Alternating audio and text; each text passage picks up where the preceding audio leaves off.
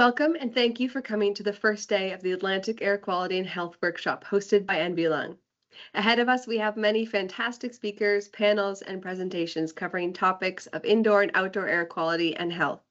We want to acknowledge that we live and work on the unsurrendered and unceded traditional lands of the Wolastoq, Mi'kmaq, and Passamaquoddy peoples. This territory is covered by the Treaties of Peace and Friendship, which these nations first signed with the British Crown in 1726. These treaties did not deal with the surrender of lands and resources, but in fact recognized the Mi'kmaq and Wolastoq title and established the rules for what was to be an ongoing relationship between nations. At NB we are honored and grateful to work with a number of Indigenous communities and leaders. We thank them for the opportunity to learn and grow our understanding of culture and connection to the land we call home and the air we all share. Before we begin our presentations, you'll hear now from NB CEO and President Melanie Langille. First signed with the British Crown in 1726. These treaties did not deal with the surrender of lands and resources, but in fact recognized the Mi'kmaq and Wolastoq title and established the rules for what was to be an ongoing relationship between nations. At NB we're honored to work with a number of Indigenous communities and leaders. We thank them for the opportunity to learn and grow our understanding of culture and connection to the land that we call home and the air that we all share. Today's workshop is an initiative funded by Health Canada for the purpose of building connection and collaborations in the space of air quality and health in Atlantic Canada. And today's coffee break has been sponsored by Alltech Environmental. So thank you so much to Alltech. And big thanks also to the NB team. It's truly a team effort to pull off bringing together folks like this, both online and here in person in Fredericton. If you have any logistical questions as we go throughout the day, we have red on our name tag. So there's a big cohort of NB folks here today. NB is your provincial lung health charity. We've been providing patient support, public education, and advocacy here in New Brunswick since 1933 in support of our vision of all people free of lung disease. And so for over 20 years, we've been working at the intersection of air quality and health. We recognize that the health of the environment and the health of humankind are inextricably linked. So we're so thrilled today to bring together experts from the air quality side, the health side, indoor air quality, outdoor air quality across our region, and also some partners who work on a national scale. Some of our speakers will be joining us virtually today because they are physically located well outside of the Atlantic region. Also wanted to say a big thank you to our speakers. They are volunteering their time to be here today. In this economic climate, that's a hard sell. Can you come talk to a group of people and we're not going to pay you? So thank you so much for sharing your expertise and your knowledge. And I think we'll all come out ahead here. I do want to put in a little plug also to some of you may have seen in CBC News recently about radon. The awareness of radon has grown massively over the last several years, which is super exciting. It's been an area of focus for NB Lung, and we've partnered with the University of Calgary in providing a lot of the data from New Brunswick home radon tests into their National Cross Canada Radon Survey. They are now scaling up nationally, they had been in pilot phase and now they're in scale-up phase of a study that collects your toenail clippings because they can actually do some calculations from that toenail. And they don't have a lot of representation from Atlantic Canada right now in their data set. So please, please, please send your toenails to Calgary. In the email that will follow up after this workshop, we'll send some links. And if you are so inclined to participate in this citizen science study, super cool. We don't have Aaron Godarzy here to talk about it, but he gets really excited about it. But yes, if you're willing to contribute your toenails to science, that would be so very appreciated. I'm going to pass it over now to Elise, who will give you some housekeeping items and introduce our first speaker. Thank you, Melanie. We are very excited to have you all here in person and online. Hello, people online. If anybody has any issues, Melanie mentioned that we have lots of staff here at that like back center table is full of staff. But online as well, we'll have people kind of monitoring the chat for various sorts of problems. So please mention something if the Zoom experience is not working for you in any capacity. My name's Elise Wilton, and I'm a manager of environmental health programs here at NB Lung.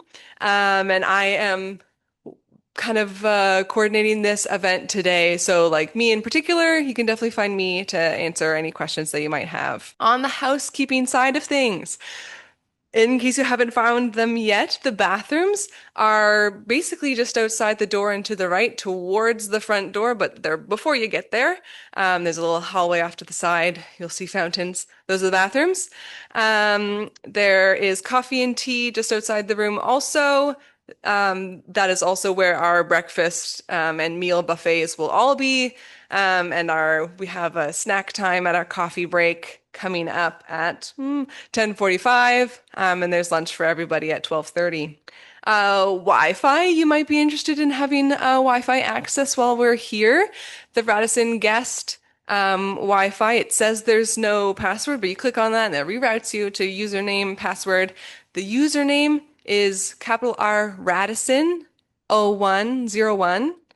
And the password is also capital R Radisson 01. So if you want Wi-Fi access, that's how you can get there. The agenda is on the slides right now for the first half of the day. You also have an agenda on your table inside your folder for both days. So you can kind of look ahead and see what's happening, plan your bathroom breaks, plan, if you have work calls or meetings, that sort of thing, make all that happen in a timely fashion.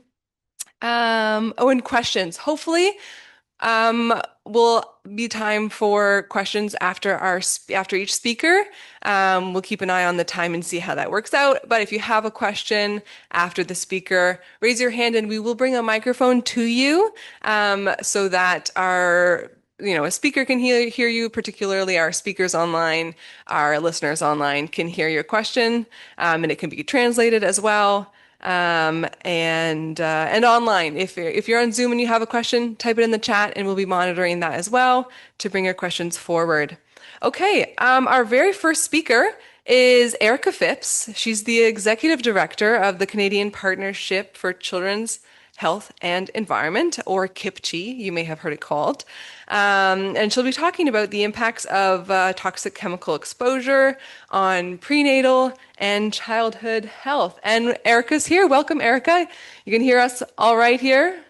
Yes. Perfect. And we can hear you. Thank you. So I will just yes.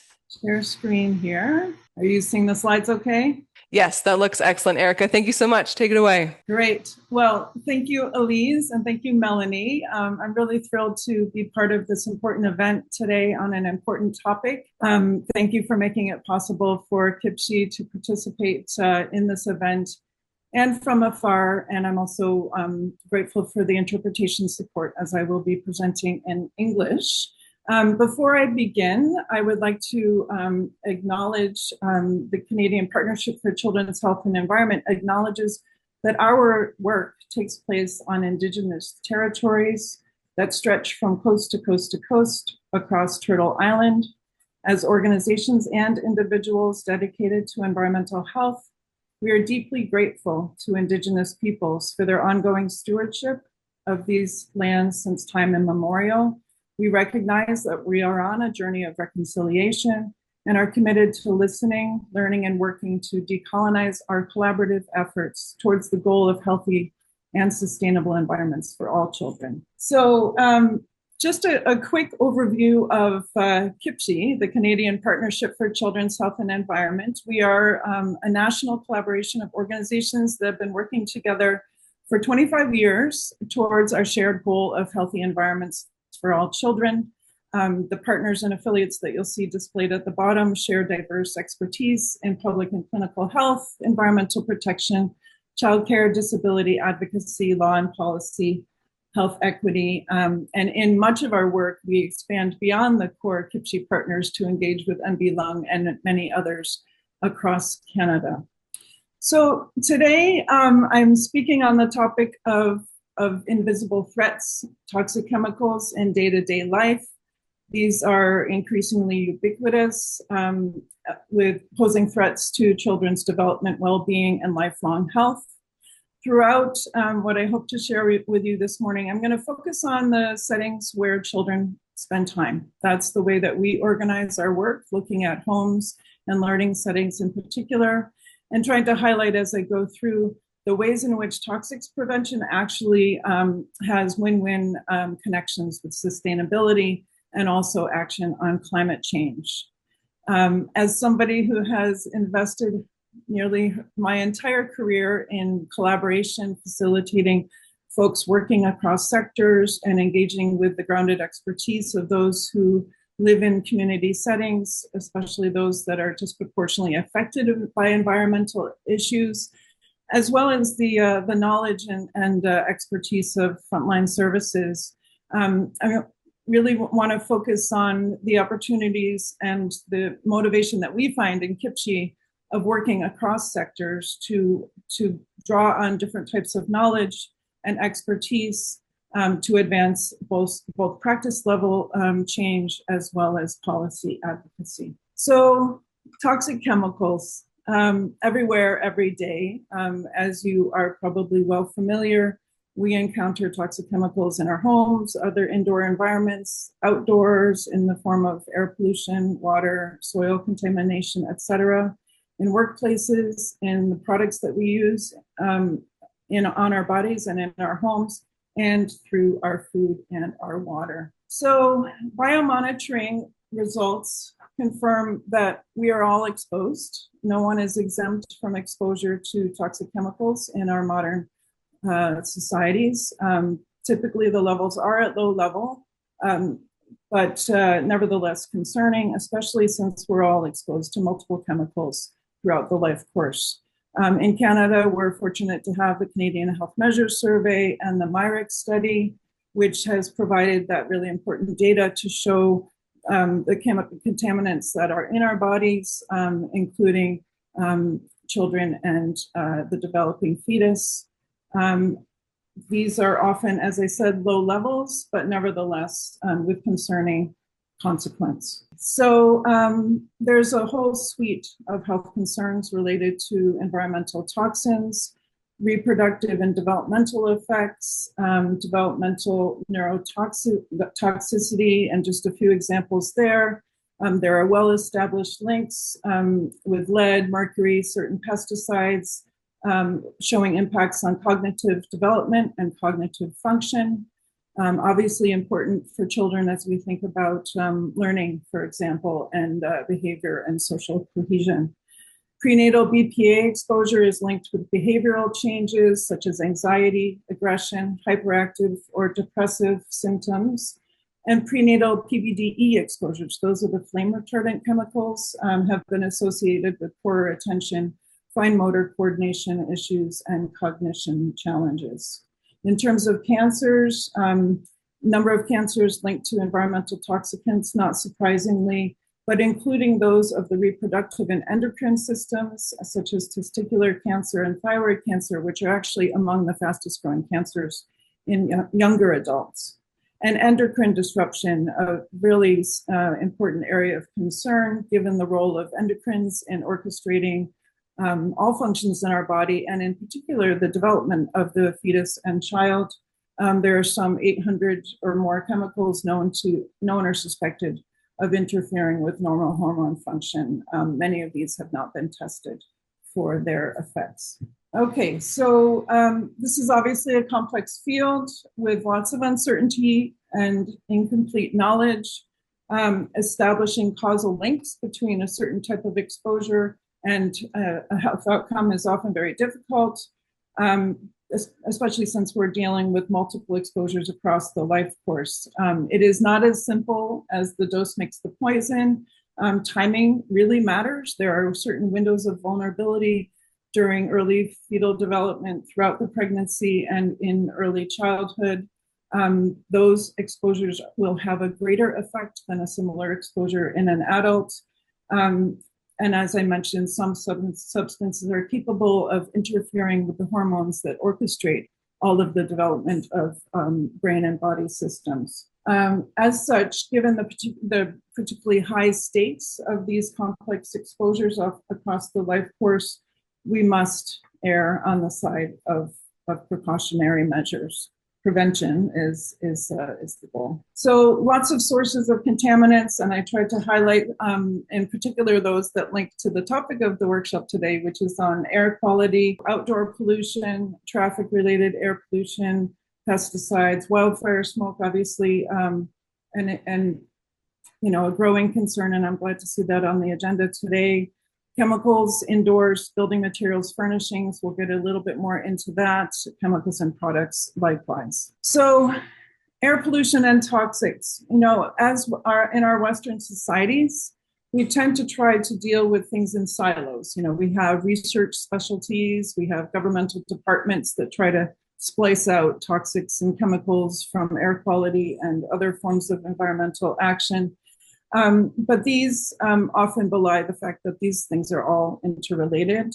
There's no bright line, for example. We know, for example, there's no bright line between outdoor air pollution and indoor pollution. We know that the connections between air pollution and toxics, and I'm sharing this snip from a video produced by Little Things Matter, Dr. Bruce Lanphier, because I think it helps to illustrate how air pollution particles actually serve as sort of delivery devices for the toxicants that hitchhike on those fine particles and can find their way deep into their lungs and then from there throughout the body. So similarly, no bright line between air pollution and dust and toxics.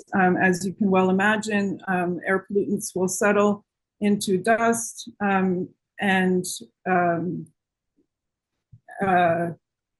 then they can get re-entrained back into the air.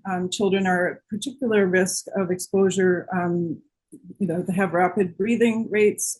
They consume more food and water per kilogram of body weight. But they also, as will be illustrated in this little video clip, their behaviors, being on the ground, hand-to-mouth activity, also put them in greater contact with the contaminants that we find in our indoor environments. So I'm just going to share a brief clip that sort of illustrates that connection.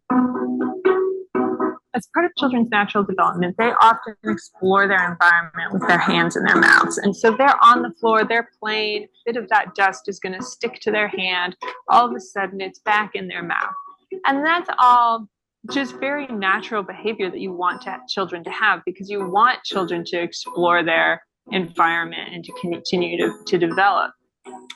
We want to understand how much dust kids are eating and what chemicals are in it, so that in turn we can hopefully reduce the chemicals in the home so that the dust that the kids are eating eventually doesn't have harmful chemicals in it.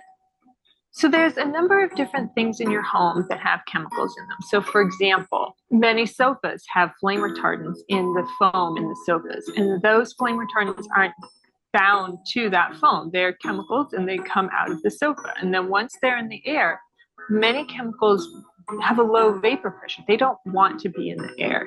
They would rather be attached to a solid material. So if they have a choice between being in the air and absorbing to a piece of dust, they're going to absorb to the dust. We also have plastics in the home, shower curtains, vinyl flooring, and those all have, for example, a chemical called phthalates in them often, plasticizers that make those plastics soft. And those chemicals come out and then end up in the dust. When we put personal care products on, or sunscreen, some of that ends up not necessarily on us, but in the dust. Pesticides, when you apply them outdoors, they often break down in the sunlight. But when you apply them in the indoors, they tend to remain for a longer period of time. If you do use pesticides, make sure to follow the directions rather than applying more than necessary. So lots of different ways for chemicals to get in the dust.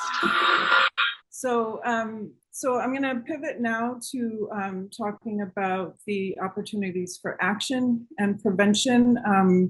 We do live in an increasingly troublesome world, so I think it's this morning I just want to share with you the opportunities for us to work together to do more, to focus on prevention and those upstream root causes of the challenges that we see in children's health and environmental exposures. So as I mentioned, I'll organize this according to the places where children spend time, their homes and learning settings, but starting with, of course, the first environment, which is the womb and preconception exposures. So to kick this off, I wanted to share with you a body of research that we've had the good fortune to be involved in, the prenatal environmental health education collaboration based at the University of Ottawa. So this has been easily 10 years of work, and I've had the good fortune of being a co-lead on this research alongside the late Dr. Eric Crichton. And the aim here was to bring together all of the sectors who have a role in prenatal environmental health and on the ground capacity building and education. So we worked across professional, clinical, and public health sectors, researchers, NGOs, and others. And what we were really trying to find out is what's the state of prenatal environmental health education? When pregnant persons go to their healthcare provider during the prenatal period, typically they may hear about things like alcohol exposure or tobacco smoke, but generally speaking, not hearing about other toxicants that can affect fetal development. So to set the stage for action to fill that gap, we did this body of research, which included first a survey of some 2,000 women of reproductive age, and then following that, a second survey, a parallel survey with the people who provide prenatal care, so doctors, nurses, midwives, public health, and others. So across these two surveys, it was really encouraging to see broad agreement between both the women and the prenatal care providers that day-to-day exposures can interfere with child development, and that pregnant persons can reduce risk if those exposures are reduced. So this is encouraging in the sense that both sectors, the patients, the prospective parents, as well as the healthcare providers with whom they interact, see this as an important topic. So that's a great affirmation. But then in practice, we of course learned that these conversations are not routinely happening. And there are many barriers to action, both on the side of women taking protective actions in their day-to-day lives, as well as providers raising and supporting information and advocacy to help reduce those exposures during pregnancy. So, only roughly about half of the women reported that they're taking actions to protect, health of their family, their pregnancy. Not surprisingly, cost, lack of awareness of safer options, and lack of time were some of the barriers that were cited. On the provider side, again, they think it's important, but they are not engaging. Roughly half reported having never taken an environmental health history with their patient. More than a third reported that even when a patient asks, they wouldn't provide an informational resource or suggested info to that patient, reflecting a lack of knowledge, training, and their own access to authoritative and useful resources. And 40% reported that they hadn't been taking actions on behalf of a patient to do that sort of patient-oriented advocacy, to support somebody, for example, to get improvements in an unfit housing condition or workplace exposure.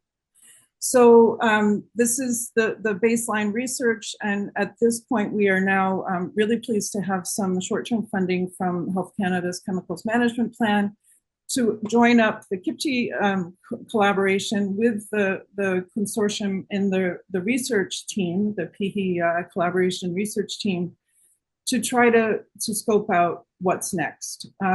So we know that there's a gap here. Environmental health issues aren't being addressed and supported during those really critical windows of development for prospective parents.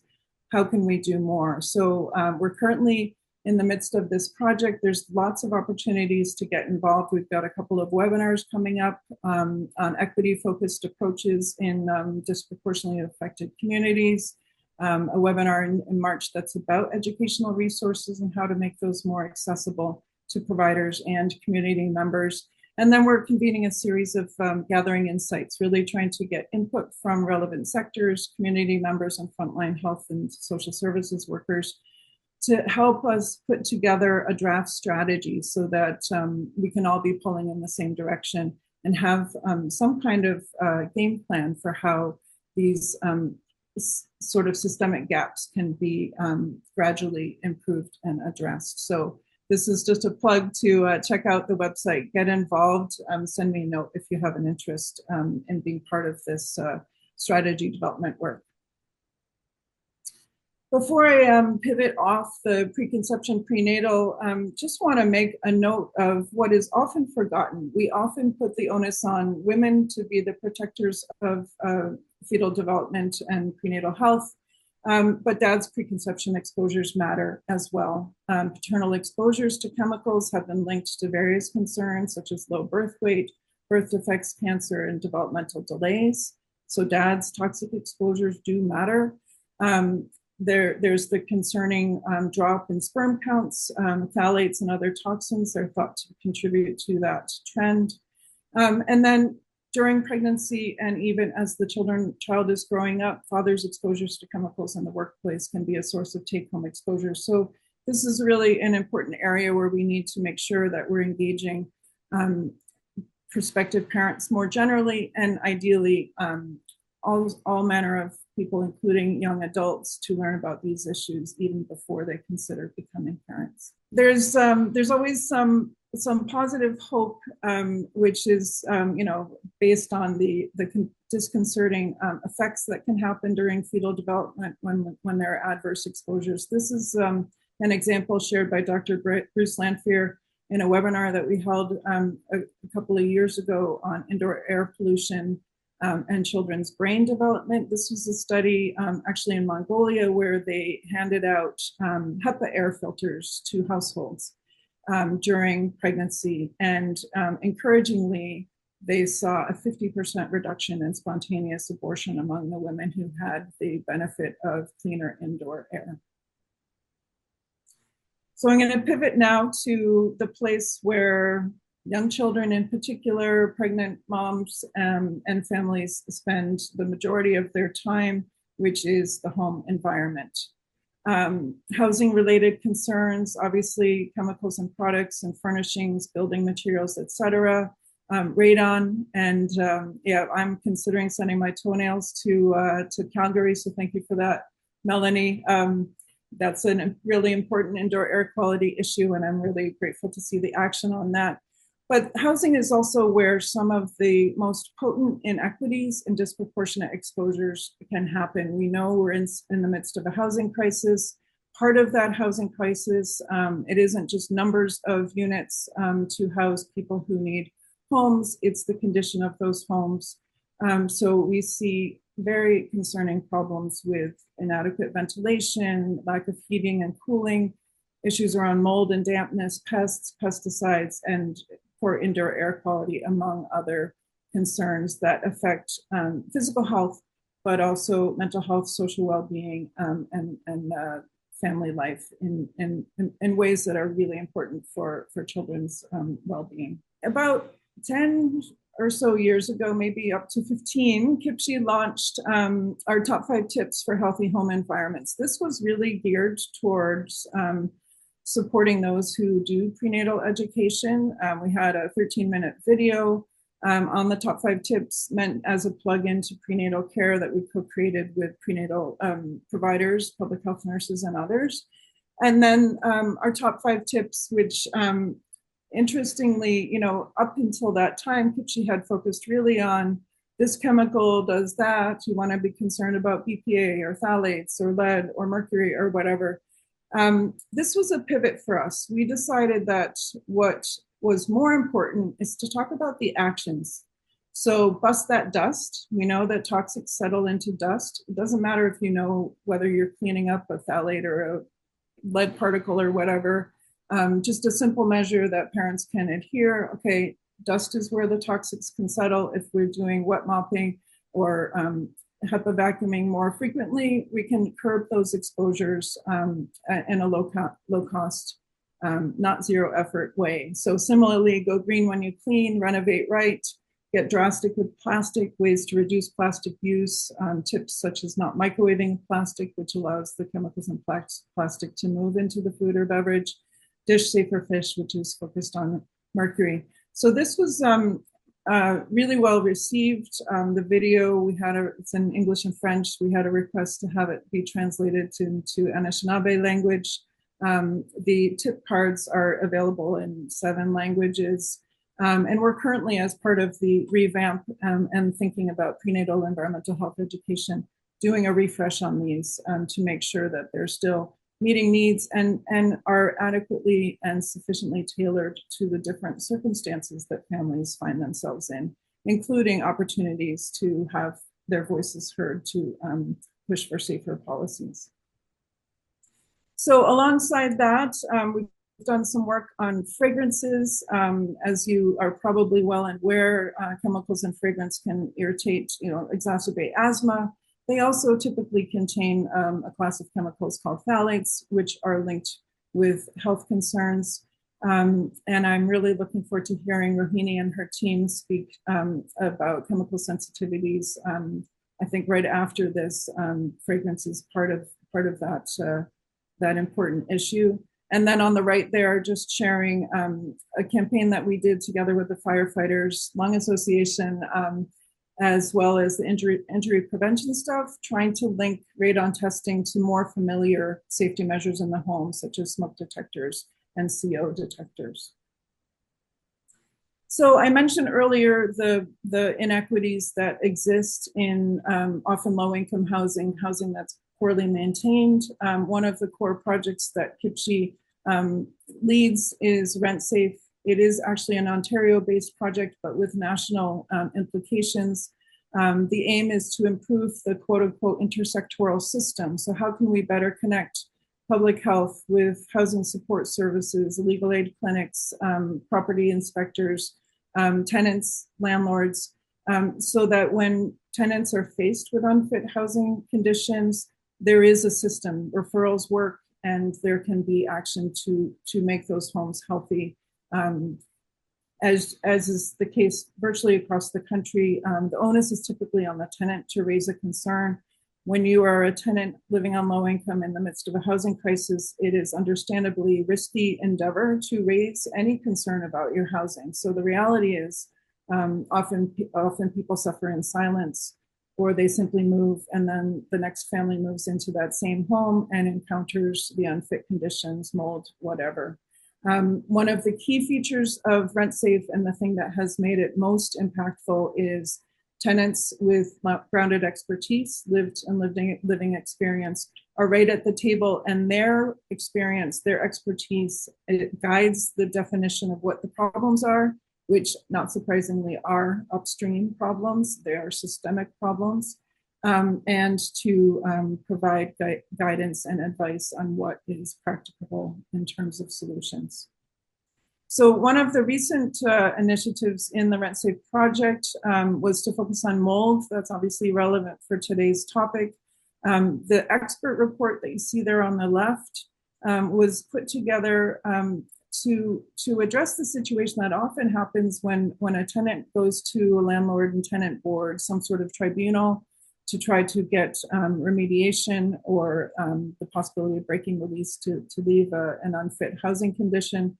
Often the courts will say, oh, you need to bring in a public health expert or somebody to affirm that this is a health risk.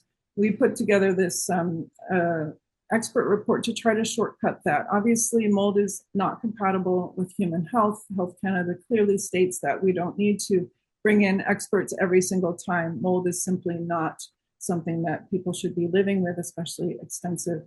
So the College of Family Physicians put together a training podcast for physicians, wanting physicians to be better equipped to get curious about people's backdrop in their lives, where are they living, Might mold or dampness be a cause of recurring health conditions? And then some of the tenants we were working with created a flyer for tenants to dispel some myths, but also to encourage them to reach out to healthcare providers to get the support and advocacy that they need. So the last section of action is the work that CPCHE and many others are doing to work towards healthy and more sustainable schools and childcare settings. Similar to homes, there's a host of concerns in learning settings, schools and childcare: inadequate ventilation, heating and cooling. We all know that extreme heat is a rising concern with climate change impacts. Lots of concern about schools and childcare so not equipped to protect children from the very potent risks of extreme heat, which are not only an acute risk in terms of heat stroke, but they do impair the ability to learn, executive function, attention, behavior, and so forth. Diesel emissions, not surprisingly, a school issue, as we have school buses mostly still powered by diesel. Number of other issues: radon, chemicals and products, cleaning supplies, renovations of aging infrastructure, arts and crafts materials, etc. So we've been working, the Canadian Childcare Federation is one of the core CPCHE partners. So we've done a lot of work over the years to try to focus on healthy and sustainable childcare environments. This is a current moment of opportunity in Canada as the federal, provincial, territorial agreements for the $10 a day childcare system are now in place. So there's a gearing up of more spaces, and we want to work across sectors towards the vision to make sure that those new spaces and also the existing spaces aren't just a space, they are health promoting spaces that model best practice in terms of environmental health, low toxics, climate resiliency, and lower carbon.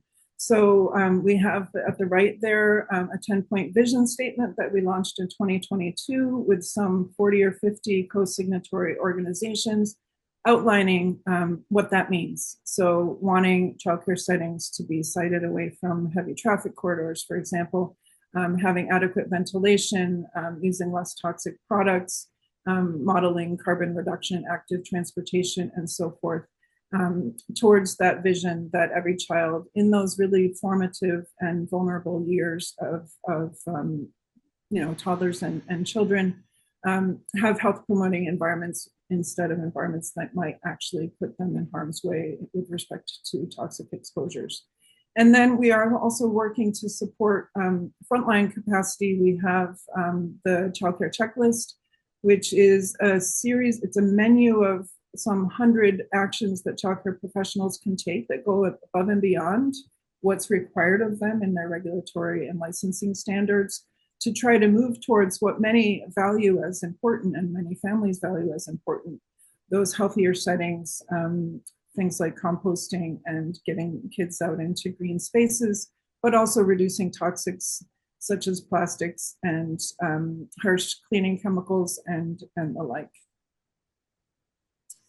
So one of the initiatives that CPCHE leads is the Healthy Environments for Learning Day campaigns, formerly known as Healthy Schools Day. We've had a couple of them that have focused on diesel emissions from school buses, focusing on the risk that diesel exhaust poses. And it's also an indoor issue as the buses pull up in front of schools.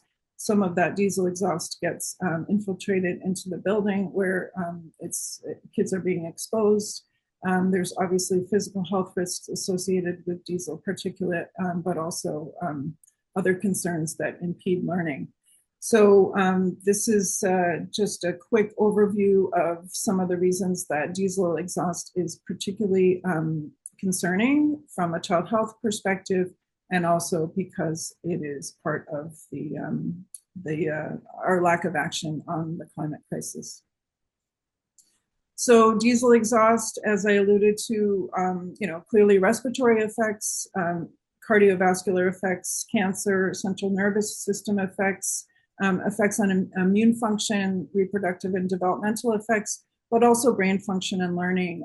One of the experts who was involved in our indoor air quality campaign a couple of years back had done some research on adults. And, you know, the question, of course, is it directly applicable to children, but nevertheless telling. So these diesel exposure chamber studies where healthy adults were exposed to diesel and then did some cognitive testing showed short-term, reversible, but short-term effects on executive function, memory, response, and so forth, which if you think about kids being exposed on a day-to-day basis in their school environments to diesel exhaust is concerning in terms of their ability to optimize their education and learning. So another of the Healthy Environments for Learning Day campaign that I wanted to share with you, given that it is directly relevant to the topic of today's workshop, indoor air quality, focusing, of course, on schools and childcare settings. The National Speaker Series, and I've mentioned a few folks who were part of that, is a really great resource. Check it out on our website. The recordings are all there, addressing things like radon, ventilation filtration, climate change effects on children's learning, including their mental health, effects of air pollutants on children's brain development. We did a scan with the Canadian Environmental Law Association to see what support programs are there to help schools and childcare settings improve indoor air quality. Not surprising, there's not much in existence, but there are possibilities to use other types of existing legal and regulatory measures, such as workplace safety, the safety protections for teachers, human rights legislation, etc. And as we do each year, we did a collective call for action, which is directed towards decision makers, calling for the steps that are needed to move towards that vision of healthy indoor air quality for kids in all learning settings. So the current campaign, which will launch in April, and we're building our intersectoral advisory committee and co-conspirators in this work, is going to focus on outdoor settings. I know this is a little off topic from my talk, but I did want to put a plug and invite all of you to consider your connection to this issue and perhaps you're interested in getting involved. This is to leverage not just the mounting evidence of the impact of pollution, toxics, plastics. The picture on the left is illustrating our sort of growing and inordinate use of plastic type materials in the settings where children spend time, artificial turf, poured in rubber, and all of that. But also to build on the really positive body of work about the benefits of kids being outside for all manner of reasons, physical, mental, social, emotional. So getting kids outdoors is really ideal for their health and learning. And together collectively through a call for action and other forms of knowledge building and advocacy to try to reimagine what outdoor can and should look like for the kids who are in learning settings across Canada. So as I wrap up here, clearly early exposures in particular matter. I mean, toxics matter for all of us, but those vulnerable life stages of fetal, infancy, and child development are trajectory setting. There's no other way to put it. Most of these, there are acute effects, but the chronic effects, those are going to set the course for our children's lives. So all that we can do to prevent those exposures from happening is where we should put our focus. There are multiple co-benefits when we work to make indoor environments healthier and less toxic. Almost always, we are making them more sustainable and being part of climate action. And if it's not already evidence, my passion, what motivates me to continue this work is the benefits and the power that can come from working across sectors, working with different ways of knowing towards those shared visions, creating those shared visions of how we can be doing better for our kids now into the future, building knowledge and capacity at a local level, and advocating for the leadership and change that we need from governmental leaders and others who are in positions of decision making. So I want to leave you with that, and thank you for your attention today. I'm trying to get to the next slide where I would like to acknowledge and thank the many, many people who are part of the work that we do within CPCHE and beyond. So I don't know if we have time for questions, but I'm happy to engage in conversation if we do have time for that. I believe we do. What time is it? I forgot to look at the time. 9:46. Great. Okay. Yes, we definitely have time. We'll move to our next speaker at about 10 a.m. Do we have, I know, okay, we have a few questions back right at where Elizabeth is. David Kuhn has a question there. And then I saw Jasmine's hand as well. And Elizabeth there has a microphone. Hi, Thank you. thank you. Thank you, Erica, for your presentation. So I'm David Kuhn. I'm the leader of one of the two opposition parties in the Legislative Assembly, the green one, not the blue one, just to be clear. So I had quite a long career in the environmental movement and did a lot of work on toxics going back to, I'm afraid to say, the 1980s. So nationally, NGOs were working with Environment Canada to establish the new Canadian Environmental Protection Act in 1988, which was supposed to keep a lot of these chemicals from showing up in consumer products and showing up in building materials and showing up as a result in indoor air. So it appears that that was largely unsuccessful. So I don't know, my life has been, no.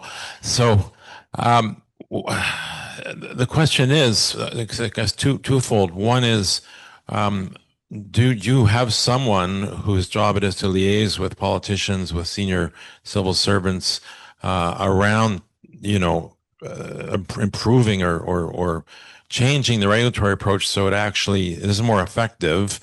And two, is there something you can share here that is not very complicated for us that would help us understand better what needs to happen to make the legislation that's in place work better, or what needs to change? Because it was designed to manage toxic chemicals in all kinds of environments, indoor, outdoor, replacing the old Environmental Contaminants Act. There were great hopes for it, but whatever this is, 30-some year more decades later, let's say, it doesn't seem to have lived up to its intent. Thank you. Well, thank you very much for the question, and it's a pleasure to meet you. So I always, I think just to support the work that you and many others have contributed through your careers, we are definitely better off having a CEPA than not. So let's start there. But there are a number of issues.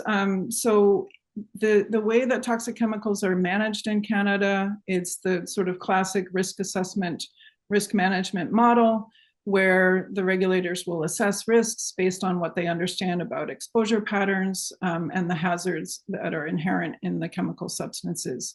So this is a ponderous process. It has often been chemical by chemical. There are efforts to class the chemicals and be more cognizant of the fact that we are never exposed to one chemical at a time, and it almost is nonsensical to regulate chemicals as if we are, and to address things such as the dose does not always make the poison. Low dose exposures to some of these chemicals that have endocrine disrupting properties, for example, don't follow that classic toxicological model. But the sort of the core, there's a couple of core problems. So the risk assessment approach has improved. They've tried to add safety measures to account for the fact that children and the developing fetus are much more vulnerable to harm. They're working to try to better understand exposure patterns. But even when a substance makes it to the list of toxic substances, the next stage is risk management. And this is often, in my opinion, where sometimes the wheels start to fall off. So it's a lot of work to get something on the list of toxic substances.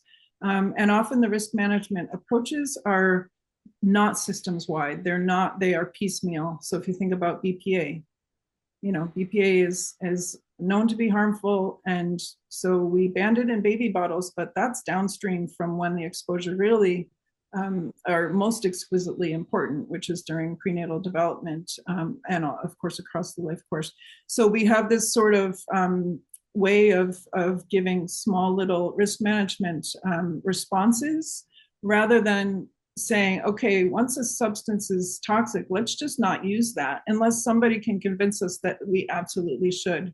And that relates to the other point that I want to make is the onus of proof is still on the public. It is still up to our public service to prove that a chemical should be pulled back. And we know that in the European Union, for example, they did make that shift that, you have to show that the chemical is adequately safe and has been evaluated appropriately before you have access to market. So we need to move towards more preventive and precautionary systems. We do now have the right to a healthy environment enshrined in the new CEPA, the new Canadian Environmental Protection Act. And I think that can be important in terms of ensuring access to decision-making structures, so forth, and making it perhaps more tenable for affected communities and others to essentially insist on having important considerations taken into account during the regulatory process. So I think there are some bright spots, but it is still the case that we are never going to catch up with all of the thousands of chemicals that are out there if we continue to try to slowly go through chemical by chemical. In response to your question, yes, we do collectively work towards policy advocacy. We have lots of interaction with Health Canada and people working in other governmental departments, which is often very fruitful in terms of the role of civil society organizations to encourage action that, quite frankly, I think many people inside the government know need to happen. So that work to sort of encourage and create space for the researchers and the risk managers to do what needs to be done is one of the roles that we take very seriously, as I know many other organizations do as well. I'm not sure I remembered your second question, but hopefully that is a little bit of a response, and I'm happy to further discuss. Thank you, Erica. Thank you, David. And Jasmine has another question, and then go on. Good morning, Erica. Thank you for the presentation. My name is Jasmine. I am a respiratory therapist with an extensive history of lung disease and anaphylactic allergies. I come from a mother who did not have any such history. And I know it's been a topic of conversation my entire life as to whether perhaps either ingested or inhaled prenatal toxins could be a result of me. And so I'm just curious. I know there was, a lot of talk about cancers and different types of diseases in that sense. But do you know if there's been any research connected to prenatal inhalants or ingestants that have caused these type of IgE mediated diseases? So I'm hesitant to answer because I'm not well enough versed in that science. And I want to say that we do know that prenatal exposures can have effects on a broad array of body systems and the development of organ systems during pregnancy. But at the same time, it's impossible to ever know what happened in terms of, you can't really connect a certain exposure to a health outcome. We can do that at a population level, and that's the intention of epidemiology, to understand patterns in populations and the sorts of exposures that tend to be linked to certain health outcomes. But on an individual basis, and I know all of us, I'm a mother too, and certain challenges that that kids have, it's you always wonder, was there something?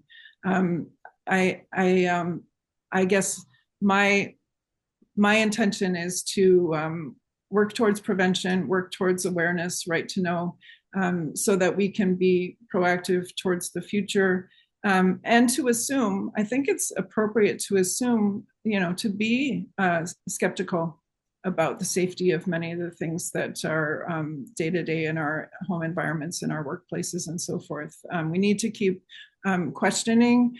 I think there used to be a complacency that, well, if something's for sale in Canada, or somebody must have checked it out, that it's all safe. We now know that's not the case, and I think the public knows that that's not the case. That just because something's sold in Canada doesn't mean it's been thoroughly evaluated and shown to have no risks. We know that a lot of these synthetic chemicals that are routinely used are linked to developmental and health outcome issues. So we just have to keep pushing to roll some of that back and make sure that those harmful substances are only used when there's a justification.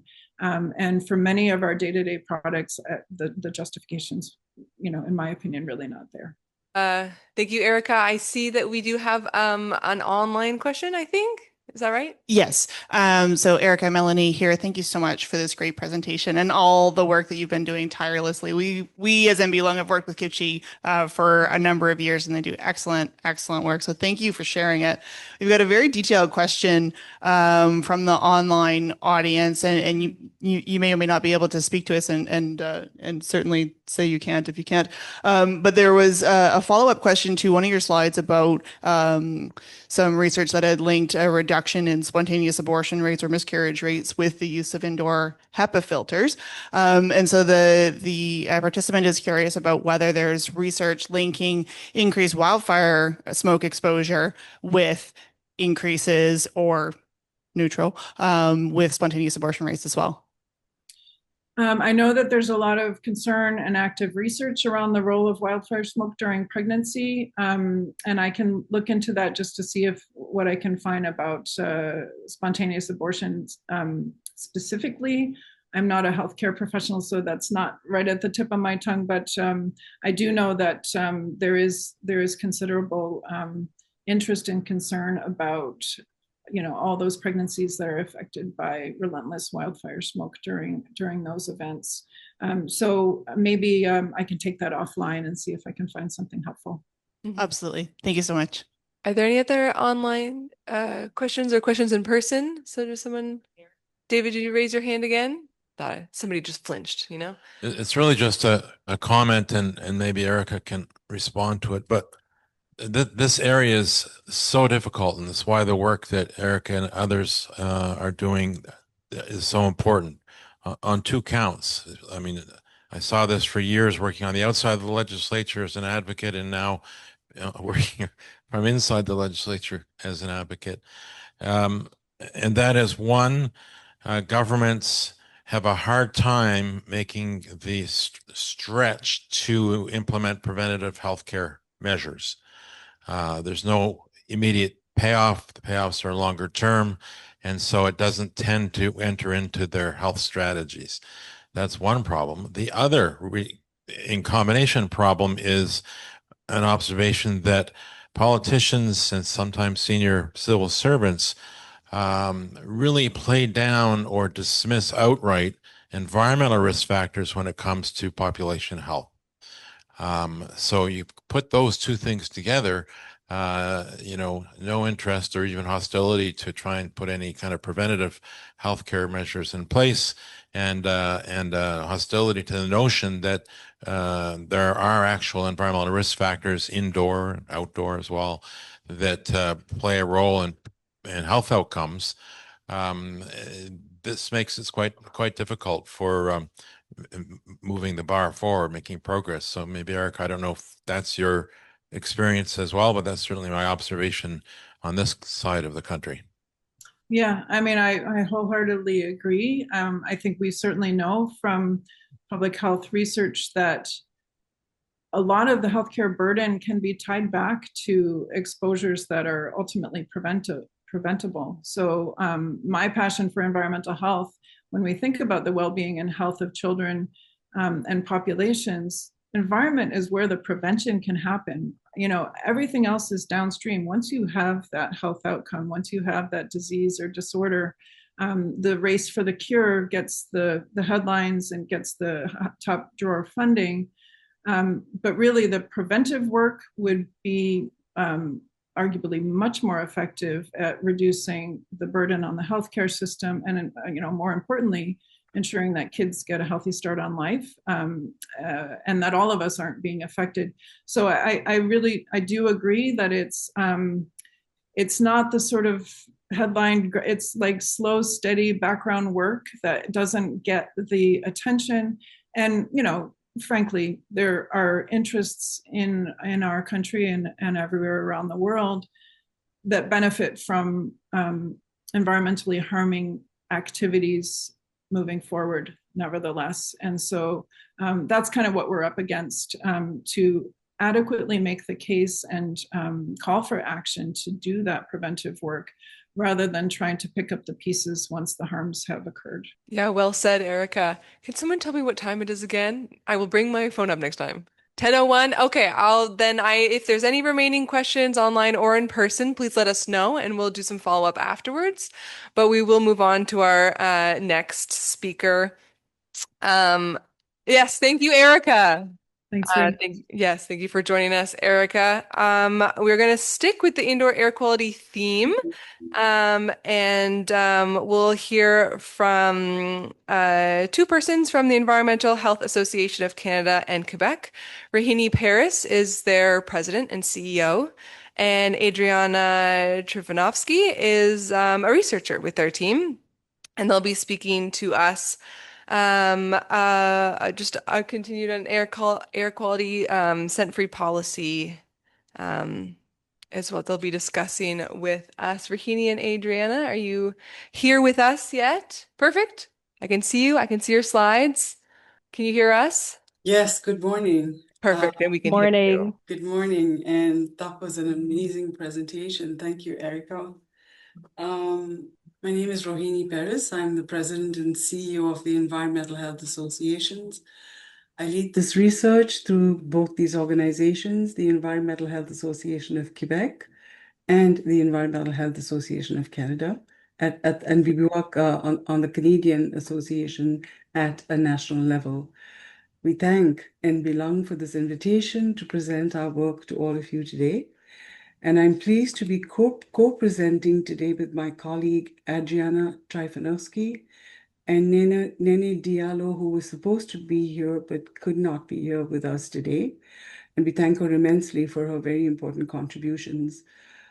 We acknowledge that our offices are located and our work takes place on the traditional and unceded lands of the Mohawk Nation, a place long serving as a site of meeting and exchange among Indigenous peoples. We recognize the enduring presence of First Nations and Inuit peoples across Quebec and Canada, and we commit to working towards equity, respect, and reconciliation. Today, we will share findings from our presentation titled National Research Findings, the Impact of Scent-Free Policies on Indoor Air Quality. This work is part of the Accessible Indoor Air in the Built Environment project, carried out in collaboration with Accessibility Standards Canada and an interdisciplinary research team. This project was initiated in response to the lived experience of multiple chemical sensitivity, MCS, and the accessibility barriers people face in everyday built environments. Those lived experiences informed the research questions and priorities, which were then examined using systematic indoor air quality monitoring and analysis. Together, we are examining how indoor air quality and accessibility intersect in practice, and what this means for evidence-based approaches to scent and fragrance-free policies. With that, we will begin. So why does accessibility of indoor air really matter? First, we spend around 90% of our time indoors, at home, at work, in schools, or in public buildings. That means the quality of the air inside these spaces has a huge influence on our daily lives. Second, research shows that indoor air can be 2 to 5 times more polluted than outdoor air. Agencies like Health Canada and the EPA remind us that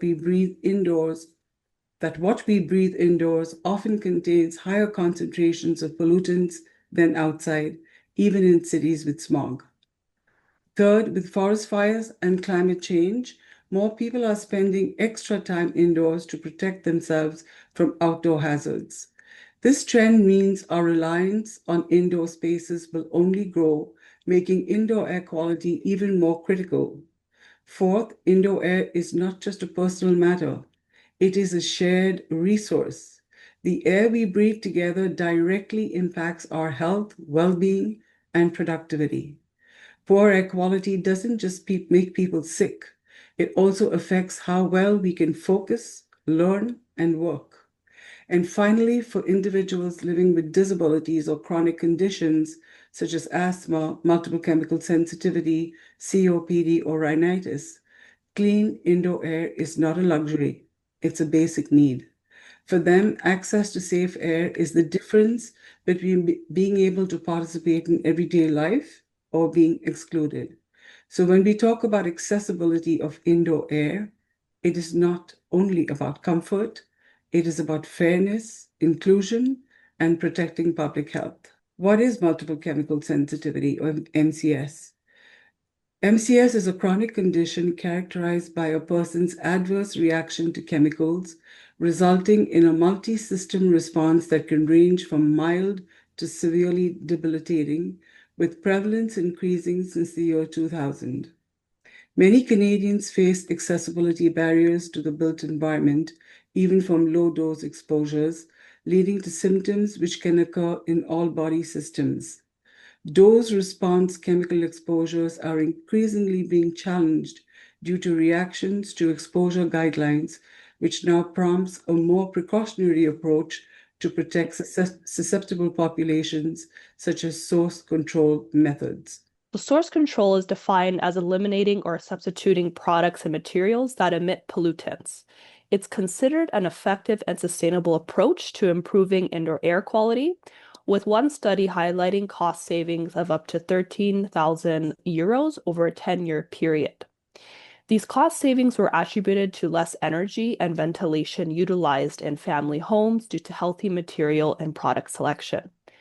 Therefore, source control is shown to be a strong economic solution. In terms of product choice, the implementation of scent or fragrance-free policies is also being widely adopted for the protection of vulnerable populations like those with MCS, asthma, and COPD. Importantly, among vulnerable subpopulations, around 56% of individuals with asthma-like conditions, 65% of individuals with autism, and 70% with MCS would support a fragrance-free workplace policy, underscoring the accessibility benefits of such policies. And under the UN Convention on the Rights of Persons with Disabilities, or the CRPD, chemical exposures are recognized as accessibility barriers, and fragrance or scent-free policies are considered a reasonable accommodation that must be upheld by employers and building occupants. So for our research question, one aspect of the project involved this question: do scent or fragrance-free policies improve indoor air quality and accessibility to the built environment? Our work is centered on understanding indoor air quality from multiple angles. To do this, we used 3 complementary approaches. First was product testing. We tested the VOC emissions of 11 commonly used products. This helps us understand what kinds of chemicals are being released into the air that people are exposed to every day. Second, a quantitative approach. We carried out IAQ testing in buildings, measuring levels of pollutants and comfort parameters. This provides objective data on the air that people are actually breathing in different environments. And third, a qualitative approach. We conducted focus groups with impacted populations. This allowed us to capture the lived experiences of individuals, understand barriers from their perspective, and link the numbers we measure with real human experiences. In the qualitative component, we organized 10 focus group sessions on Zoom, each lasting about 2 hours with 60 participants. The discussions were anonymous. The majority of participants were women, around 90%, and most fell within 36 to 64 years old. A significant portion, that is 62%, were unemployed, while about 35% were employed. We focused on individuals with disabilities. Participants reported a wide range of chronic conditions, including respiratory conditions such as asthma, skin conditions like dermatitis, and neurological or systemic conditions such as autism.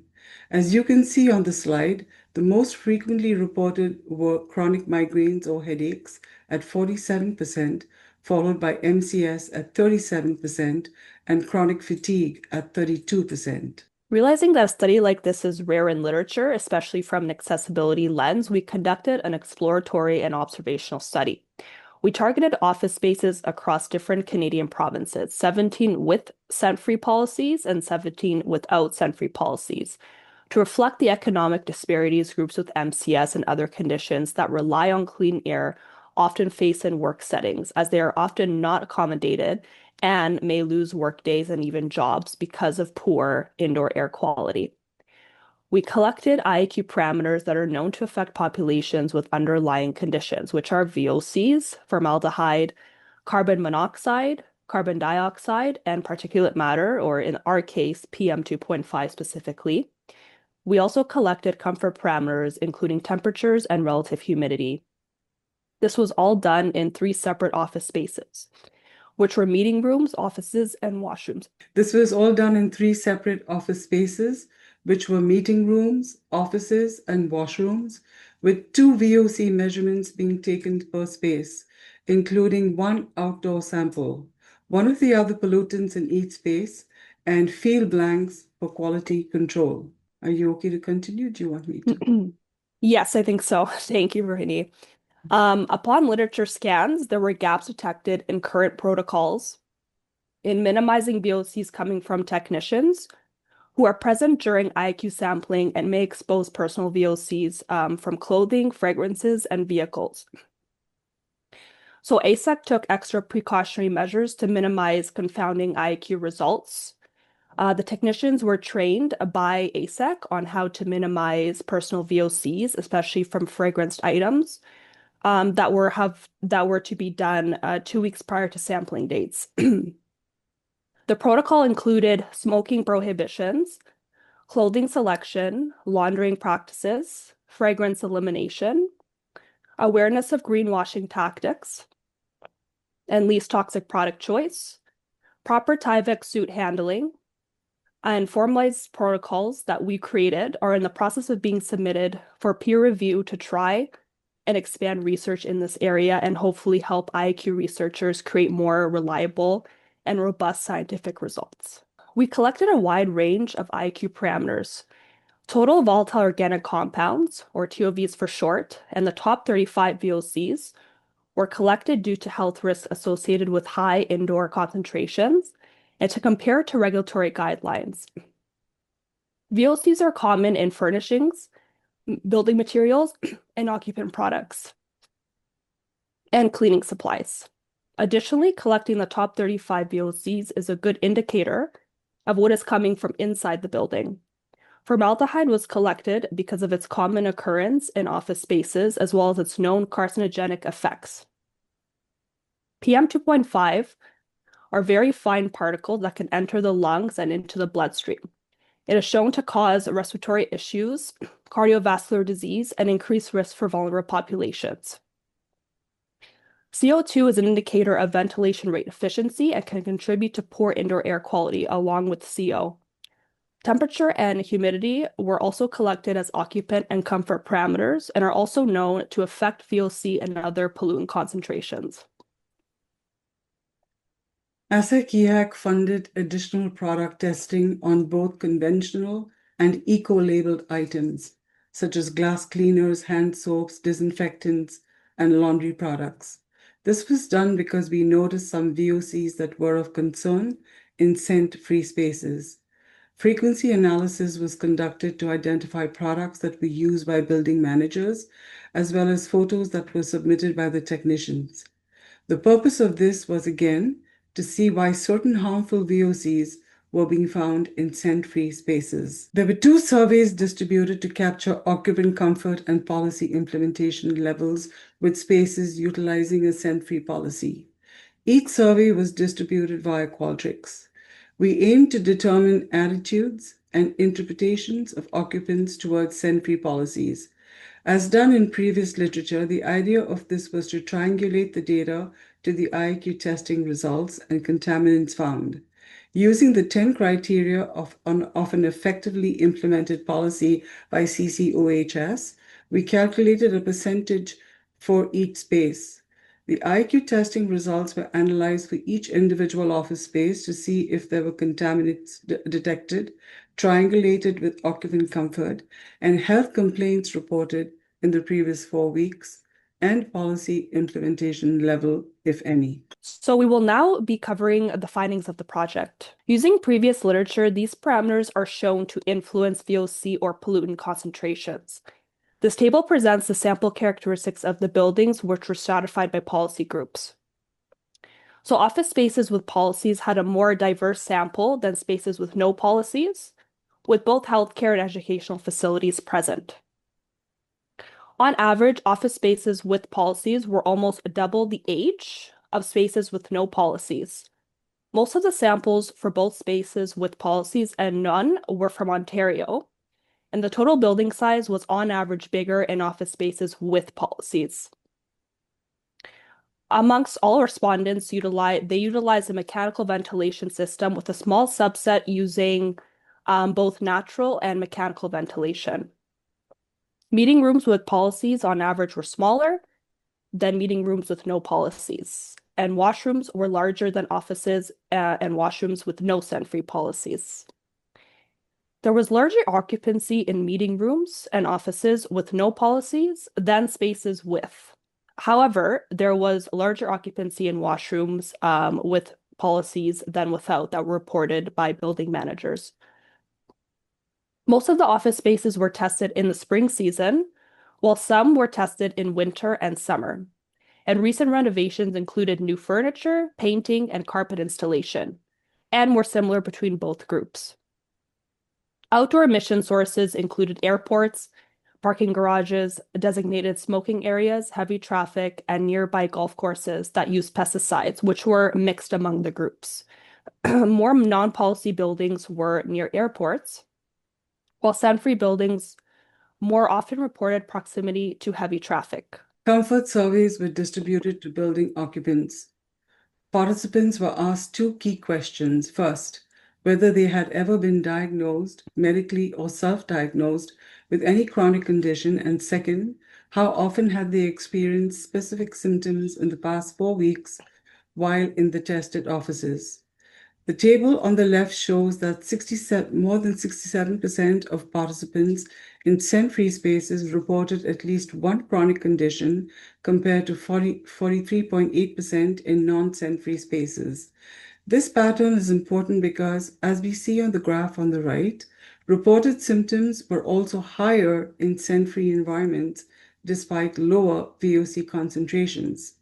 Neurocognitive symptoms were the most frequently reported symptoms, accounting for 56% of all reports in both environments. This includes dizziness and difficulty concentrating. This is followed by gastrointestinal symptoms, which was the second most frequently reported health effect among building occupants, affecting 24% of all respondents, and respiratory symptoms were the third most frequently reported symptom at 16% of all participants. During focus group discussions, participants highlighted main gaps in the way scent-free policies are developed and implemented in buildings. So we surveyed offices with scent-free policies. The percentages shown here represent how closely offices with scent-free policies met each policy criterion, average across all participating buildings. A higher percentage means that more offices were consistently applying that part of the policy. For example, 88% for scope means most policies clearly defined what products were covered by the policy. Lower percentages, like 45% for education and training or 27% for monitoring and enforcement, show where implementation was weakest. These lower scores highlight the gaps that make policies less effective in practice, which are education, monitoring, and enforcement. We focused on the education plans in place for scent-free spaces. When we asked offices with policies in place if they had an awareness and education plan, only a third said yes. Half admitted they had no plan at all, and the rest were not sure. That means in most cases, people are expected to follow a policy that has never been explained to them. And this lack of communication shows up in the building occupant surveys. We found that 44% of occupants in scent-free buildings were unaware that a policy even existed. In other words, almost half the people inside those buildings didn't know they were supposed to follow any rules of a policy in place. This confusion was reflected in the building occupant survey. When asked how they define a scent-free policy, responses varied. Some said it meant unable to smell anything of significance. Others felt it only applied to certain products like perfumes or colognes, and suggested that scented products should be just limited to personal areas. If people don't share a clear understanding of what scent-free means, policies are interpreted differently, making compliance inconsistent and ineffective. One of the biggest problems with scent-free policies remains that they are rarely monitored or enforced. On the left, you can see that 58% of scent-free spaces admitted they do not monitor their policy at all. Only 1 in 4 buildings said they had any monitoring in place, and the rest were not sure. On the right, enforcement is just as weak. Half of the buildings said they do not enforce their policy, while another 25% were not sure. Again, only 1 in 4 buildings reported actively enforcing their rules.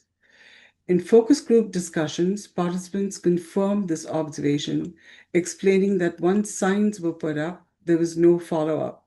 As one participant said, they put up these signs, but after that, there was zero effort to enforce them. I was told that no one was fit to be the perfume police. In other words, the policy existed on paper, but no one was responsible for making sure it was followed. And because a policy without monitoring and enforcement doesn't provide protection, building occupants in scent-free environments are still exposed, as we will see in the upcoming slides. Organizations, however, reported several challenges in implementing the policy. First, there is limited staff capacity and unclear responsibility. Often, it isn't clear who should be enforcing the policy, and staff may already be stretched thin with other duties. Second, enforcing the policy becomes more complicated when it involves external parties such as paying customers, patients, or visitors. Unlike staff, these groups are harder to hold accountable. Third, there is a lack of awareness. Many individuals are simply not informed that a scent-free policy is in place. Without consistent communication and visible signage, compliance becomes difficult to achieve. Finally, even when people are aware of the policy, some show a refusal to comply. And this resistance poses a significant barrier to creating truly accessible scent-free environments. So why scent-free policies? Well, we found that there are a reduction in total volatile organic compounds. So TVOCs are measured in built environments as a way to evaluate total chemical burden in spaces. Previous studies have recommended keeping TVOC levels at or below 500 micrograms per cubic meter. As you can see on the figure on the right, TVOCs are kept at the recommendation in scent-free spaces, which means that spaces with scent-free policies are meeting this recommendation on average, while offices with no policies are not meeting them on average, with a statistical difference noted in TVOC concentrations found between scent-free and non-scent-free meeting rooms. This may be an issue for susceptible groups such as the elderly, those living with asthma, allergies, or respiratory or cardiovascular conditions, as well as pregnant women. In this case, action would be recommended for spaces with no policies, which means building managers are recommended to find solutions to bring down TVOCs for which scent-free policies are good source control methods. There were hazardous air pollutants detected during VOC testing that are of specific interest to Health Canada. These include benzene, formaldehyde, xylenes, and toluene. Other harmful VOCs that were detected also include acetaldehyde and hexane. These compounds have carcinogenic, tetragenic, and endocrine disrupting potential.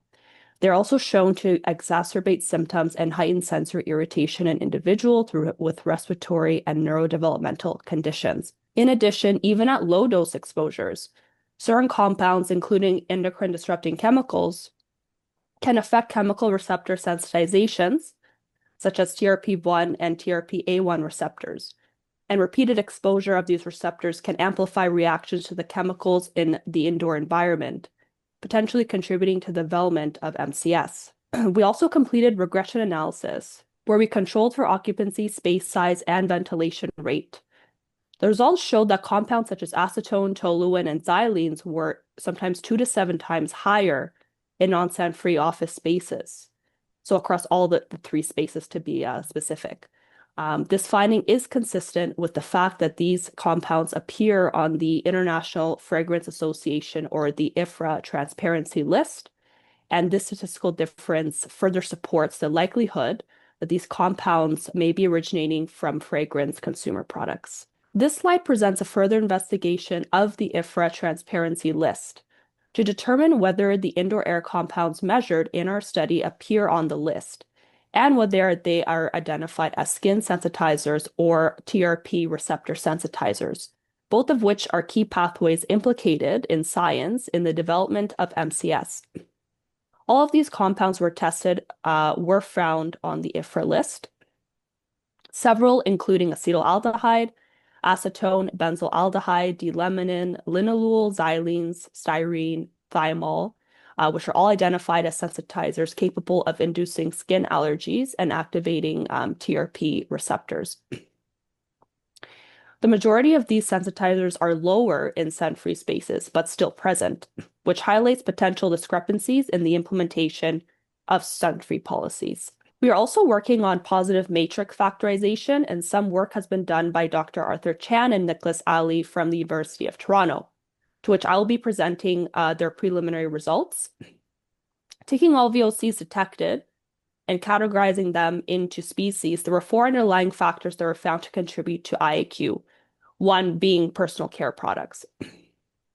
Personal care products were shown in testing and are shown to be emitting sensitizers and irritants such as isopropyl alcohol, acetone, pentane, and especially D5-siloxane, which growing literature points to being an endocrine disruptor with long-lasting negative effects to the environment. Even in spaces that are supposed to be scent-free, such as hospitals mentioned by study participants, and in scent-free office spaces in the study, it is proven that people are still wearing scented products despite policies, which is being found in the air, such as D5 and some previous mentioned VOCs that are present on the IFRA transparency list.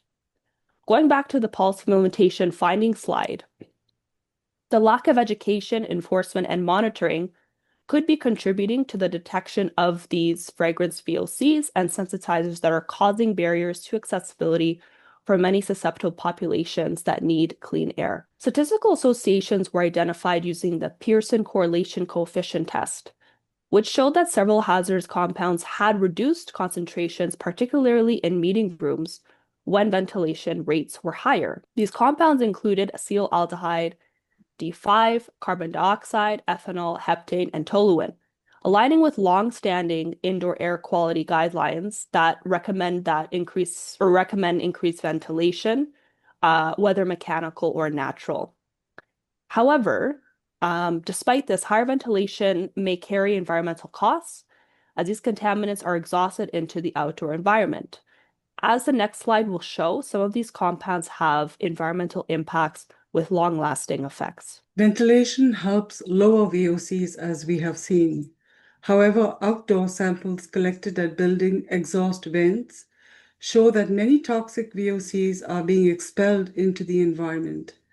Compounds that appear on CPA lists and have hazard classifications, including aquatic toxicity in agencies represented by the National Center for Biotechnology Information. These include acetaldehyde, carbon tetrachloride, benzene, ethylbenzene, D-limonene, ethanol, xylenes, and toluene. Many of these substances have also been detected in our product testing results, which will be shown in the next slide, and are known skin sensitizers and TRP receptor sensitizers. Thus, these compounds not only have environmental impacts, but may also create accessibility barriers for individuals with multiple chemical sensitivity when attempting to enter the building. Another striking example is CFC-11, a substance officially phased out under the Montreal Protocol in the 1990s, yet is still detected in exhaust air and released into the environment. These findings underscore that source control, such as implementing fragrance or scent-free policies and using the lowest VOC emission products and building materials, is a far more effective and environmentally responsible approach to reducing hazardous indoor air pollutants. Many of the same VOCs detected in these products were also found during indoor air quality testing in office spaces. These VOCs include substances linked to cancer, endocrine disruption, birth defects, asthma, COPD, and chemical receptor sensitization that may contribute to multiple chemical sensitivity. Importantly, many hazardous VOCs were not listed on product labels, whether conventional or eco, revealing a lack of transparency from manufacturers. This aligns with survey findings and may explain the VOC presence in indoor air quality tests. It also raises concerns about greenwashing. Eco-label products may still emit harmful chemicals, misleading consumers who seek safer options. Consumers are advised not to rely solely on labels like eco, but to consult third-party sources such as the Environmental Working Group for verified safety data. These findings are in line with Steinman 215, who found that emissions from green or organic fragrance products were not significantly different from regular ones, with fewer than 3% of ingredients disclosed on labels. In short, an eco-label does not guarantee freedom from hazardous air pollutants. This slide illustrates examples from the triangulation results of our study, highlighting how low policy compliance or poor implementation can be linked with both occupant health events and indoor air quality findings. The VOCs shown in red on the chart represent compounds discussed earlier in this presentation that were detected in the respective spaces. For example, in Office 10, an occupant reported bothersome odors from personal care products despite a scent-free policy being in place. The same individual noted in the comfort survey that coworkers were not respecting the policy. Similarly, Office 1 showed multiple reported health events that coincided with low occupant and compliance overall. One striking case is Office 24, a healthcare facility. Reports indicated bothersome odors and the use of air fresheners alongside low policy implementation and extremely high TVOC levels reaching up to 26,000 micrograms per cubic meter, despite a policy in place. According to Bernstein et al. 2008, TVOC levels above 3,000 micrograms per cubic meter are associated with occupant complaints and sensory irritation, which aligns with what we observed in this specific facility. In other words, in an environment intended for healing, people were instead being exposed to harmful contaminants and experiencing adverse health effects, counterintuitive to the purpose of that space. These results emphasize not only the importance of establishing scent-free policies, but also ensuring their effective enforcement so that all individuals, regardless of health status, can access these environments safely, especially in healthcare settings. Behind the data are the lived realities of people navigating environments saturated with fragranced and chemical-emitting products. What we see in the air quality data those elevated VOC levels, come from the frequent use of fragranced and chemical-emitting cleaners and other products.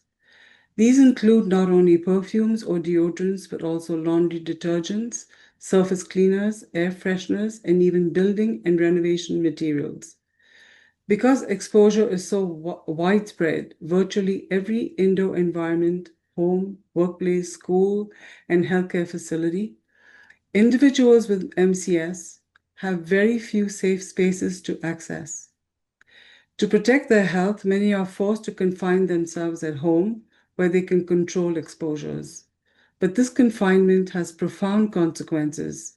It limits access to education, employment, healthcare, and social participation, leading to social isolation, job loss, and severe psychological impacts. Some participants describe this self-isolation as life-altering, as it reshapes nearly every aspect of their daily life.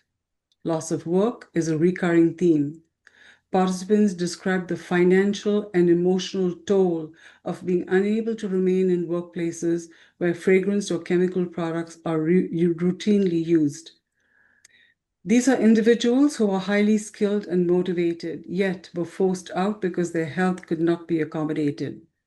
Loss of relationships was one of the most painful themes in our focus groups.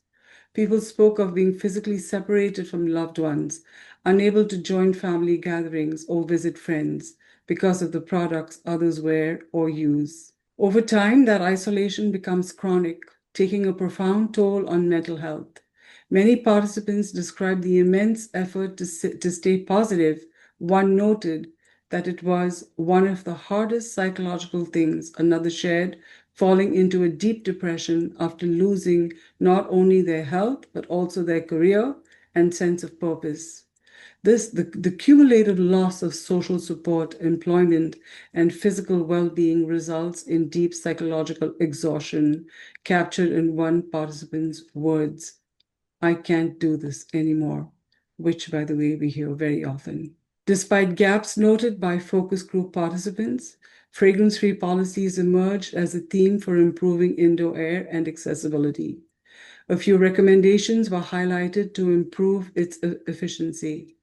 First, participants emphasized the importance of advance notice, communicating scent-free expectations early and clearly. This allows individuals to prepare. Education emerged as one of the strongest themes.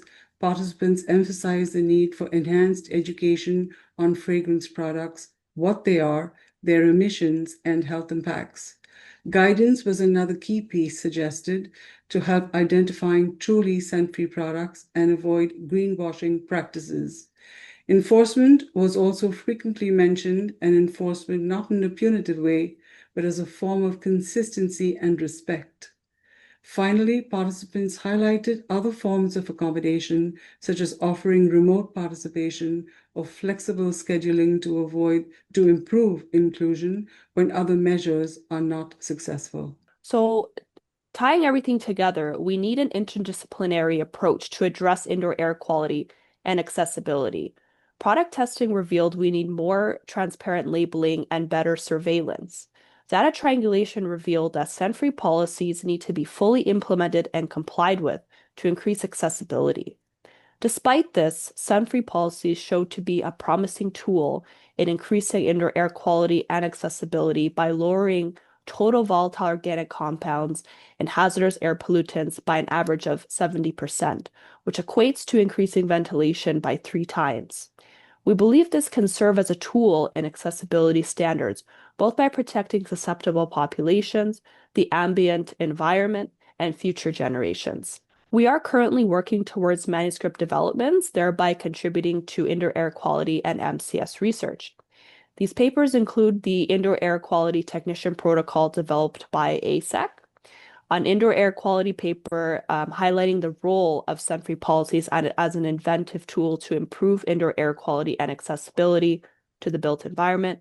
And further, there will be a product testing paper from our results, as well as data triangulation between the indoor air quality results and the qualitative side. We have had 2 webinars that focused on this IAQ, on our IAQ project. And if you are interested, here are the QR code on the right-hand side. You can scan to access the videos from these webinars. We will have more webinars coming up, one on Friday at the end of this month.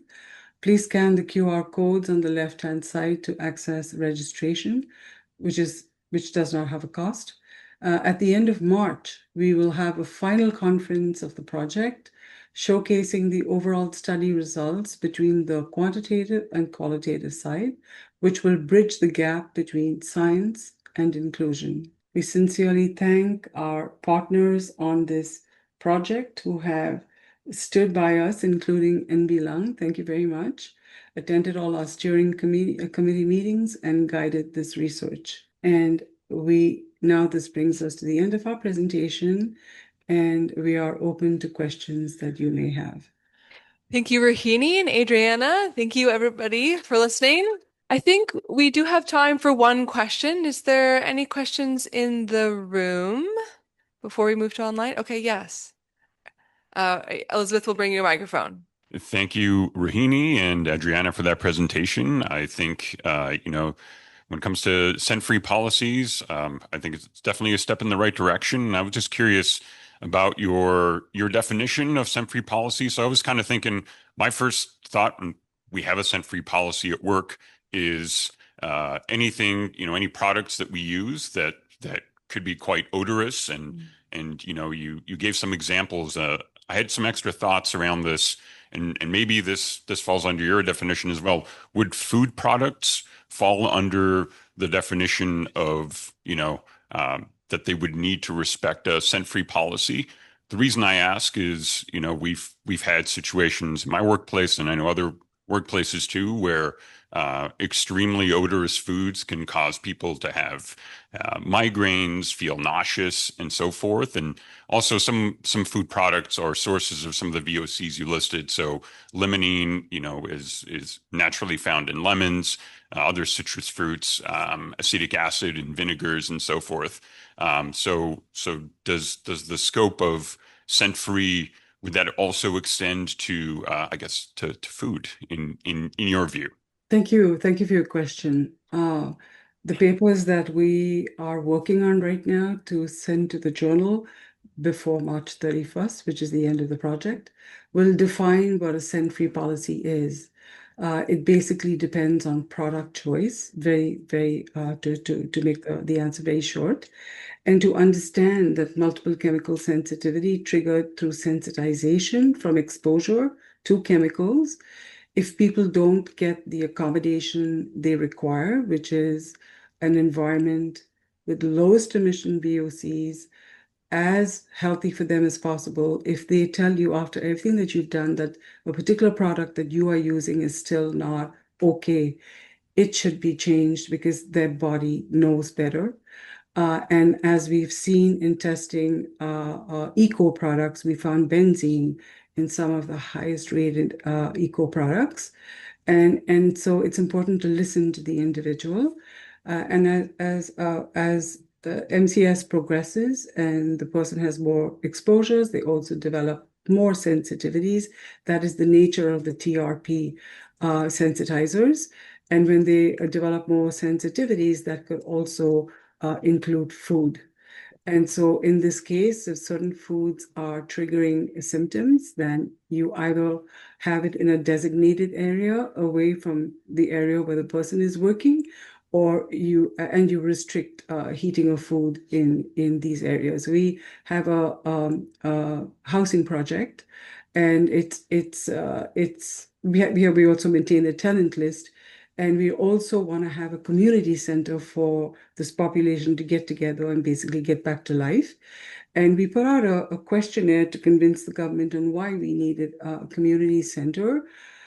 Over 60% of the tenants had food sensitivities, and so we needed a community center so they could cook, so that they could eat warm meals, which they could not cook in their apartments. They reported that what they ate was cold meals, sandwiches, and salads.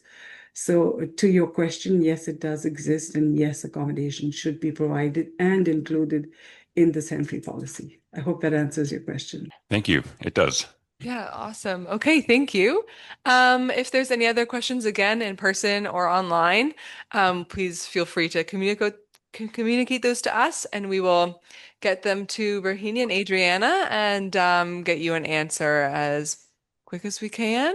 Thank you again, Rohini and Adriana, for joining us and for speaking to us about this project. Let's give them another round of applause. Thanks Excellent. very much. Oh, Thank great. you.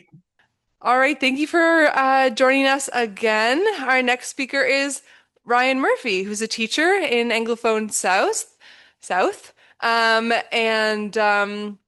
And again, we are continuing on this morning with that indoor air theme. And so Ryan is going to speak to us about air quality in schools. Thank you, Ryan. Thank you. Good morning.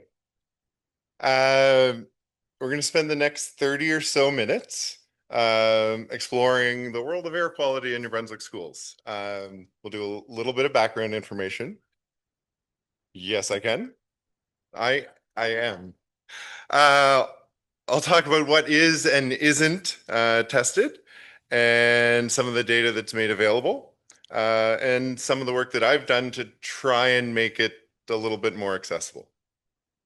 Forgot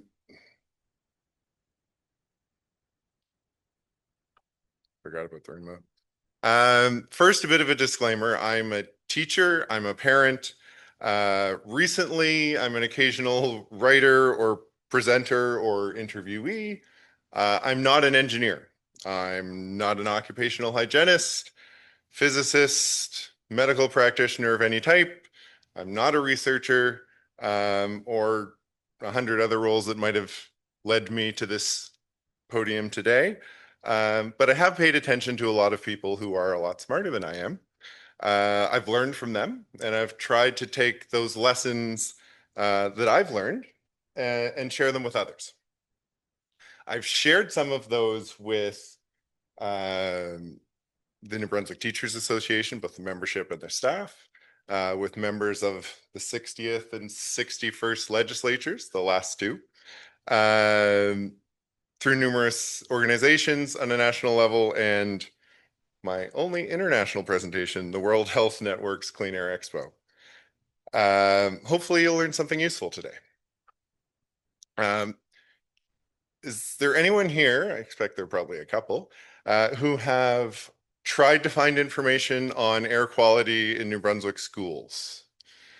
I figured that table would rock their hands up, but did you have much success? Not a whole lot. We're going to take a look at some of the information that is shared. And it's, I guess, what's there is easy to find, but there isn't a lot to find. And we'll take a look at some of the limitations of that. A very, very simplified introduction to indoor air quality. And we'll take a look at some of what schools are experiencing across the province. So carbon dioxide, very basic.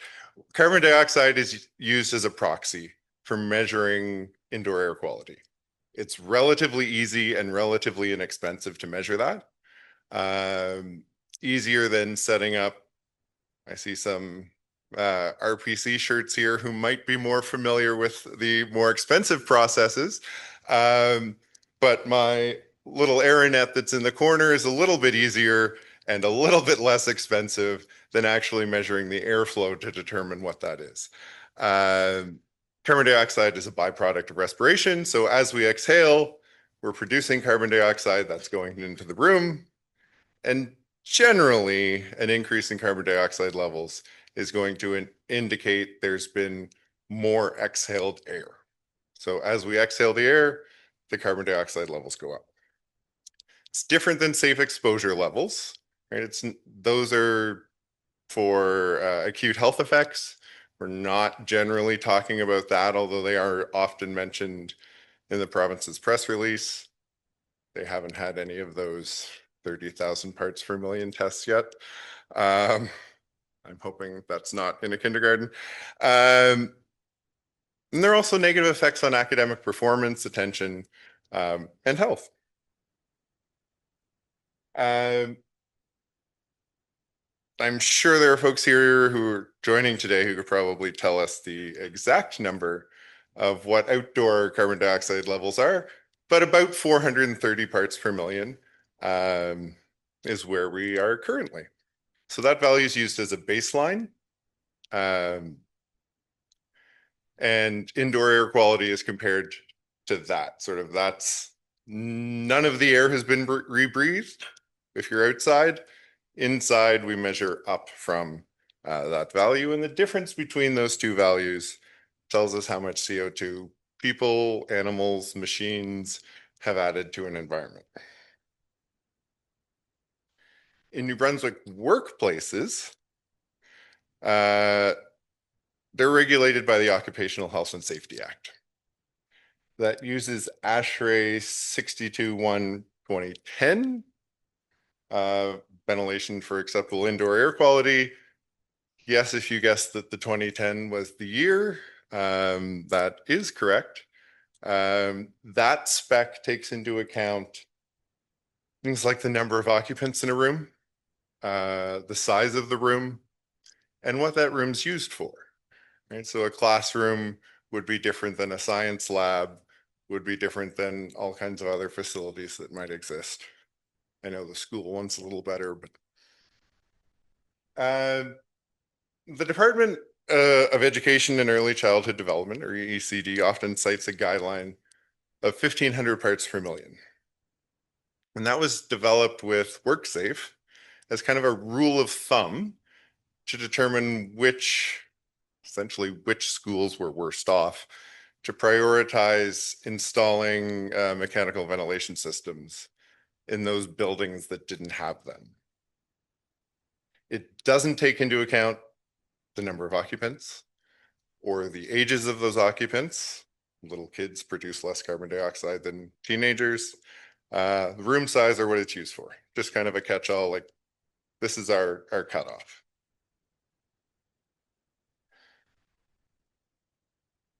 ASHRAE has updated their guidance in 2013, 16, 19, 22, and 25.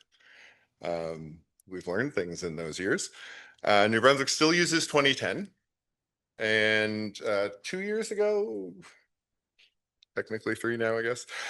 3 years ago, ASHRAE came out with standard 241, control for infectious aerosols. Kind of a special level above normal, but at peak operating levels for schools, that would require about 3 times the clean air flow what we currently use. Again, the very simplified version. CDC, the Lancet, World Health Organization guidelines are all about double what New Brunswick's guidelines would currently use. The highest rate I've seen in my classroom, I am a classroom teacher in St. John, is less than 3 air changes per hour. Typically, it's in the low ones. And for those of you who are interested in the science, a little bit of calculations using carbon dioxide decay in an unoccupied space. Put those in Excel because Excel's fun, and came up with those numbers. Not many crowds that I have that would nod at that, but I did see more than one, and that was nice. So in 2023, motion 36 was proposed or introduced in the legislature. It gained international attention. New Brunswick was one of the first jurisdictions to make it clear that clean air was so important that it actually required legislative action. Obviously, things that happened in the few years before that pushed that to the fore. We'll hear from the now minister who introduced that later today. But when he was a member of the opposition, his motion called, excuse me, His motion called for the government to modernize air quality laws, to monitor, report, and improve air quality systems in public buildings, and to help mitigate the risks from airborne illness. It passed unanimously. It was also non-binding. A year later, the PC government decided against acting on motion 36. This members had all the ones who were in the House. A couple had been missing, including the then Premier. The Department of Environment and Local Government reviewed the act, and they determined that it wasn't necessary to update the legislation because protections already existed, including under occupational health and safety. So we didn't need to update the Clean Air Act because it was in other places.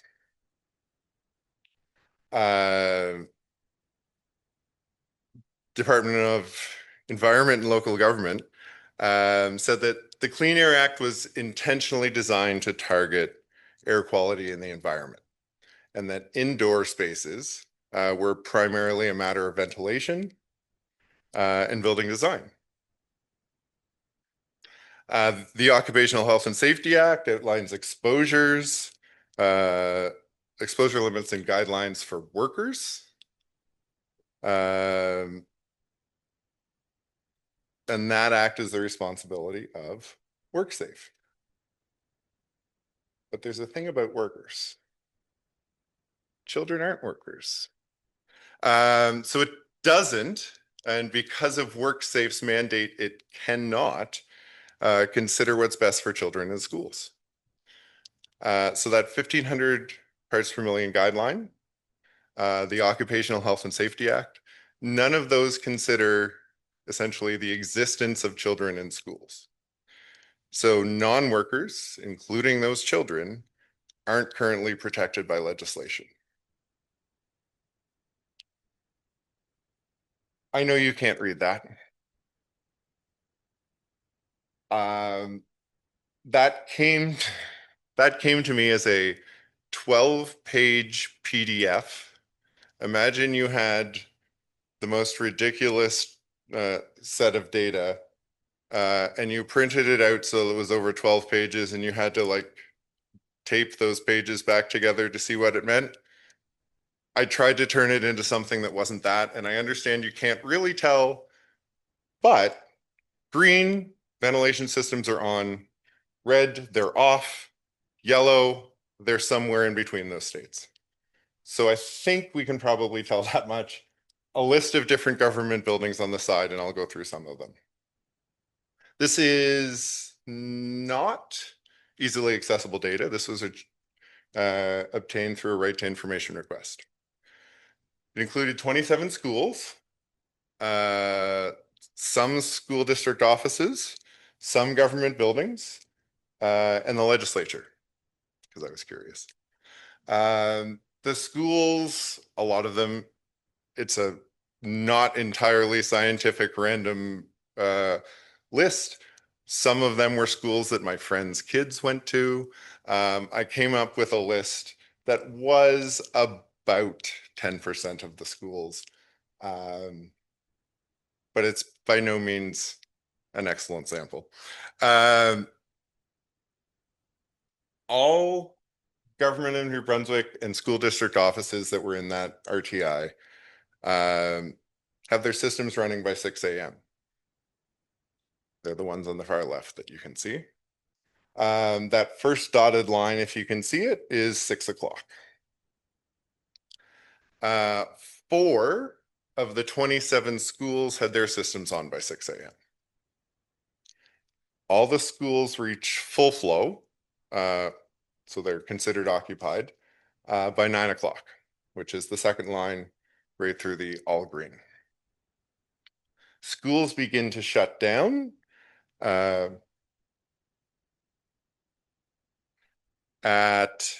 4 o'clock, so they transition to standard no flow. At 4 o'clock, no GNB or school district offices in that list of buildings shut down before 5. I checked a couple years later. Essentially the same. Still all government offices, school districts on by 6. 3 instead of 4. Now 3 schools of the 27 were running by 6 o'clock. So one was delayed. All schools reach full flow by 8:30, so a little bit of a little earlier there, about half an hour. And the same, schools start shutting down at 4, government offices start at 5. Again, this was not an excellent sample, but just as a general comparison between those, the number of hours a day that they're running. Okay, so government offices were around 14, district offices about 12 hours a day, and schools considerably less. There are 2 lists there. Any guesses what those 2 lists, I don't know how much audience participation we're going to get, but any guesses on what those 2 lists might represent? I will give you the answer. I'm not going to. No, all of those schools had ventilation. On the left, no. I mean, maybe, but no. So the schools on the left, Hampton, Lakefield, and Quispam Middle all switch to low occupancy mode at 3 o'clock. So at 3 o'clock, those schools are considered almost empty. The ventilation system shut down, or taper down, I guess, and are off along with Petitcodiac Regional by 4 o'clock.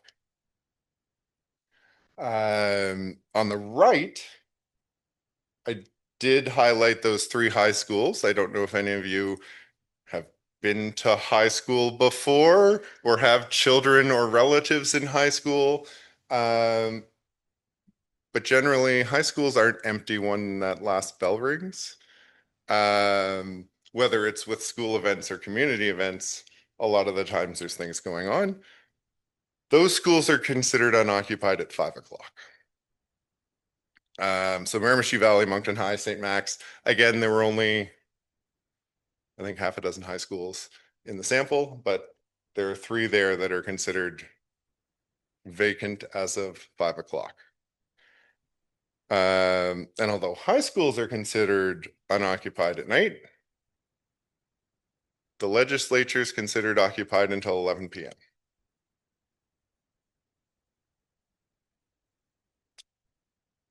I've noticed that the live streams end before then.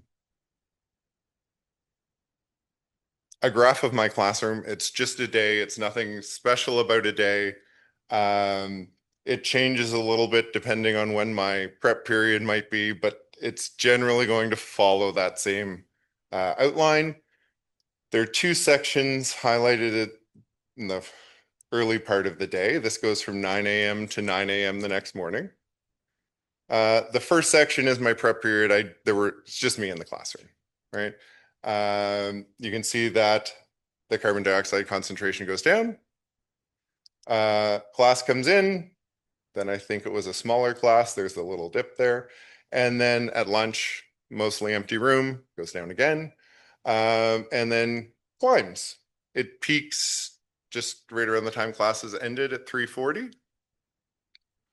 And from 3:40 to 4 o'clock, when the room was empty except me and the ventilation was running, you can see a pretty sharp decline, right? The ventilation system's doing what it's supposed to do. It's getting the air that's been breathed out of the room. If you want numbers, about 8.2 parts per million per minute decline in carbon dioxide concentration. The next hour, the ventilation turned off at 4. So for the next hour, because I wasn't doing all of the math, the ventilation was off, and it's about a quarter of the rate, right? So just in leaky windows, doors, whatever. The stuff that might happen in an unventilated school, I guess. And it doesn't actually reach its minimum until 4 in the morning. Again, because the system's off, there's no active ventilation there. Outside of a classroom, this is an example from our theater. So we had, I guess almost 2 years ago, musical production in the theater. Like the rest of the building, the ventilation system shuts off at 4 o'clock. There's a manual override hidden behind a curtain. But there is a manual override that was activated that just covers the theater itself. So the hallways, the public washrooms, the changing rooms, the classrooms the kids are using, all of that, the systems are still off. And you can probably guess just by looking at it, people come in, there is a little dip partway up that climb. Any guesses? Intermission. And then the show ended. The peak was during curtain call. Doors open, people go home, drops down. The peak value was 3262 parts per million. That's with a ventilation system running. The maximum value recorded in an unventilated school the year before, because data is about a year behind, was 3419. My guess is it was probably George Street. I feel like there might be a nod or two that could confirm that, but so that's considerably higher than all of the standards that the province is looking for. ASHRAE 62-1 2010 roughly would be about 1,300 parts per million for that size room, crowd, that sort of idea. WorkSafe EECD standard 1,500, and of course 3262 is higher than 1,500. In October of 2024, we had a provincial election. 3 of the parties addressed indoor air quality. The now governing Liberals pledged that their government would basically up the air quality in public buildings, much like they had tried for in Motion 36, and that they would also make improvements to existing infrastructure as well. The next month, mandate letters came out that said these people are going to be responsible for this. The minister we'll hear from later is one of those, as well as Minister Chaislaw with DTI. And then social development, health, EECD, all of those were to play a role as well. And what does EECD check?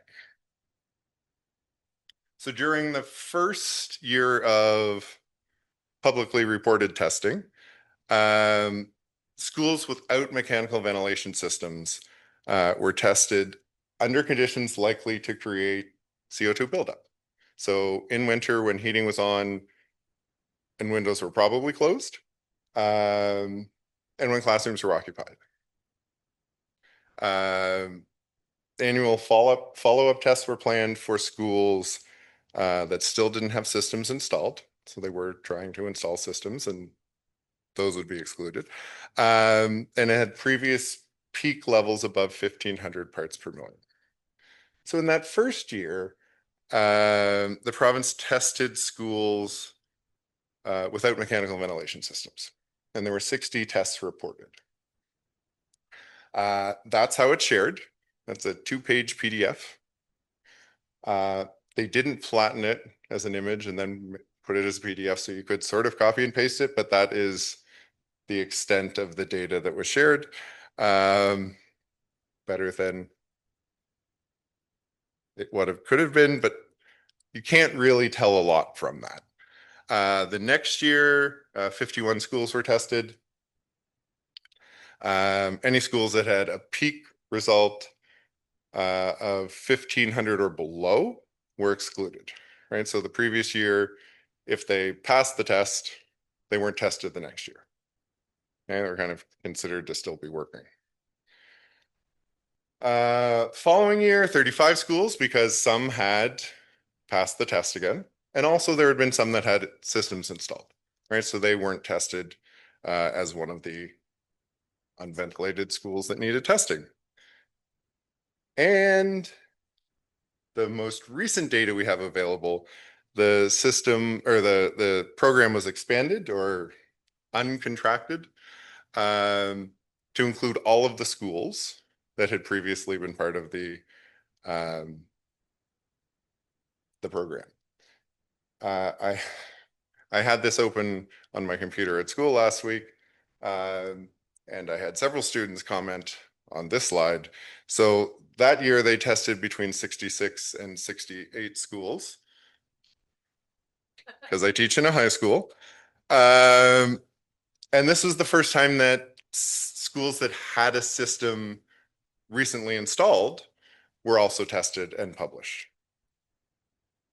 So what was I to do? The PDFs are better than nothing. Not great, but they're better than nothing, obviously. But the format made it really difficult to see those actual results, to notice trends, and to get a good picture of what the year was like. And I expect this crowd might be the group that realizes that fun and data entry are not mutually exclusive. So I had some fun. All of those things were entered into Excel. And I made a little report. Not a budgeted report. There's nothing fancy in it. I used Excel and Power Automate in my free time. But it did help me see what the air was actually like in those schools. And those are the graphs. I don't expect you to be able to tell what those say either. But they're charts for each of the schools over the 4 years of data we have available. The average and peak values are shown. Color coding was done by peak values because that was kind of the cutoff that the province was using. Green is good, red is bad.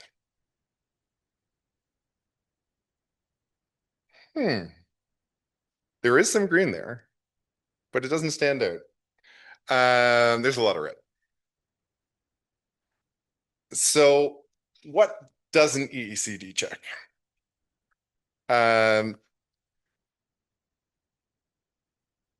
They don't check any school with a pre-2020 mechanical ventilation system. They don't publish the data for tests like that. Petitcodiac Regional School had the worst air quality of any New Brunswick school that we know of in the most recent results. Test results hadn't previously been shared. Remember, Petitcodiac was in that RTI when their ventilation system was running.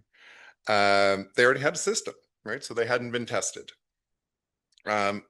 Perhaps someone knew that it wasn't running well because it was programmed to turn on at 4 o'clock in the morning. So that school's ventilation system had been running for hours before most other schools turned on. The school's first result, average of 997 parts per million. All right. A peak of 3520. So that concentration, about 8% of the air that's being breathed, has already been in someone's lungs, which is a disgusting way to think of it, but it is what it is. But it also shows that they had a reasonably low average concentration, right? This suggests to me, again, with all of the disclaimers about my background, that there's at least one significant outlier in there. We'll talk about how many rooms are tested, but though the difference between those two is probably not a great sign about some of the data.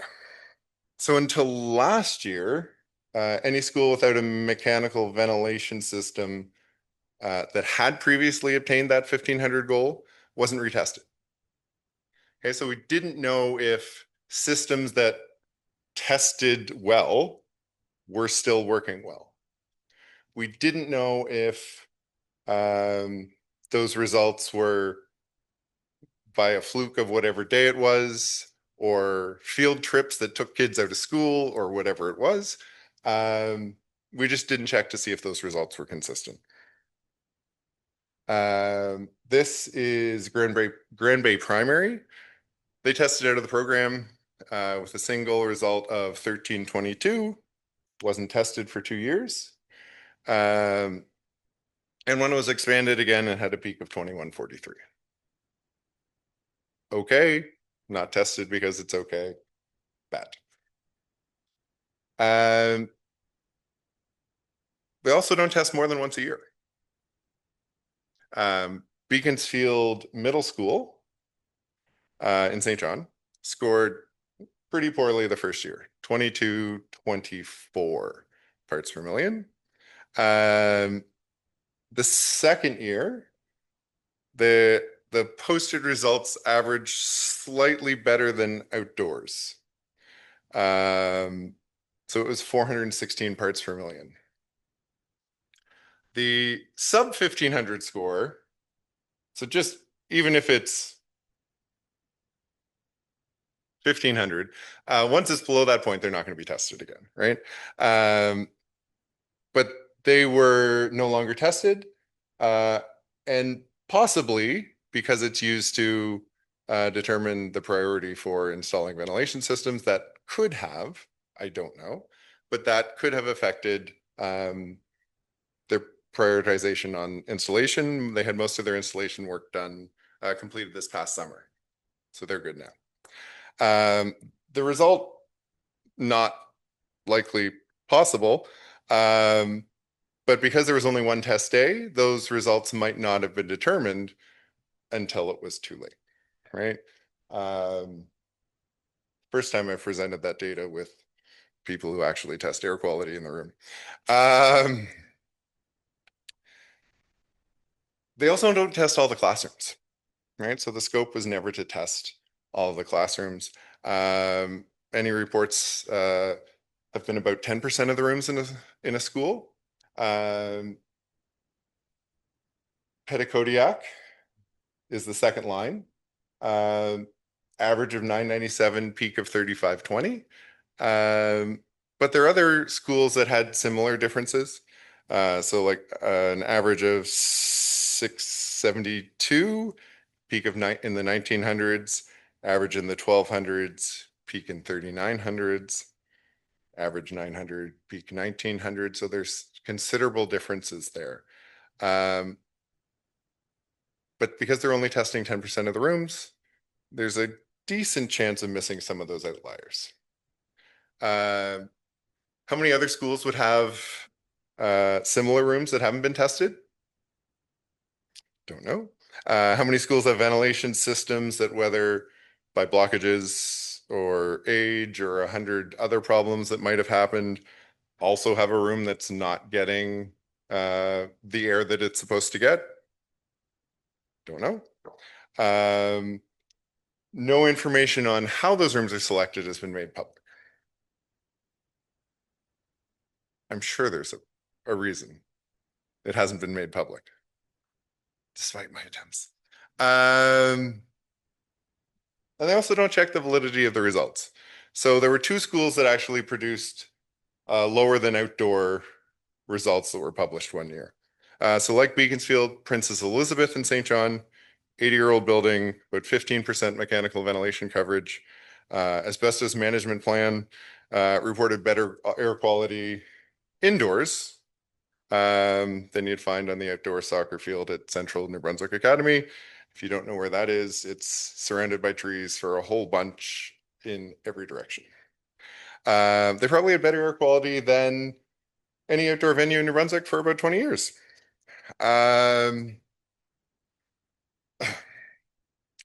They also tested out of the program because of their magic result, and may have been bumped down the priority list. They're not installed yet. If you're so inclined, a quick Facebook search for the school name might give you some popular posts from earlier this year, or I guess just early this school year, as parents found WorkSafe reports on asbestos and mold. That raised a snake. When testing resumed, because they had tested out. Unsurprisingly, the results were bad. Okay. I've seen enough nods that I know some of you have come up with some of these takeaways on your own. But the condensed version, in the most recent testing results, 67 schools in the school ventilation program were tested. Testing at George Street Middle School was not completed. George Street has recorded the worst results in the province. So that might have moved Petitcodiac to number 2. Don't really know. At least 3 schools had levels that were more than double the 1500 guideline. Bessborough, Petitcodiac Regional, and Riverview Middle. This being Bessborough. Very consistent results. Not necessarily in a great way. 19 schools that had tested below the 1500 showed increased values when the program was expanded again. So 19 schools that had tested out, when they were tested again, their values were higher. And that includes the 2 schools, Beaconsfield and Princess Elizabeth, that had the results under 420. That's Loch Lomond in St. John. It tested out at 1266 a couple of years ago. And then when it was tested again, 2300 and change. Okay, it's not all bad. They have done some things. It is getting better. But there's still a lot of work to be done. ECD has added portable HEPA filtration units to all classrooms without mechanical ventilation systems. I don't know how those are still doing, but that was the goal, and they did make good on that early on. Schools without mechanical ventilation systems are getting those systems installed at about 10 per year. I think that's scheduled to be completed end of 2027, I think is the current target.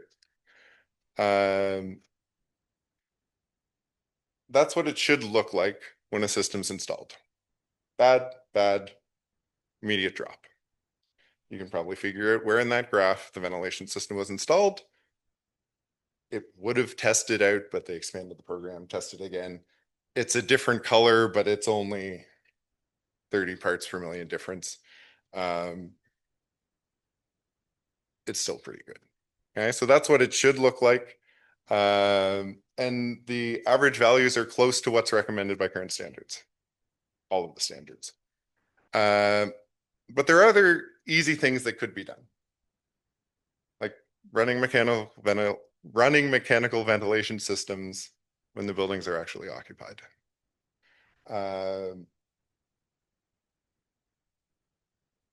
Most schools aren't empty at 4 o'clock. Schools don't empty when the bell rings.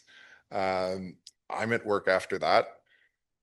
Even if we're following the official guidelines that children aren't considered in this, there are still workers who are there. But that is one fairly quick fix. I have asked. None of the other building systems are turned off overnight. I knew what the answer was going to be, but fire suppression, heating, water, electricity, all of those things do run overnight,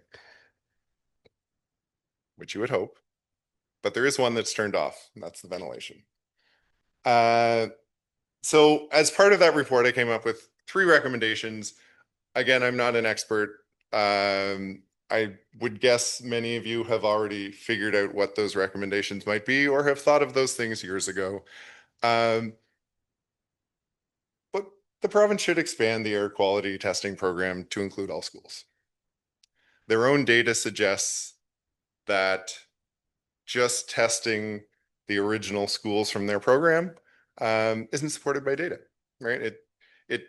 The other schools need to be checked. This year, Petitcodiac, or this most recent results, Petitcodiac was tested, and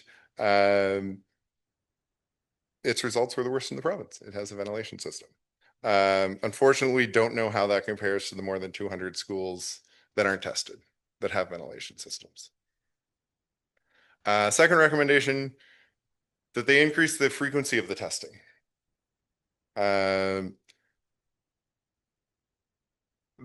results summary that they put out each year includes 29 schools that had met the guidelines, the 1500 at some point during the 3 years. So they would have been deemed safe and not tested again. 12 of those 29 schools that had previously tested out of the program now test above the 1500 parts per million. Just as a comparison, again, this audience might already know these things. Boston Public Schools has a wonderful dashboard that shows carbon dioxide, carbon monoxide, airborne particulates, temperature, relative humidity for all 4,300 classrooms, nurses' offices and main offices, all online. Data is real time. So they're making decisions in real time, not a year or more after the fact, like we are doing in New Brunswick through the PDF. And increase the scope of the testing to test all rooms. Of the 37 schools that had peak values above 1500, 8 had average values below 1000. So their average is below 1000, but their peak is above 1500. Petitcodiac tested with the highest peak value, but with a respectable 997. So there must be some outliers. What if that room hadn't been tested? Right? What if that 3,500 one hadn't been tested? And how many other schools have rooms like that that we just don't know about? Thank you.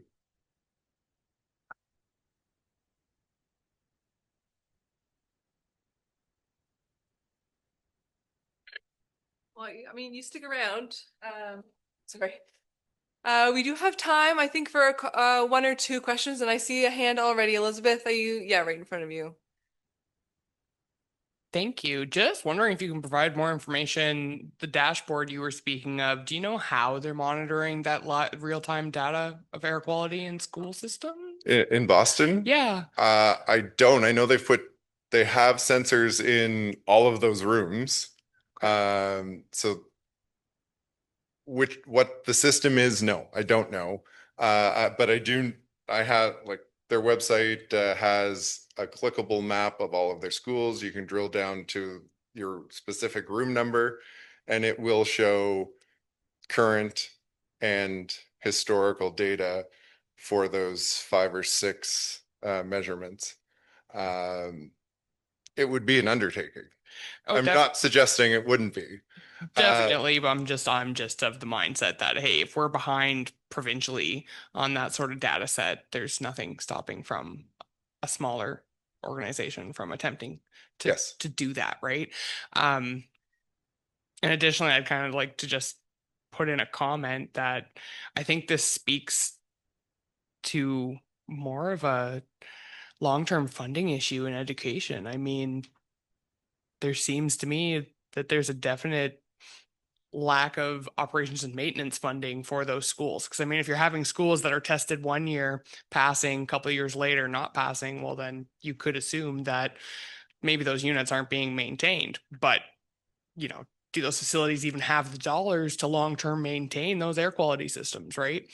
And I know there's no answer to that problem in this room, but just something to think about, I suppose.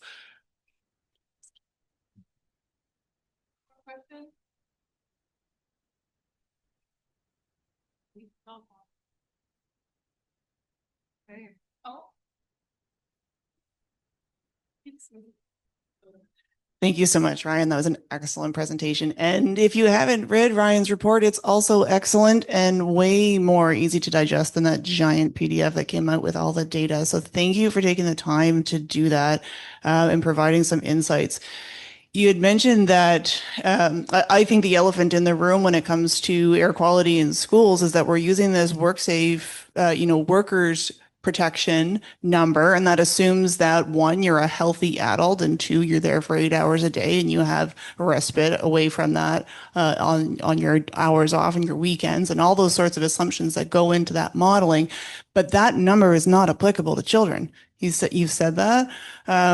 So do you have any insight, in the interactions that you've had with government on how can we approach this and how can we not reinvent the wheel, but use a number that actually is protective of the people that we're trying to protect, because 1,500 is not it. I have had discussions with WorkSafe, not in any official capacity, keeping in mind that the province of New Brunswick is also my employer. But I have had discussions with them, and that guideline was never designed for safety. It was designed to figure out essentially which is the worst of the worst. And because of their mandate to protect employees, they can't consider the existence of children in schools. It was recommended that I take up any concerns I had about the 1,500 with the Department of Education. I've sort of mentioned it. Some people might be more forceful in their mentioning of it. But I think just applying even the current standards, as opposed to just we don't want to do the math, this is a number, considering the standard, right? The rule that the experts came up with to say, these are the things we need to consider in order to evaluate this room or any room.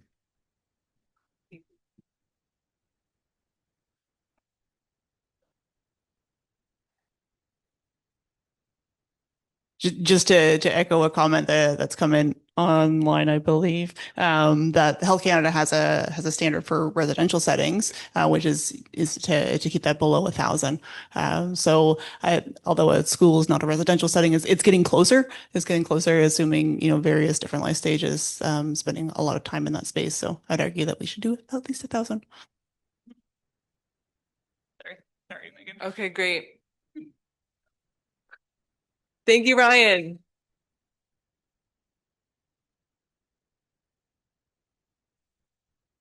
All right, that was just a lot of information. And like Melanie said, recommend you look into Ryan's report, and we can, direct you towards that if you're interested. And maybe we'll do that in our follow-up email anyway. We are moving on to our next speaker who's joining us online. Carolyn Matz is a senior science evaluator at the Healthy Environments and Consumer Safety Branch at Health Canada. And she'll be speaking to us today about the health effects of wildfire smoke.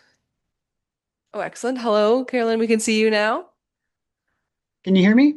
Yes, we can hear you. Perfect. Perfect. And then I want to share my screen.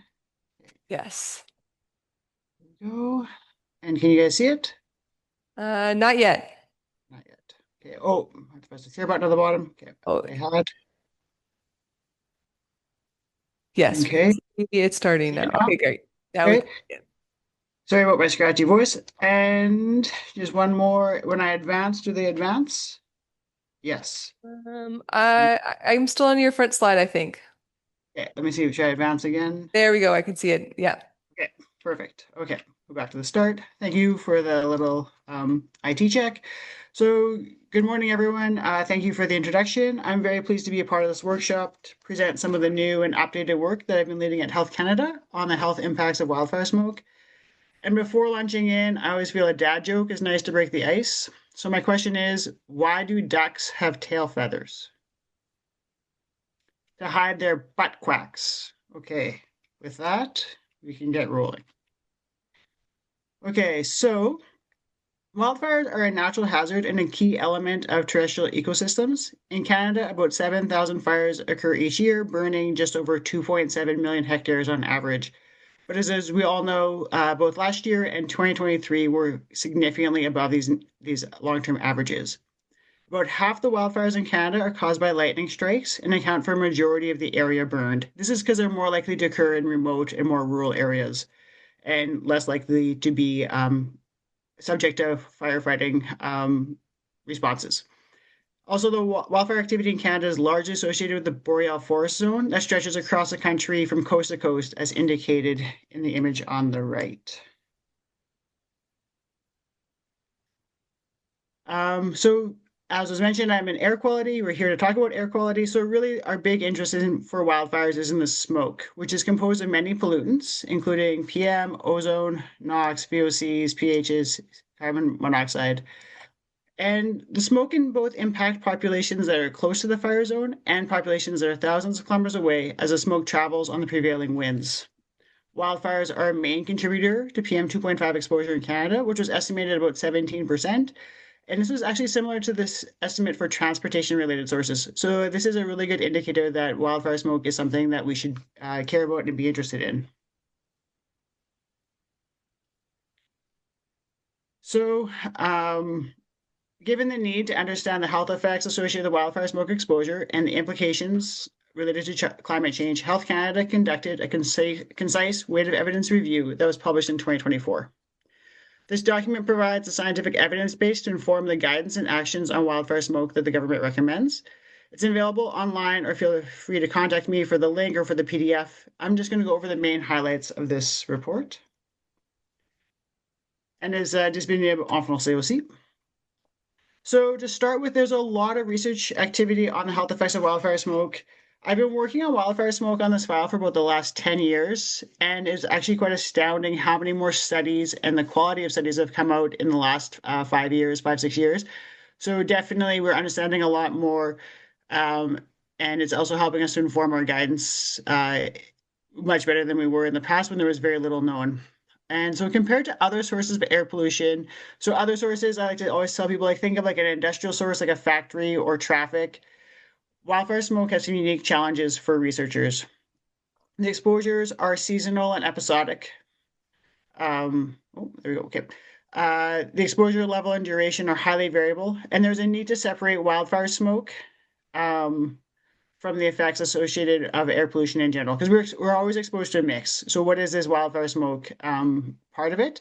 And to address these challenges, the health studies come up with ways to look at wildfire-specific PM 2.5 or wildfire-specific PM 10, or often they compare smoky to non-smoky days.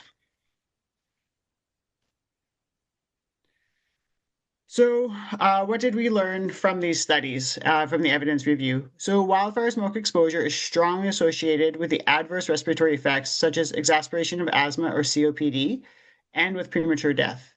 There was some evidence for associations with cardiovascular effects, especially when you limit your study to looking at older populations. This is very likely because younger populations do not, in general, experience very much of cardiovascular effects, so you're more likely to see the effects in the more susceptible population for these effects. And also there were some impacts on development, such as low birth weight and preterm birth. Now, there's a lot of interest in other health effects, such as mental health or neurological effects.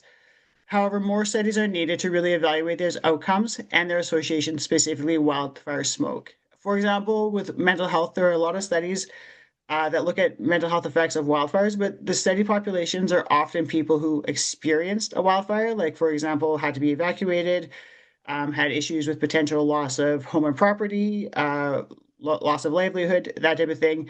And so it's very hard to, in my opinion, to tease out a smoke effect versus someone with direct trauma of having been exposed to wildfire itself. Now, it's also very important when we're looking at various exposures to really understand which groups may be at greater risk of the adverse effects. And several groups have been identified from the literature, including young children, women, seniors, and those with pre-existing health conditions, like, for example, people with asthma or COPD. Other important at-risk groups include Indigenous populations, those who live in rural or remote areas, and wildland firefighters. Now, wildland firefighters are on the list as being likely at greater risk because of their greater exposure. And this is one of my favorite images when I talk about this, because as we can see here, we have the wildland firefighters on the right, and they're right in the fire zone, and they're not using any respiratory PPE.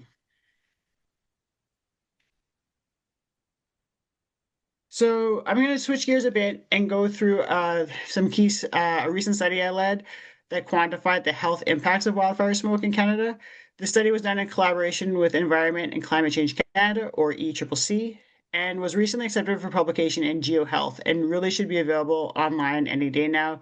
If you'd like a copy of the report of the publication, feel free to reach out and I'll be able to share it with you once once I have the author proofs or the link. Now, the methodological details are on the slide. That's pretty complex, but the real takeaway here is that air quality modeling was used to quantify the exposure to wildfire-specific PM 2.5 across Canada for 2019 to 2023. And we used a similar method for a previous study that looked at 2013 to 2018. So basically, this is new work, updated work, and we're considering 5 additional years of analysis. So I'm just going to go through the air quality modeling results for each year. One thing I would like to say when I go through these is to keep in mind just how variable each wildfire season is year to year. And we're going to use 2019 here to orient ourselves.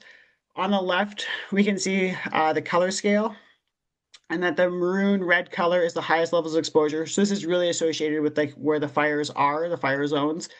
And the blue are the lowest exposure levels, and the backgroundish gray is considered no exposure to wildfire smoke. And what we can see, a few things, is that the fires are really associated with the boreal forest zone. If you think back to that first map I showed with where the forests are across Canada. And we can also see how the smoke travels from east to west due to the prevailing winds. So you can sort of see as the color gradation goes from where the fires are, how the smoke travels across the country. And 2020, so we may not remember much of this year. We probably just remember how much time we spent in our houses, that it was the COVID lockdown year. And it was actually a year where the spring was really quite rainy and wet, and it really limited the fire activity in Canada. We can also see here how the smoke from the US, so there's a few fires sort of in Washington State there, in Idaho, maybe a bit in Montana, that pushed some smoke into southern BC, Alberta, and Saskatchewan. And as well, there was a smallish fire in Quebec. So we can see that fire from the US does travel into Canada. Often the news seems to cover smoke from Canada going into the US, but the smoke goes both ways. 2021 was actually a fairly substantial wildfire year. Some people, especially in Ontario or Manitoba, might remember it. There was quite a large fire on the border there between Ontario and Manitoba. Resulted in fairly substantial smoke exposures across the country. For 2022, again, this is probably what people really think of as a typical year. It's quite similar, to the first year I showed, where we've got the fires mainly across the boreal forest zone, and you can really see that west to east transfer of the smoke, and as well a bit of the fires from the US coming into Western Canada, at the southern part of Western Canada at the bottom. And the year everyone's always interested in talking about, 2023. So anyone in Nova Scotia remembers this because quite substantial fires there that year. Also, the very large fires in Alberta and also the Northwest Territories and Quebec had quite substantial fires as well that resulted in poor air quality across much of central and eastern Canada. And also, this was, as I mentioned, a lot of smoke from Canada traveled into the US and resulted in a lot of media attention. So these charts also help us to visualize the year-to-year variability. And I like to look at both the landmass of Canada, of how the smoke covers, and also populations. And it's really because our population isn't evenly distributed across a large landmass, so both are informative. What I find interesting about these couple of things to really look at is that the unprecedented nature of 2023, the dark blue bars, is quite evident in both charts. You can see that over 30% of Canada was exposed at 5 micrograms. 30% of the Canadian population, was exposed at 5 micrograms per meter cubed or higher of wildfire smoke, which is quite substantial if you consider the annual average in Canada is about 7 for PM 2.5 levels. And also, too, we can see that for both 2023 and 2021, over 80% of the population, probably close to 90%, was exposed to at least 1 microgram per meter cubed. Okay. So now that we had quantified the wildfire smoke exposure, to estimate the health impacts, we used, it's called ACBAT, the Air Quality Benefits Assessment Tool. And this is one of Health Canada's main tools used to evaluate the health impacts of air pollution or changes in air quality. And with this model, we can estimate the number of excess health outcomes due to a change in ambient air pollutant concentrations. The model requires a lot of input data, including population data, baseline rates, and concentration response functions, along with the change in air pollution. And ACBAT also provides us with the economic value of these health outcomes. If anyone's interested in more information on ACBAT, feel free to reach out. If I'm unable to help you, a number of my colleagues work on this, are developers of this, and I'll be glad to put you in touch with someone with who will be able to provide you with more information. So it's important to know that ACBAT calculates what are both considered acute and chronic health impacts. Now, when we're talking things like traffic sources or industrial sources, these are fairly easy to understand, but when it comes to wildfire smoke, there's a bit of a nuance here.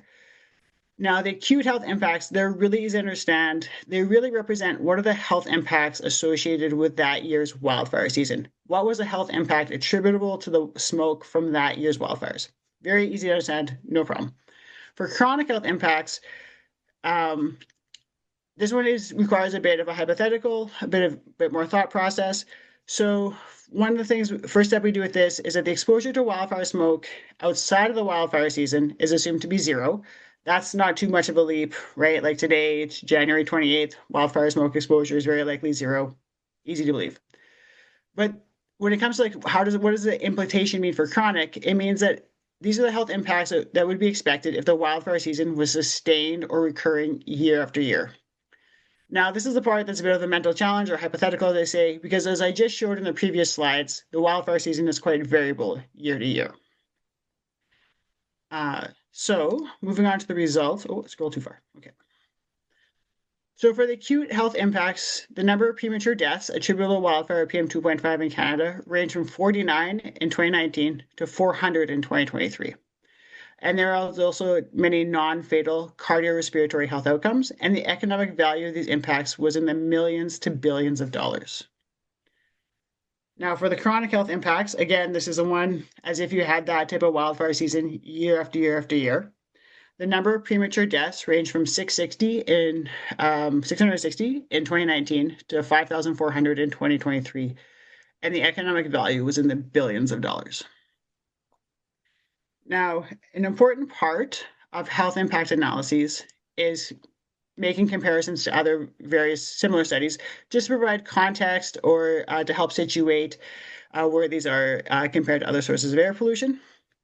And so for this study, the acute impacts ranged from 450 million to 3.6 billion, and the chronic impacts were 6.1 billion to $49 billion.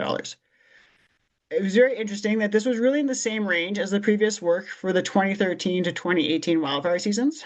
The higher end was higher, which was really attributable to the 2023 wildfire season just being so intense compared to the other years. And also it's in the same order of magnitude as the health impacts of air pollution from traffic sources. So to me, this really reinforces that wildfires are a significant contributor to PM2.5 exposure in Canada. Keep rolling too far. Sorry about that. So now, as we saw in the images and the maps I showed the air quality results, there's large variability, regional variability in the smoke exposures. And as such, I always find it interesting to look at the top 10 most impacted census divisions. And so for 2019 to 2023, the most impacted census divisions were mostly in Ontario, with Toronto being number 1. As you notice here, Edmonton is second, but actually has more than double the exposure level that Toronto had, but was second. And this really reflects the larger population that we have in Toronto. Just as a comparison, for the analysis that was done for 2013 to 2018, all the cities in the top 1 through 9 were in the West, all the census divisions. It's just like you'd expect, a lot of BC, Alberta were mainly there. And Toronto was the 10th, which was a surprise because Toronto never really experiences a wildfire season. until we had more recent wildfire seasons years, and Toronto was more likely to experience significant smoke events. And there's always additional interest in the 2023 year because it was so unprecedented. So I always do analysis just for that year. And here we can see that Edmonton, again, with more than double the exposure of Toronto, is in first. Toronto is in second, but they're quite similar results given the population differences. Also, we can see here that most of the other places impacted were Ontario and as well as Alberta, Manitoba, and Quebec City. Also had, Montreal, not Quebec City, Montreal, were also in the top. So if you remember, when I first started talking about this, I explained how the chronic health impacts was a bit of a hypothetical challenge to think as if that was that type of wildfire season year after year, which is a known limitation in these types of analyses, especially for a source like wildfire smoke. It's not really an issue if you're thinking about an industrial source that the factory just continues to run for 25, 30 years of the lifespan of the factory. So to address this limitation, with this project, we now had 10 years worth of air quality monitoring data, considering the work we had from 2013 to 2018 and now from 2019 to 2023. So what we did there was that we used the air quality modeling data over this whole time period to generate a 10-year average annual exposure. And this was a really good way to address the methodological limitation. And then for that, we used it to calculate, to evaluate the chronic health impacts. So here is our chronic exposure map. And a few things stick out to me with this is that we have exposure almost coast to coast across Canada. There's very few areas that do not have some smoke exposure over this 10-year average annual analysis. Again, it does really match. You've got the interior BC with some really intense exposures, and then you have your boreal forest zone that extends, through the territories across the prairie provinces and into Ontario and as well in Quebec. So it really does match, and also that that west to east flow of the smoke is also quite evident for the 10-year average annual. So next is that what we see here is that 80% of the population, at least, was exposed to 1 microgram per meter cubed wildfire smoke on an annual basis, on average, quite substantial. And again, quite substantial landmass coverage as well.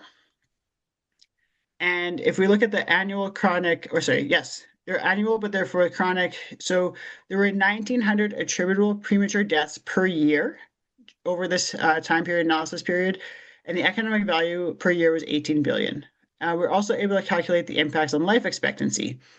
And so wildfire smoke exposure reduced life expectancy by about 3 weeks on the national level and by 2 months for the Northwest Territories, which was the most impacted of the provinces or territories.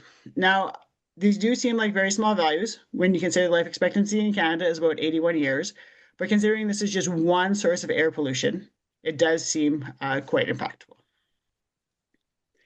And just to switch gears one more time, I wanted to present some work that was recently published using some interesting data as a neat way to look at populations at risk of wildfire smoke, and it was done with collaborators at ECCC. So with some of the work I've been doing, there was always a desire to know, especially in recent years with the quite evident smoke episodes we've been having in Canada, there's a desire to know how much the population was being impacted by wildfire smoke in real time or near real time. Some of this desire did come out of, if you remember during COVID, we had, the dashboards, we had data available at the national and provincial territorial level about how many people were at hospital, how many were in ICU. So there's sort of a desire to know, what is the real-time health impacts of wildfire smoke?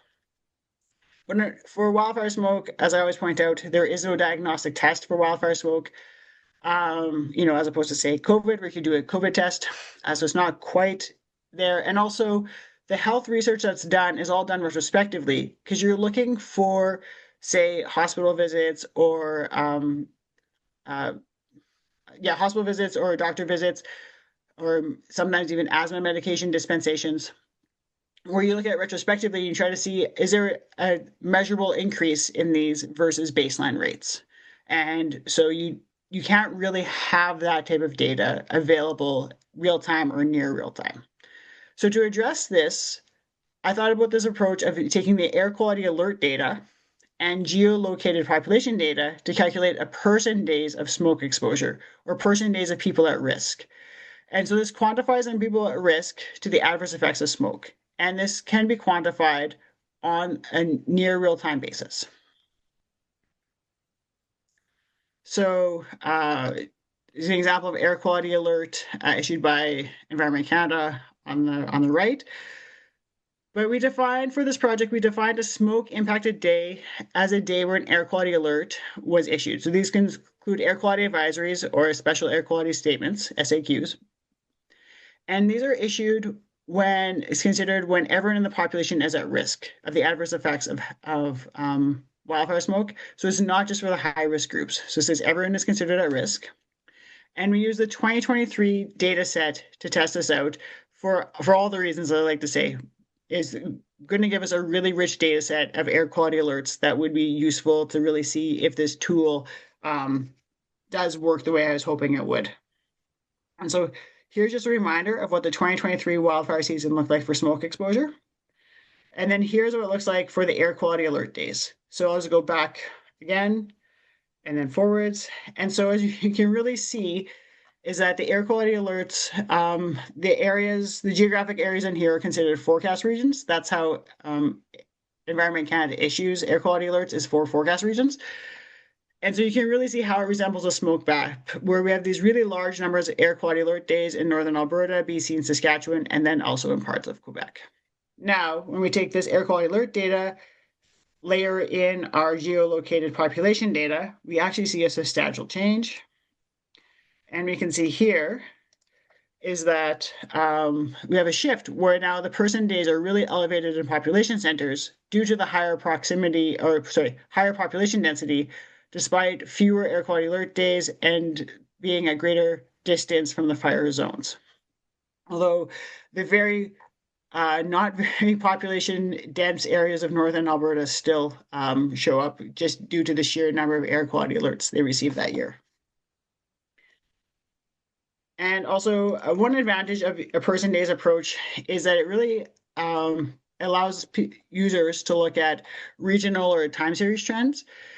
And so one that sticks out like this is that in June, the sort of, I call it the celery green bar, really sticks out as having the greatest number of person days, and that really drives a lot of the Canadian numbers. And this was for Ontario and Quebec Central region. And there was 2 multi-day smoke episodes that occurred in early June, and then one later in sort of mid-June. Also of interest, the Prairie region was impacted all summer long. And anyone else who knows me knows that I'm very proud to be from Saskatchewan, and so it's not surprising to see that that they were just a steady state exposure throughout most of the summer. Atlantic Canada. I did my best when I was making these regions to try to somewhat get the population sizes a little bit more comparable. However, Ontario and Quebec just have such a large population. Atlantic Canada, there was, the fire, you can see little blips for May and June associated with the fires that were then. And we can also see that BC really didn't experience much fire until August of that year. And also just this chart just compares the population distribution in each region to the distribution of person days. And so we can see that the prairies had a bit of an oversized exposure level, almost double what their population distribution is versus their percentage of person days, where the central region was, underexposed, for lack of a better term, had a lower proportion compared to its population size. So just some key messages, key impressions from this type of work is that, to me, it really highlights the importance of having effective public health actions for all communities, regardless of their size or proximity to the fire zones. Also, I think part of this is that a one-size-fits-all approach might not work. Potentially, what works well in Toronto might not work well in your smaller communities or more remote areas that experience a lot of air quality alert days. It's also an useful approach to compare regional or temporal trends. We only looked at 1 year worth of data. I think multiple years worth of data would be quite interesting because you'd be able to sort of see potentially how, is there greater exposure across time? Are more people being impacted with time? What are these implications of climate change on the population? And it can also be adapted to other environmental conditions, such as extreme temperatures. I know my colleagues from this project quite like the approach. It was a very, way to relativize a lot of environmental data into what are the impacts on the potential impacts on the population. And they're working with Ontario right now, looking at a lot of the heat and extreme temperature days for, I think, the last decade to get a sense of what's going on in Ontario for heat exposure. And so with that, I would just like to thank you for your time today. I know I'm between you and lunch, so I did my best to ensure that the schedule stayed on time. And I'd also like to acknowledge that the work I presented was really only possible due to the contributions of the great people that are listed here at Health Canada and Environment and Climate Change Canada. And I'm ready for any questions.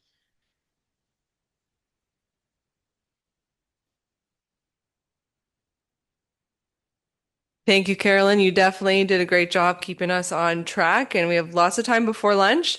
I'll start with just a simple question. I know that the data that's available right now is just up to 2023. It's what you were working with.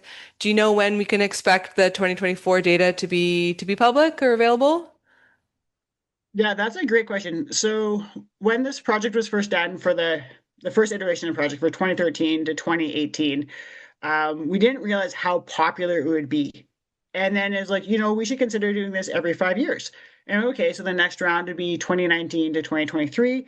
And when 2023, the fires kicked off, it was just like, do you have this data? Do you have this data? And I was like, guys, it's like a year after the wildfire season that we have all the air quality modeling data that's all like QA'd, QC'd, and ready for analysis. So there is still a desire, we think, for sure, at least to do it for the next 5 years. Because there is value in keeping abreast of it, so we're seeing, and also with another 5 years of data, which would be 5 years from now, so it'd be 2024 to 2028. I feel like I'm on the spot doing my math.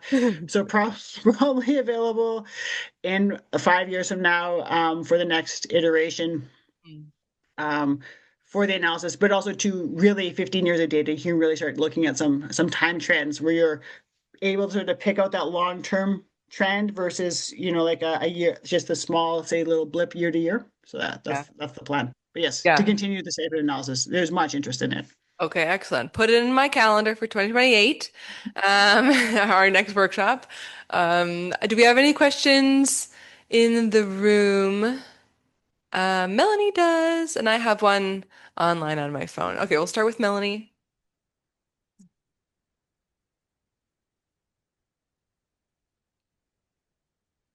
Thank you, Carolyn, for that great presentation. And sorry you couldn't be here in person like the last time. We missed you. Excellent presentation and awesome analysis here. I was really interested in the population based, the person exposure days type modeling that you're doing, and I'm wondering if there's maybe an appetite for future analysis to add another lens to that, being the concentration or the density of vulnerable populations. So knowing that in Atlantic Canada we have high rates of COPD, asthma, a lot of those chronic conditions that represent that fall under that list of vulnerable populations. It's almost all of us. I mean, I could argue that list there. So I'm curious to see if that could be a future area of study for Health Canada. Question. And yeah, so basically this was, to me, it was a bit of like a frontline, can we do this? Is it possible? Which is why we didn't get too complicated, didn't try to get too complex. But yes, like any sort of population data that we had, especially that a person has, especially at the forecast region, because that's where the air quality alerts are given. Also, I think that's where the temperature alerts are given. I think for that project, I mentioned that my colleagues, that the CPCHE colleagues are working with Ontario. so whatever your unit of analysis at the geographical level, as long as you have your, say you could look at like seniors or young children or people with diseases or say potentially marginalized groups, if you had that at some level, you would be able to do that as well. Yeah, like it is possible as long as it's having those like your geographers or your human geographers that have that data to layer in. Okay, very, very interesting. Thank you so much. And the other one too, I think would be really cool is looking at smoke and heat, looking at your smoke days, your heat days, and your co-exposure days. Yeah. Yes, Yeah. absolutely. That's excellent. You have a question here? I was just going to follow up. So so my name is Sandra. I'm a researcher at Data NB at the University of New Brunswick. And so we've done some of this work with respect to heat. And so with the data that we've derived, we do have some populations dispersed according to these forecast regions. So I think there might be an opportunity to do some of that work here, sort of building on work we've already done. So it's not, a brand new project starting from scratch. So I just wanted to say that. And I really enjoyed your talk. Thank you so much. Yeah, great to hear. Yeah, it's actually a very, like I call it elegant in that scientific way of elegant being simple, way to sort of turn environmental data into something more meaningful to provide rationale for public health officials or to support guidance actions or risk mitigation actions, because it really does turn it into something more meaningful when you put the population layer on. Okay, Elizabeth, I saw Carol has a question here.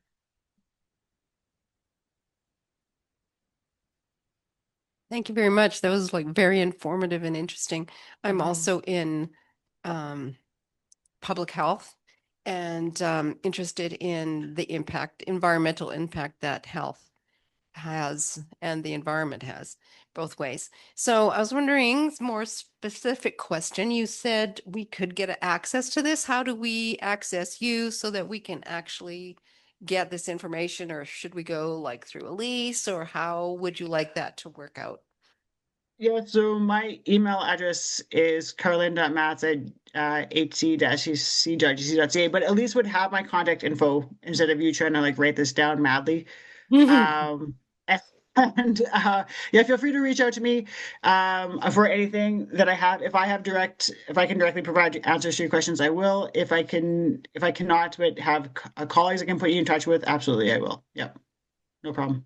Great. Yeah, we are happy to act as an intermediary. If you can't find the person you're looking for, we can do that. I did have a question online. This one, Carolyn, is not directed exactly at your presentation, but to you as someone who works in Health Canada in general. Helen is asking if you know, kind of related to Ryan's talk about schools and air quality. Helen understands that Health Canada is working on developing an indoor air quality guidelines for schools that may be ready for consultation in the next coming months. Do you happen to know anything about timeline on consultations or about this project development at all? So there is an answer right underneath from Jess, who's one of my colleagues. She's online and she answered it. Okay, great. Perfect. Yes, and Jess even provided her email address. Oh, look, I can provide my email address too for anyone who wants it. I see this. Okay, perfect. All right, that's great. I'm glad that we're able to access that information. Is there any other questions? Questions online? Oh, great. Elsa. More of a comment or a kind of just a curiosity. I know NRCan, DNR are doing a lot of good fireland mapping in the last couple of years. And I'm not sure where they are with publishing any of that, but that might be a really good avenue of connection and collaboration when it comes to vulnerable population mapping. I know we've worked closely with them in the past for a few things and continue to do so, but it might be this might be a good avenue for you. Yeah, that is contact if you need. That is excellent to know. Okay. If there's no more questions in person or online, and again, if you think of something later, just we'll, if you were able to write down Carolyn's email, email her directly. And if you weren't, feel free to contact us at NBLung and we can make sure you get connected and get the answers you're interested in. Otherwise, it is just about lunchtime.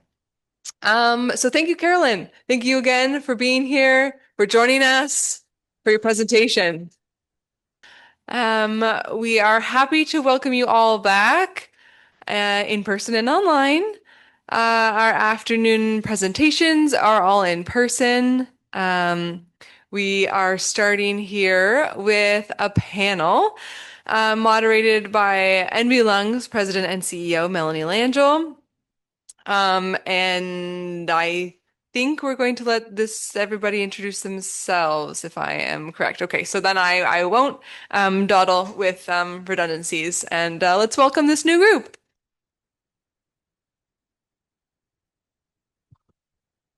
Welcome back, everybody. Hopefully your head isn't too full from this morning. That was a lot of information to take in, mostly on indoor air side of things, and now we're shifting gears into outdoor. We're getting a little bit of feedback.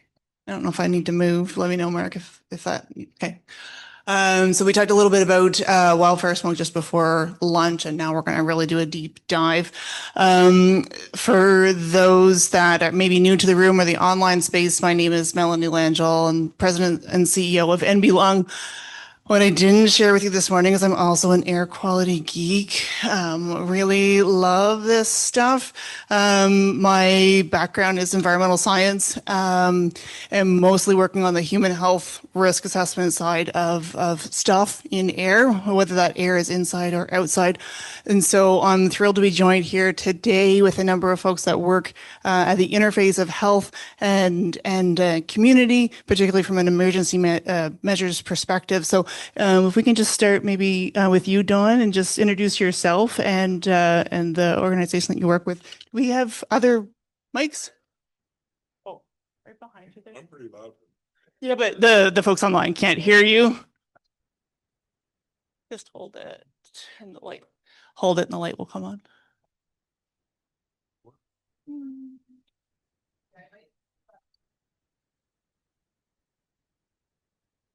Sorry, this is our first rodeo.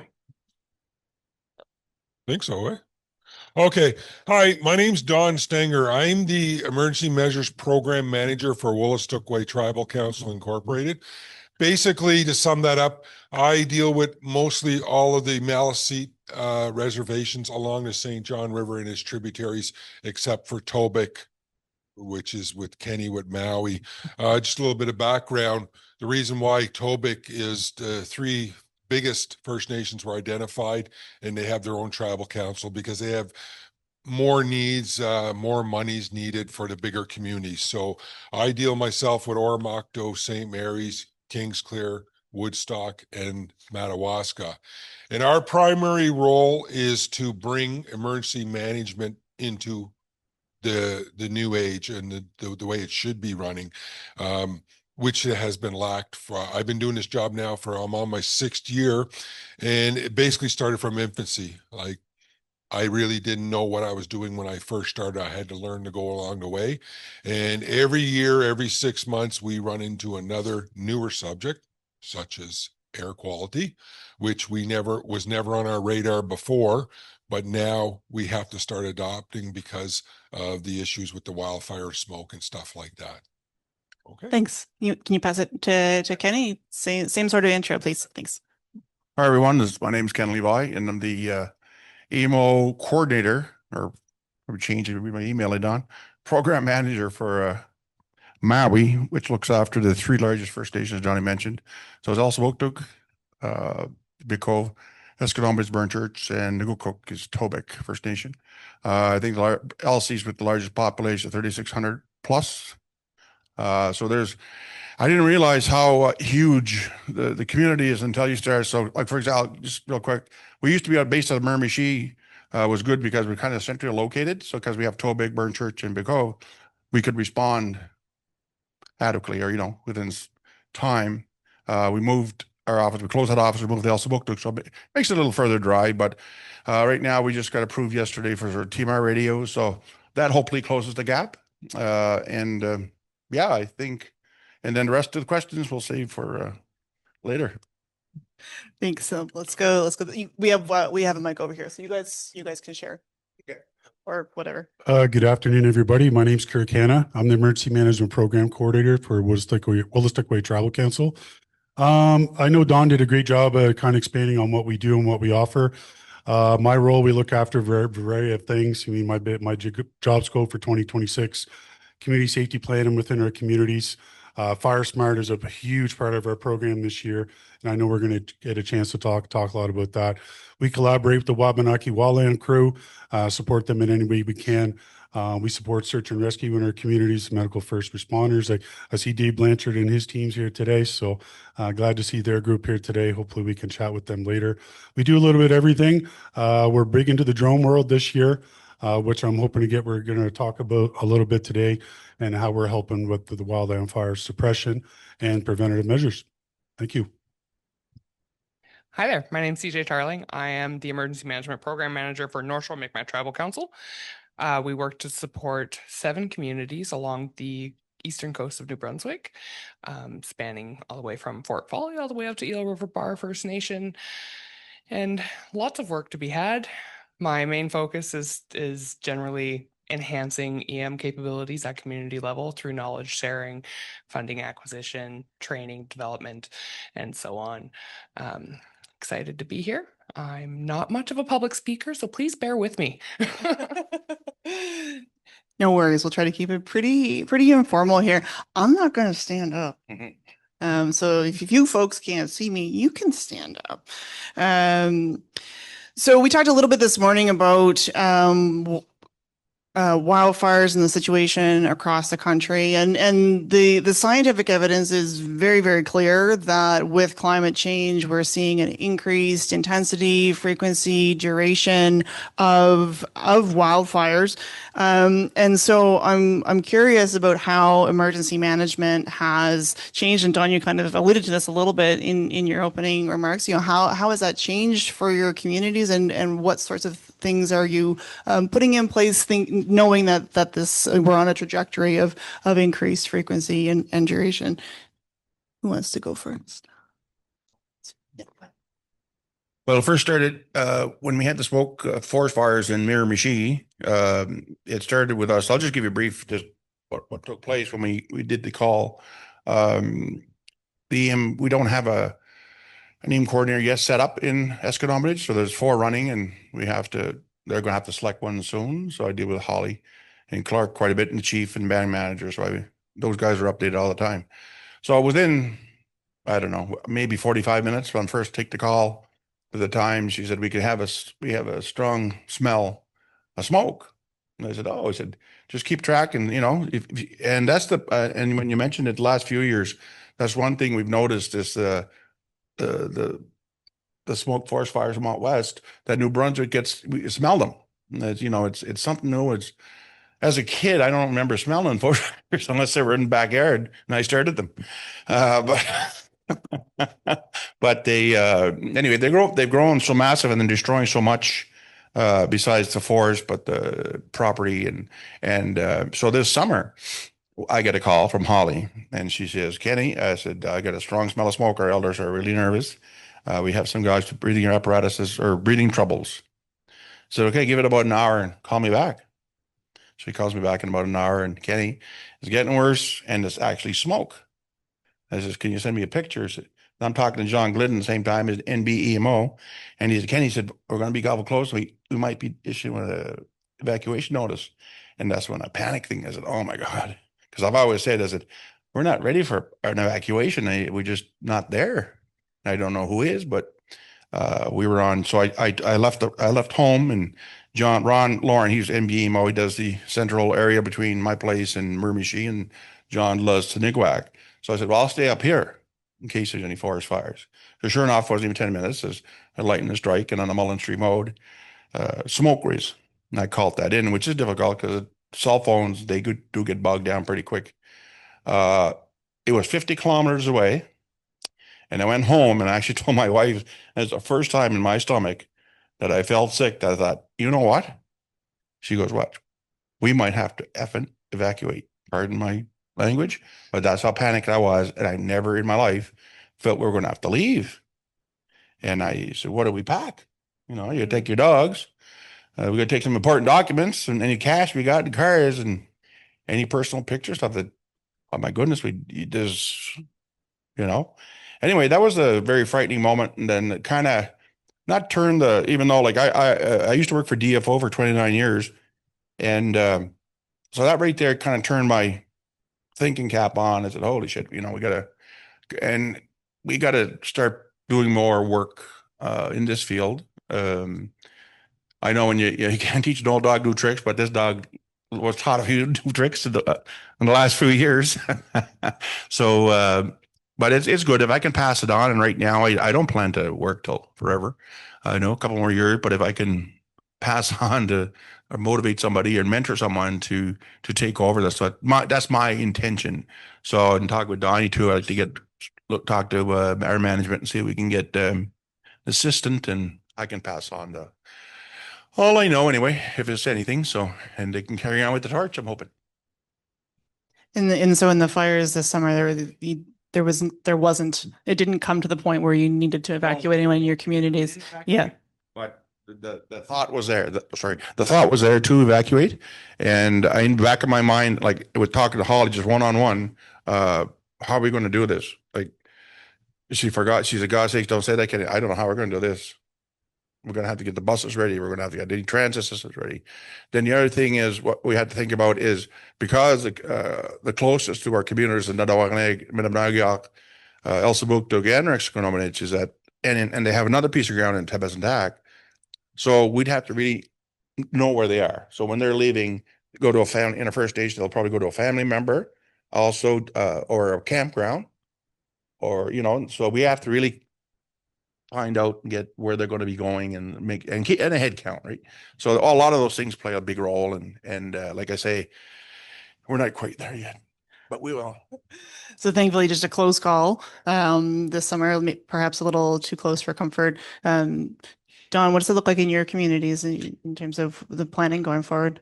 Honestly, we were fortunate on the west side of the province because I think there was only one fire near Canterbury, and none of the smoke had affected our communities. The closest probably would be Woodstock to Canterbury. So that makes me and Kirk sit down and look at each other and say, well, what can we do? We got to prepare for the future. And it was decided that we should help out by offering items that are necessary, in my opinion, that the communities may not necessarily have. So we talked to our emergency assistance program through Indigenous Service Canada, and we got authorizations to purchase portable air purification.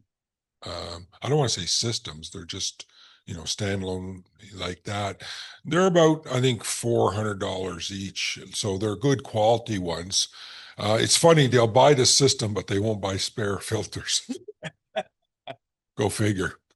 So we end up getting them, and we actually had them delivered a couple of weeks ago. We had to rent a storage unit because each box is fairly big, probably big as that chair. And now we're dealing with having 50 of them.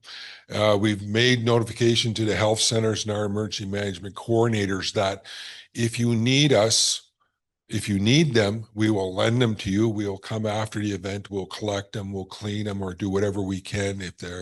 We'll purchase a filter somehow. But, you know, if they have to be changed, they have to be changed. It'd be nice to have one for every house. But when you're dealing with $400 per unit, it's kind of a stretch. I know that my counterparts deal with larger communities or larger populations, so they actually had to order more. But thinking ahead of not only needing them, one question popped in my head that I just sort of put aside was, I wonder if the health centers are doing this. You talk about working or working in pillars or columns and not knowing what left hand's doing and right hand's doing. But we just made a decision, you know what? We need them. They're going to look to us. We're kind of actually ignored throughout the year until something happens. And that's our life, and we understand it. Our communities, through myself and Kirk, he mentioned drone work, are going one step further this year, and we're actually getting our communities mapped. And if you understand ArcGIS or any kind of mapping software, we have the ability to create layers. And a couple of our layers, one's going to be people that are on CPAP machines, and then the other one's going to be people that are have mobility issues or respiratory problems. And if those houses can be identified through their blue numbers through a certain layer, then we will know as emergency management coordinators and our community coordinators where we have to deliver those. So we're not bugging the health director, who's probably busy enough as it is in a crisis situation. My only concern is, and I don't know the answer, is there a privacy issue involved with them releasing the names? And if there is, we understand, but we'll be the first ones beating on your door and not leaving to know where we can deliver these items. So our days, especially in the winter, consist of what can we do next? What can we think of? And just this morning, we mentioned we have a little bit of money we have to spend, and Kirk's really big on this idea of a board that advertises your air quality and everything like that. I'm looking at that going, I don't know what these numbers mean. They got to really dumb them down for me. Like, yes, no, that's the only thing I want to see. 1.3 GUs or whatever that is. I don't know what that means. So if you have great ideas, please pass them on to us, because like I say, we have a little bit of pot of money that we have to spend by March, and we may end up buying these portable road signs. I'm not sure. Yeah, Kirk and I have been talking a little bit about some ways you can spend money. You got money to spend, I can spend it. But no, there's quite a few ways that we can do public education with some of those air quality sensors. I'm just going to shift over to the other side. CJ, if you want to talk Just a little real bit. quick there, I'll give you a heads up. When we did the call, we have to ensure that we got 150, and like Donnie said, approved at 400, roughly $300 to $400. They approved actually a higher amount, but you're going to get a real good one at $400. But the band members have to be registered with the health center. So I made sure that Tobic and Elsabukdug now are prepared for that. So we do a application that we'll have so many numbers. So, but it was just luck. It was just sheer luck. I called up Holly, any chance they're all registered with the health center? She's 5 minutes later. Yes, they are. Perfect. Perfect. So just to kind of add to that, a lot of our job is entirely risk-based, right?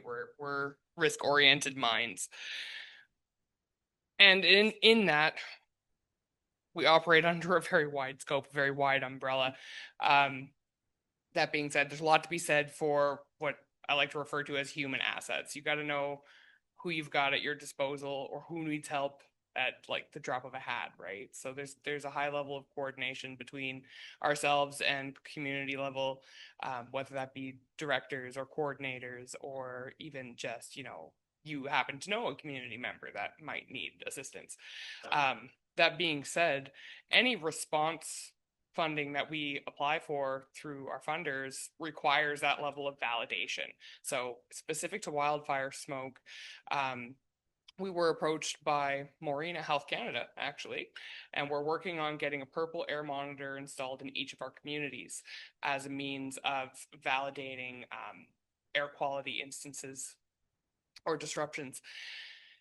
Because we found during last year that not all of our communities are close enough to the nearest sensor to get accurate data. And that's a major issue, right? So if your air quality index is showing a 2 and that everything is all good, but you can see smoke out your front door and you can't breathe, well, that's not an accurate reading, right? And then it's harder for us to validate with our funders that we need those air purifiers for our vulnerable populations. So the hope is that once we have those installed, we can have better communication throughout our communities when it comes to alerts, that we can have a validation point with our funders and be able to deploy filtration units in a timely fashion and order more when we need to.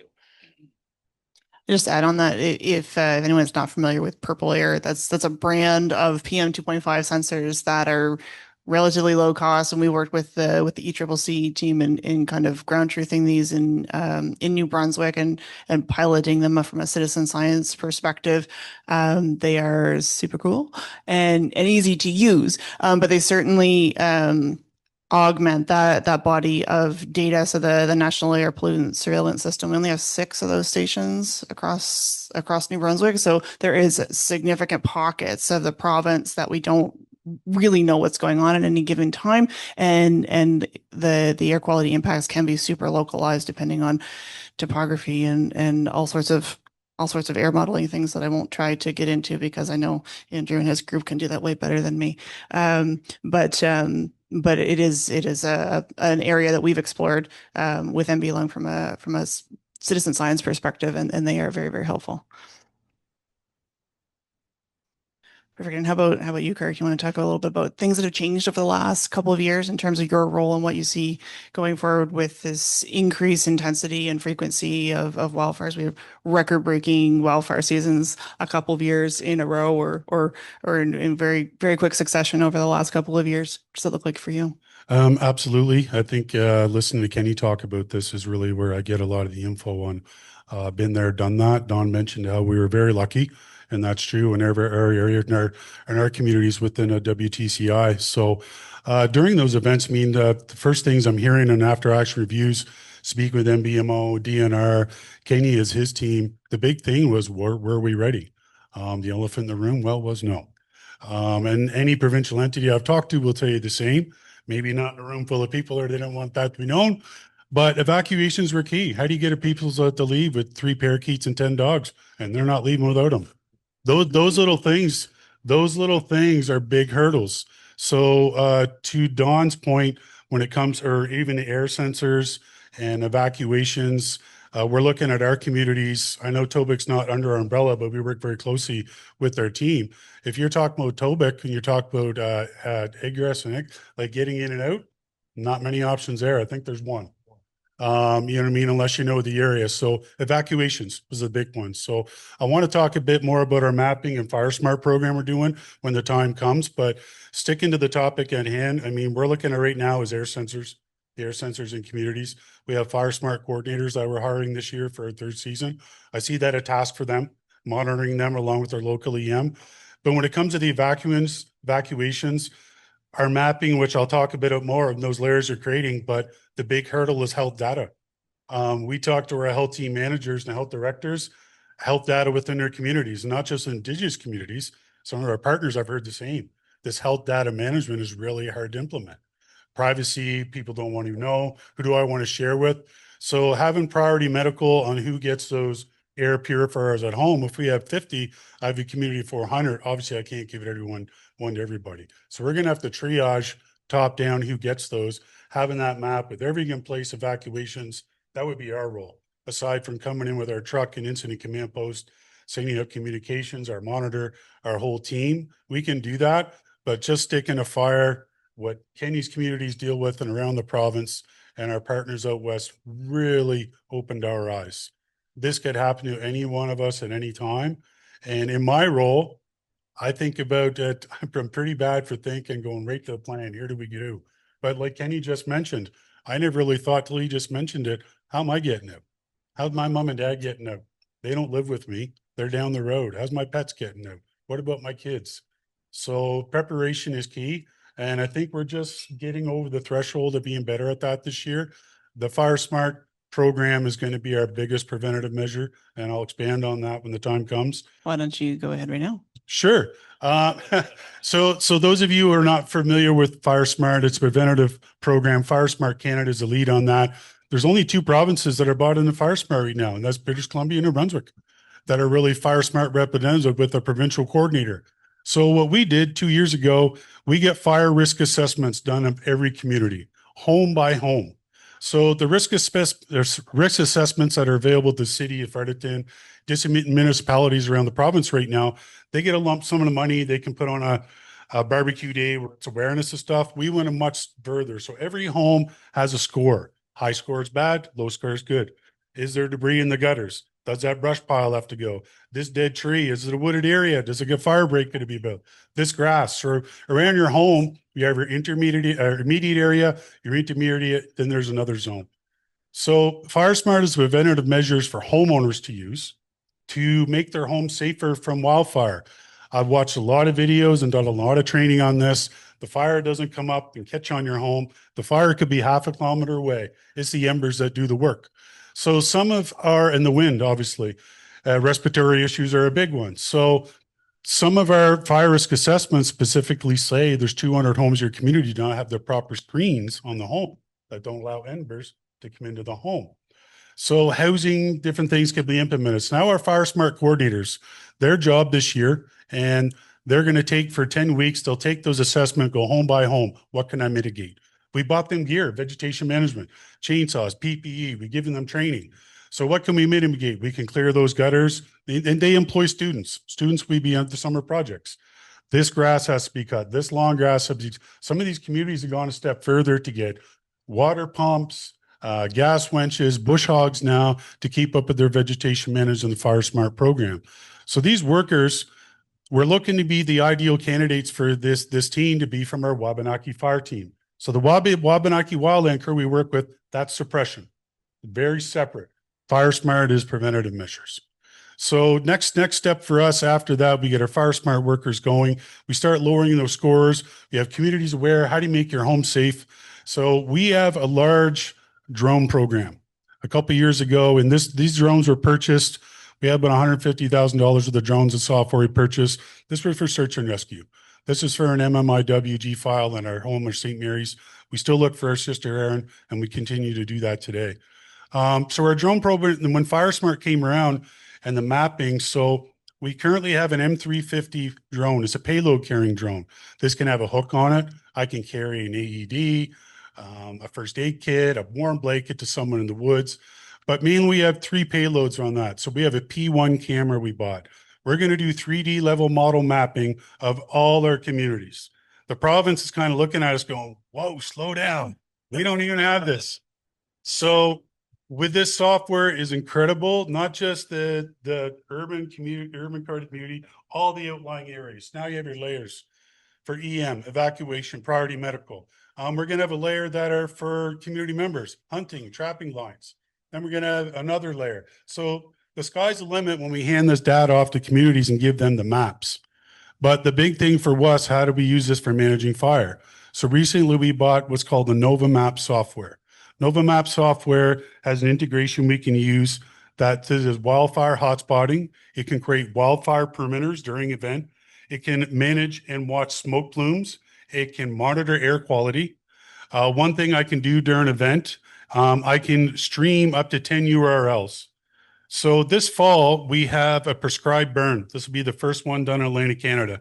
Indigenous people are stewards of the land. They've been doing this for hundreds of years, and we're just starting to learn from our comrades out in the West. So working with our partners from Narcan, the province, the Wabanaki Wildland, and all the EMs involved, this will be the first prescribed burn in Atlantic Canada. It's going to be in September at the Acadia Natural Resource Center. So this software, we're going to be used to be overhead with our drones. We're going to be gathering data from the burn. So it gathers heat zones, it's a tree species. I'm a certified arborist, so I'm a tree geek. This measures, so how to build a fire break, how to manage fuel sources when it comes. So we're going to gather all this data, hand it over to Narcan, the province, and our communities. So this mapping project is really going to take off. We're going to gather data and hopefully build better evacuation routes, better land management moving forward. Where do we need these fire breaks? Where do we need them? Who does them? Who's assessed them? So we plan to see the Fire Smart program grow where we have full-time positions doing this year round. Our Wabanaki Wildland crew members, all of them are quite interested in this. We've seen them taking this on. They'd be the stewards in their communities as we move forward. So Fire Smart is our biggest preventative measure we have right now. And that's where we fall in. Wabanaki Wildland crew, their suppression, we help where we can. We might support community communications role. But I talked to Chelsea, the ILO for that team, and Emma this morning about breathing issues with the team. It was a big factor this year. And I'm sure Dave could share his team working with the field, maybe some of the respiratory issues they seen with some of the team. But the N95 masks, there's just different masks you can use. It's either use out west where they have the filters, pumping air, but can you imagine trying to fight fire and having that one more piece of equipment? So it's about a choice. So I don't have a lot of info on that, but they're looking, I guess what she told me, it's a hot topic in the fire world. How do we manage these respiratory issues? And especially wildland firefighters are going to do this for a career. How do we manage the chronic exposure to all the carcinogen and gases they're going to deal with? So Fire Smart on our end, is our biggest asset for preventative measures. And I think your air sensors are next step for us. Yes. Oh, that's fantastic. And so I'm hearing a whole lot of preventative things on a community-wide basis, and that's so incredible to go in and find those areas that are going to represent some vulnerabilities in terms of the fire burning. When we talk about the vulnerabilities in terms of the human health side of things, and you touched on it a little bit, Kirk, is the folks that are on the front lines, literally facing the fire and in it. What are some other types of areas of vulnerabilities within your communities that you're seeing that need to be considered in all your emergency management planning? Who wants to talk now? Sure. I'll try. So visiting over the couple of years, visiting the elders and different folks throughout the community. Unfortunately, we have some homeless folks. So there was the issue. We've got the alertable program. There's some of the communities haven't set it up yet. Don't know why. What I do, but I won't repeat it. How's that? And so the issue there was getting that message sent out to them. The elders might not have a cell phone. Homeless folks might not have a cell phone. Less fortunate, you know what I mean? Can't afford one, just a basic, I can't afford a damn phone.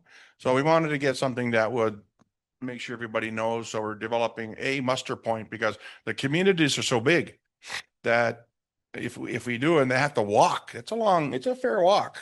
It's not like walking from here to the Irving or something like that there, a kilometer away. It's a very, very long walk. So they have a transit system in El Saboctug. So I missed the meeting actually. And we're discussing all the new things coming up for the new year. And basically what we take for granted, for example, if you're public safety or a policeman, you see somebody walking, just stop, take a second to say, hey, you're freezing to death and like that there, we'll pick you up, drive you home. There's stuff like that in warming centers. Take them to warming center. It's just the little things like that there. And again, if we had drone issues, I call Don. You got water issues, call Ken, because we have the 3 FRCs there at home. And we have the underwater ROV drone. Our CMP just got theirs. We just ordered the side sonar for ours. We've had it for 2 years. The boys are just getting ready, used to using it underwater. So, and the camera's unreal, as good as a drone. But that's exactly what it is, an underwater drone. So, but it's pretty slick in what you can find. And the side sonar is important for the simple fact, if we're covering, especially, we get to see what's coming, not whatever just pops up. And that's what I was trying to show the guys, that, there's a tire, it's coming up and bang, but at least with a side sonar, you can know it's a tire. If you know what my drift is, the remains. So, so we're trying to get there and cover up, all each other's ground, but yeah, like Donnie said, we try to help each other out. I did have a picture. I don't know if I can. It's very light smoke that we had. This is the one that Holly had sent. That so it's not very within the hour. It didn't get that smoky. Just a little light, but didn't take much for that after. It's enough to definitely raise concerns. And it didn't take long. Yeah, you don't see that every day. Smoke rolling through your backyard, and knowing that there's no safe level of exposure to this stuff. There's so many things in this soup of smoke. And Don, what are you seeing in your communities in terms of those that are extra vulnerable to this thing that there's no safe level of exposure to? Well, my issue is, and Kirk can validate this for me, is my head's always spinning in different directions. I always look at what could possibly happen, what might happen. Along our routes of our communities, we have major highways, and we also have some communities with rail. And that's what scares me, is a derailment, not only the air quality, but it could be toxic. So we have to incorporate all the different scenarios into our plans, especially for evacuation. Now that I'm sitting here saying, well, now I got to look at what is the air movement. Like, I don't want to evacuate him into the cloud kind of thing. So yeah, at times our job sucks, to be honest with you, because we don't have all the answers, and we're basically, sitting on the edge of the seat. What do we do now? So for me, it's not only wildfires, It's all the other elements that may happen. And I'll just what Kenny mentioned there. One thing I did experience over the past few years is, displaced people and homeless people, the encampments in the woods.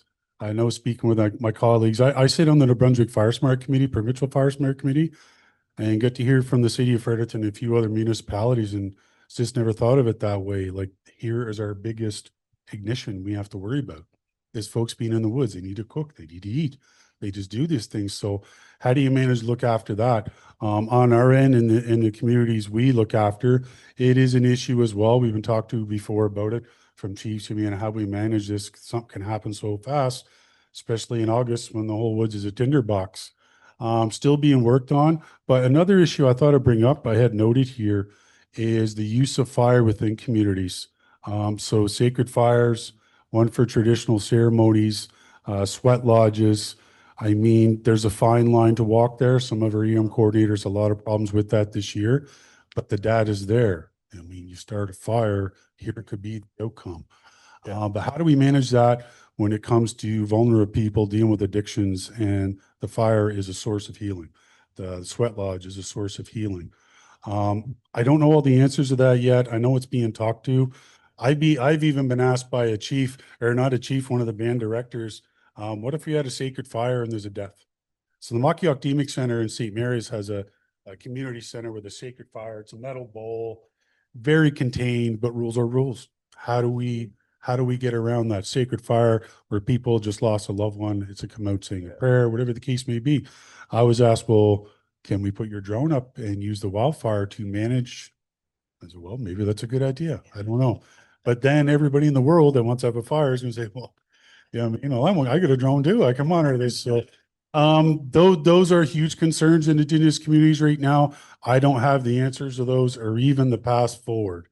It's going to continue to be done. You know what I mean? Especially in some communities where especially out west, where they have been stewards of the land, in Saskatchewan especially, where they're doing prescribed burns. And 10 to 15 years ago, I've seen the data and see the pictures where they're having regrowth of certain medicinal trees. So it's working. But again, with our prescribed burn coming up September, it's now who's going to light the match? Who's in charge? Parks Canada, the feds, the province? What about you guys? We're like, no. So those things have to be covered. And the reason I bring that up, everybody's not hands-on saying who's going to be responsible for that. But we're talking about fires in Indigenous communities for healing traditional. Who's going to be responsible for that? That's a tough one we're dealing with right now. I get a lot of questions about it. I myself have seen the benefits of being in those sweat lodges and accessing that. So during those summer months when things are at their worst and we're a tinderbox, how do we move forward with that? Next questions for us, it's at all levels, AFN, Narcan, they all have different issues with it, but no solid solutions yet. That's a really interesting nuance. And just thinking back to this past summer when basically the woods were closed, we were told to stay out of the woods. You know, it's a tinderbox, to your point, but yet there's still so much incredible value in the sacred fires and the sweat lodges. That's a really interesting nuance. Thank you for sharing that. And CJ, how about in your communities? What sorts of vulnerabilities are you thinking about, and what could happen in your communities if a large wildfire were to be really at that interface of your community in the forest? I mean, you want to talk catastrophe? Yes. I mean, there's a lot to unpack there. So you can just go surface level. Yeah, no, there's a lot there. In our field, we're often faced with more problems than we are solutions. And the only way to mitigate that is to attempt to be proactive instead of reactive. And a lot of that goes into the planning phases of things. And vulnerability considerations are a big part of that, right? So not only do we have to, for wildfire smoke, look at, okay, who's got breathing issues, who may be an expecting mother, an elder, so on. Well, okay, let's talk evacuation. Who's got mobility issues? Are you gonna need an ambulance to take somebody out of community if you need to? Is your road gonna be accessible, right? So I have communities that are one egress only, heavily wooded area, right? If we had a fire coming in from a particular direction, that's not a viable way of egress at all, right? So there are essentially sitting ducks. And in that particular nuance, it's when do you even trigger your evac, right? Do you wait until it's only 15 kilometers away from you? Because that could very quickly come your way very fast, right? It might take a couple of hours for you to get everybody to your community. It might take days, right? Depending on the size of your community and what kind of resources you have at hand. Furthermore, what resources are you relying on from the municipalities around you, and are they being affected, right? So what do you even have access to in that sense, right? So I'm self-proclaimed catastrophist, and it's pretty well in risk mitigation. You got to think of every possible what could go wrong. And, you might not have an answer for that, but at the very least, if you're thinking about it, you might be able to find a workaround, right? Maybe there's boats in community that you can leave by water, right? Maybe you leave a couple days early, or maybe you get your most vulnerable populations out early, right? So there's a large portion of our planning that ends up being defining those triggers. When do you evac? When do you shelter in place? When do you deploy air filtration, right? I mean, I could ramble on all day, so I'm probably just gonna leave it at that. But you want to talk catastrophe? I'm a good person to do that with. Thank you. Just to top on that, what Donnie's saying too.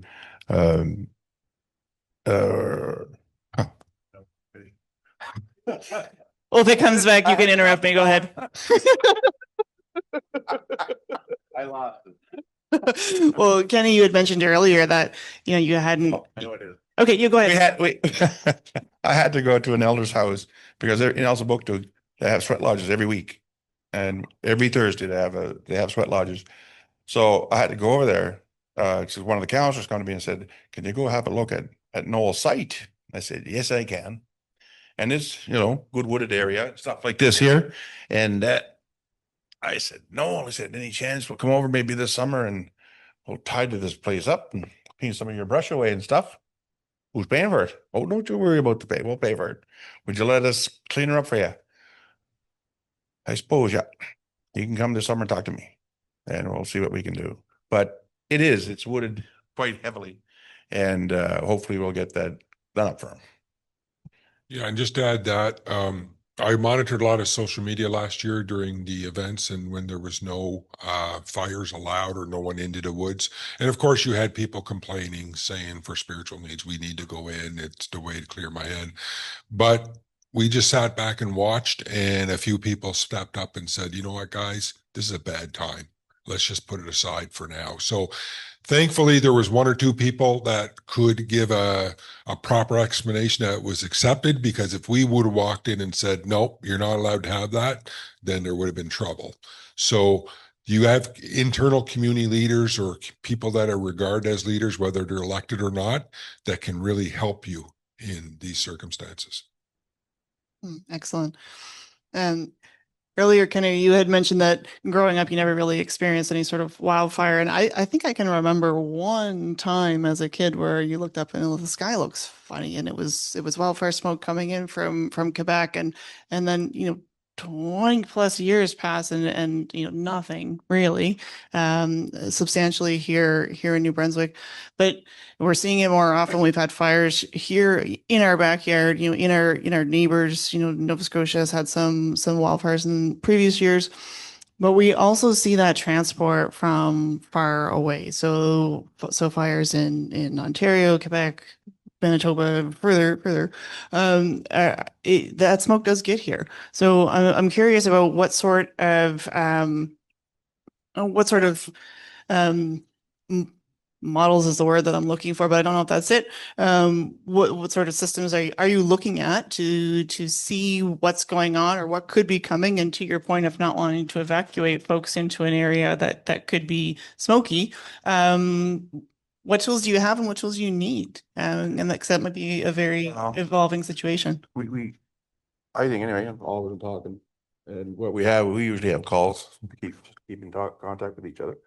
Don't have to. I don't want to evacuate if I don't have to. But yeah, the communities are not. How could you say? I know in Elsie, we got a lot by what the elders say. And unfortunately down Elsie in Escalomage, they speak Mi'kmaq quite regularly, about 80% of the time. So, and I can understand it, and I can speak it probably 67%, and that's only because I don't practice enough, because in Red Bank, they don't speak too much there. So it's just practice. But Nestum, the whole language.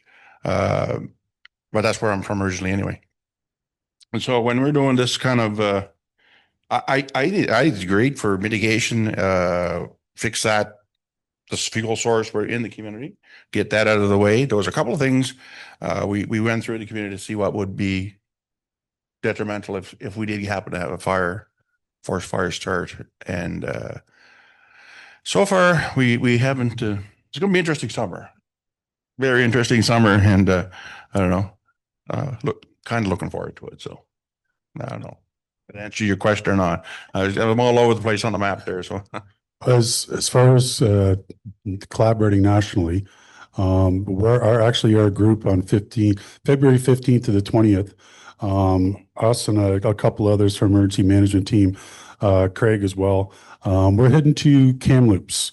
We're going to land in Kamloops, and we're going to travel to Vancouver over 5 days, stopping in each community, different communities along the way, to see what they're doing for fire smart strategies. One of the big ones I'm looking forward to see, unfortunately, is Lytton. Lytton was burned to the ground, as you know. They're in the Build Back Better motion right now. So certain types of siding, certain types of roofs, putting your houses somewhere. So learning preventative strategies and how to build back better be one thing, but we're basically going to learn from the experts. Been there, done that for 5 days. Then we come back in April, and Don and I are heading to Victoria to finish off some fire smart training. One thing I wanted to make everybody light of, if you're not aware, in 2029, the Canadian Wildfire Satellite System is coming online. I've heard a little bit about it at our conference this past fall. We have one of our colleagues, Tim Planter, we sent to a training symposium in Winnipeg for that. So pretty much a Canadian system that's all going to be intertwined under CPCHE. And I don't know the logistics, but pretty much where you can see and manage everything in live time, where people are, what they're doing, tasks, different things like that. So I think nationally that's going to help, and we keep training and working with our counterparts from BC helping. One thing I forgot to mention with our Fire Smart program, one thing we're going to ask our coordinators to do is get in the schools, get in with the kids. So I do have a small 2-pager from Fire Smart Canada that we plan to send out to the schools before the school year ends. So basically, I'm targeting the grade 2 to 5s.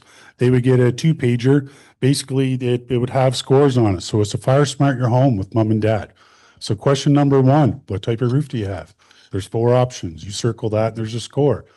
Do you have type of trees, aspen grass, windows, all these different things? How's your fire alarm work? Do you have carbon monoxide? So it's a 2-pager the kids fill out with their mom and dad or their guardian, whoever. They get a score at the end. If they bring that back to their teacher, I'm going to have a $20 card from McDonald's or wherever we're going to do that. So now we have a score. And it's done by the person who lives there. We'll hand that off the Fire Smart coordinator. And basically for us, and I've talked to Don a lot about this, is basically just getting in the kids' heads about wildfire prevention. Well, for me, it was Smokey the Bear, stop, drop, and roll. I'm 49. Anybody Only you can can remember all the little one-liners, right? So if I could get the kids now, thinking about that stuff now before the time, maybe succession-wise, there are future planners for communities. Yeah, and just to add what Kirk was saying, the one thing we want to encourage, and we've actually put people on the spot, husband and wife and 2 children, and the house is on fire. Do you have a location that you've recognized as a central meeting point in case there was an emergency or something happened in your home? Because we all know that if there's only one kid with us and mom and dad are standing there, guess where dad or mom's going to go next? Back into that burning home when the child could be in the playground area. So we realize that we can use the youth to our advantage to help the parents consider more safety for them, because I'm a retired police officer myself, and I've been in situations where I know it could have went sideways by the people just not knowing what to do or where to meet. So we're not firefighters, we're not police officers, but someone has to get the message through to the kids, and we've taken responsibility to do that. I think that's incredible. Just as we're coming towards the end of our allotted time here, I want to look towards the future, and what sort of changes do you see on the horizon for your emergency planning for your communities in the context of wildfires? Not all of the things that could go wrong. And what does that look like? We're facing very uncertain times, and the trajectory, the models are kind of showing that this is going to be more and more of an issue. So what does that look like for you, CJ? Definitely a focus on preventative measures. I mean, let's get more people in community trained in firefighting. I mean, Wabanaki Wildland Crew is always looking for recruitment. We're always trying to bolster that. I love what you're doing with the kids, like to get them eager about fire smart. That's wonderful. I'm gonna steal that idea, Kirk, just so you know. But I mean, maybe we can build out a curriculum long term. That would be really cool. But beyond that, I mean, it's constantly adapting for wildfire and every other instance of danger or risk. We can't really just focus on one thing. We really have to take a wide approach on being proactive and, trying to think ahead, be prepared for the next big thing, right? You never really know what that's going to be, but right now, one of my major concerns is for the next year, drought. I mean, I still have communities that are just well-based for water systems. Absolutely. And a massive drought would be entirely detrimental to their health and safety. And, well, if you got a drought, you got a wildfire down the hall. Absolutely. What are you doing, right? So it's definitely a danger. Like, what do we do when our river levels are so low that the water bombers can't even fill to fight the fire? So true. Right. New Brunswick has been in a drought consistently for, I don't know, it's 12, 13, 14 months. Right. Yeah. It's Exactly. scary stuff. I think as we move forward, networking throughout the federal and provincial system, and we know a lot of guys just through work, but we'd like to get a lot of our community members more network, know everybody, like our fire departments, our volunteer fire departments, like they should know a lot of people, and doing stuff like that, and get kids engaged like a fire department does, like to me, if you're fortunate to have a fire department in your community, like that should be the center, and we build from there and on emergency thought pattern anyway, and like Elsie just built a new one, so we want to get the kids involved, and like we're talking a lot of the kids in Kirk too, as he had a youth drone camp that I want to get going to, or try it or whatever pieces of it, or steal some of his ideas anyway. But yeah, as we move forward, I think this is relatively new to First Nations, probably within 5 years done, kind of actually doing this and getting to meet all the people that are part of the job provincially and federally. So yeah, we're just jumping on, and we're all teaching and actually following a lot of Don's stuff because they've been done it a year or two before us. So we're fortunate that Don shares his ideas with us too, and we all brainstorm together and hopefully bring out the same recipe and the same result when we're done. And everybody can, that wouldn't matter if you came from Miramichi, Fredericton, Tobic, and you want to go into work Moncton, that would be the same type of material that we're going to be covering, and how we're going to address certain situations like that. So. Great. And Don, looking towards the future, what do you see? What sort of changes are on your horizon, or what's your wish list for the future? My third retirement. No, myself and Kirk are very aggressive. I don't know if you could pick up on that, but we're very aggressive on what we're doing. Our days change almost daily about different priorities or what we can give back to our communities. Nothing is about us. I was serious about that. I said I was going to stop at 60, and Kirk will hopefully take over from me and then bring someone else younger along to help. We were given a really tough task of building a program that people have been doing for decades to help our First Nation communities come to a level, and I'm not going to say a level of independence to respond, but to have a basic understanding on what should I do next? Am I overwhelmed? Who should I call? Who can I help? So our future actually it's looking kind of bad in a way with the lack of water, the wildfires. So it might be a good time to retire. But having said that, while we're here, we are committed. And I don't know if our families feel the same because we're always traveling. We're always going to conferences and we're learning as we go. Like when people think when we go to Orlando, we're going for Walt Disney, but yeah, that's part of it. But we're going there to learn from the emergency management people in Dade County, Florida, who stood up in water up to their chest, trying to respond and ducking alligators at the same time. We're hearing from them who have been through the worst wildfires like in California that I've seen in my life. So everywhere we go, we're learning more and we're trying to tell the communities this is a priority. And I don't think it's really regarded as one, in my opinion, until everything falls out. And then when the earth falls out of everything, then that's when we're looked at, say, okay, what do we do? Well, I've been trying to tell you that for the last 5 years. What do? You just don't listen. So that's an obstacle that we have to overcome on our daily basis. And we are doing it. Don't get me wrong. They are starting to see the importance of what we're doing. And I know in our communities, and I don't want to put anyone else on the spot, but we have incident management plans. We have like what we call the Bible, the playbook.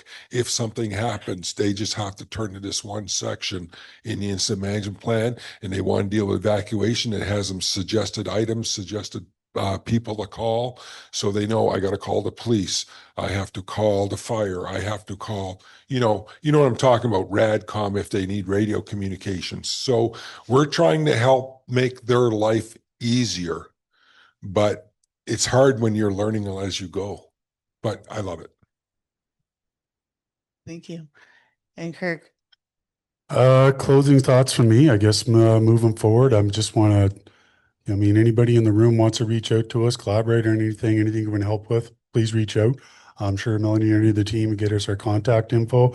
We're going to continue to invest effort in the youth and making people aware. The Wabanaki Wildland Crew, and anybody's been following on the media and the papers, but started with that team in 23, Don and I. It's really grown. I love the fact of young men and women wearing those patches on their arm in their community. They represent something.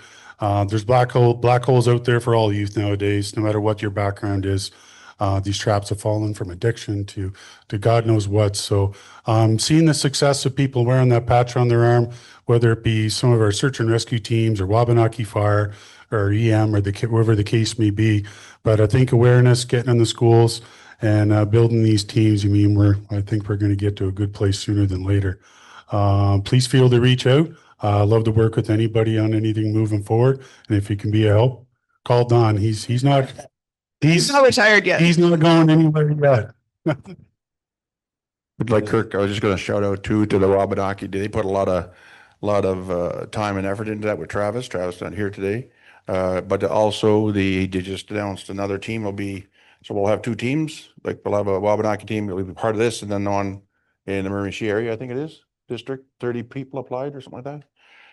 So they're going to have two teams, two Aboriginal teams for fighting forest fires. What I was told anyway. So it's good. We also had, I think, our first woman team member is heading out west. Tree, one of our team leaders, crew leader, big stuff. Fantastic. So, well, I think that comes to the end of the topics that I wanted to explore today, and I want to say thank you so much for sharing the floor with me, all four of you. We've got time for some questions. No. No, you guys don't need to hear from me. Here. Does anybody have a question after I got a microphone? Okay.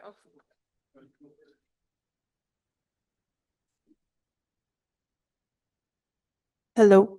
The first question is a quick one. What date was that picture of smoke that you had? I'm just wondering for. Stand by. Yeah. The second is just a comment. When you mentioned, there's an emergency and you're wondering where to, evacuate people and whatnot, I just wanted to make sure you're aware of, like us at Environment Canada, we do have dispersion modeling, which will of course forecast where impacts will be from plumes, and it don't just have to be from fires. So I assume the links are there, but just wanted to make that comment that through your EMOs, like they would know to reach out and have those models run, excuse me, for a specific location. So you mentioned like railways and stuff. Yeah, we didn't, I just noticed there's no date stamp on the picture. Oh, that's okay. But it was during the beginning of the forest fires. But yeah, and the other thing that had come to my attention in the Tobic area too is the rail line or spur line that runs up through there. We have to bring that to our attention. And the other thing was Kirk's doing, I got to touch base with Kirk eventually, is the mapping of the communities too. So I'll be calling him on that to assist. Who do you work for again? I'm with the Meteorological Service of Canada. Okay. So environment, climate. Yeah, Canada. we work closely with New Brunswick EMO and our regional representatives.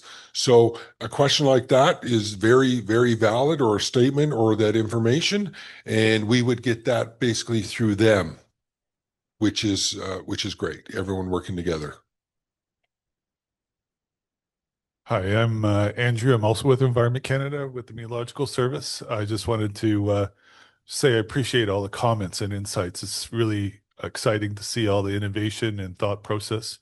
I think a lot of communities and a lot of groups are struggling with these changes right now nationally. And I think it's great that you're learning from BC. I worked out there for several years, and it kind of leads into my next comment, which is ventilation and prescribed burning. Like, they have a real regulatory system there to help prevent, when you do prescribed burns, you have unintended air quality impacts. It's more of an issue for them because they have all the mountain valleys that the smoke gets stuck in. But I just wanted to let you know that there is a new national product for that you can access, and we can try and hook you up with how to get information. If you want to, I think Gagetown, when they do prescribed burning, for instance, uses that product. They vetted it, for their community. So there is some local testing of it too. Anyway, so we can connect later if you're interested, if it's relevant for that. Absolutely. I think that's a great idea. And on the team that's being built for the prescribed burn that's proposed in September is what they're aiming for, depending on fire season. Gagetown is a part of that. Great. And far as like, I spoke with Rafael Chevardes. Not sure if anybody's aware of Rafael. Rafael's a great friend of ours. Wow, he's Mr. Science when it comes to fire. Like, he just gets all shaky when we're talking about it.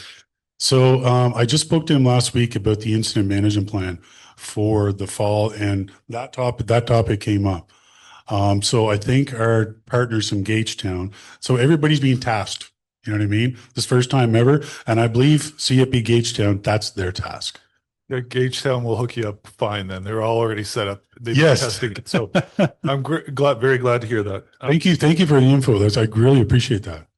Yeah, and I guess just on the community protection and events, I'm wondering if you have considered clean air filters, like instead of clean air shelters, whether you've instead of bringing filters to specific communities, if you can't have one for everyone, can you design a building or that has HEPA filters that could people could gather in? Well, I'm not saying that they're a construction. You just choose a building that's define a place that people can go into if you run fresh air. I think I've heard the term through other. Yeah. Yeah. So that's definitely something that we can look at doing. And our largest constraint in that is finding the adequate equipment to do that, to make it happen, right? So we're often restricted in our response funding to being able to not purchase things or build any structures, right? So we can rent things. So finding industrial size quality air purifiers is more of a challenge than you might think it is, right? Small ones are easy to find on Amazon, whatever, but a large unit that's going to require round the clock kind of care and maintenance is another story. Not that it's out of the question, but for immediate assistance of our most vulnerable populations, the residential use was the easiest solution, right? So oftentimes it's the quick solution is sometimes the best solution, right? Not long term, but for right now, when you need something, sometimes the quick one is go. But absolutely, I've looked into doing exactly that, just like we would do a warming shelter or a cooling shelter during a heat event. It would be wonderful to be able to just set up and deploy a clean air shelter when we can. Those aren't equipments that we have on hand ready to use, though. That's the main maybe hockey arenas or something like that has a built-in. I'm not sure if New Brunswick schools, based on the earlier presentation, the best choice, but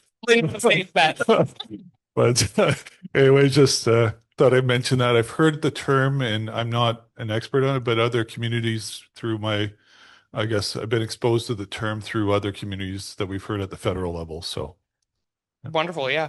I would love to look into seeing whether or not hockey arenas even have, like, are there air systems capable of filtering out wildfire smoke particulates, right? Because that's definitely, the equipment would have to suffice, right? Definitely be asked for.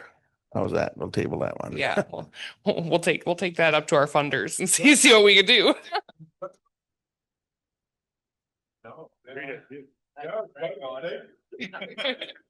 This is a really good opportunity randomly for me to selfishly put in a plug for our conference too, by the way.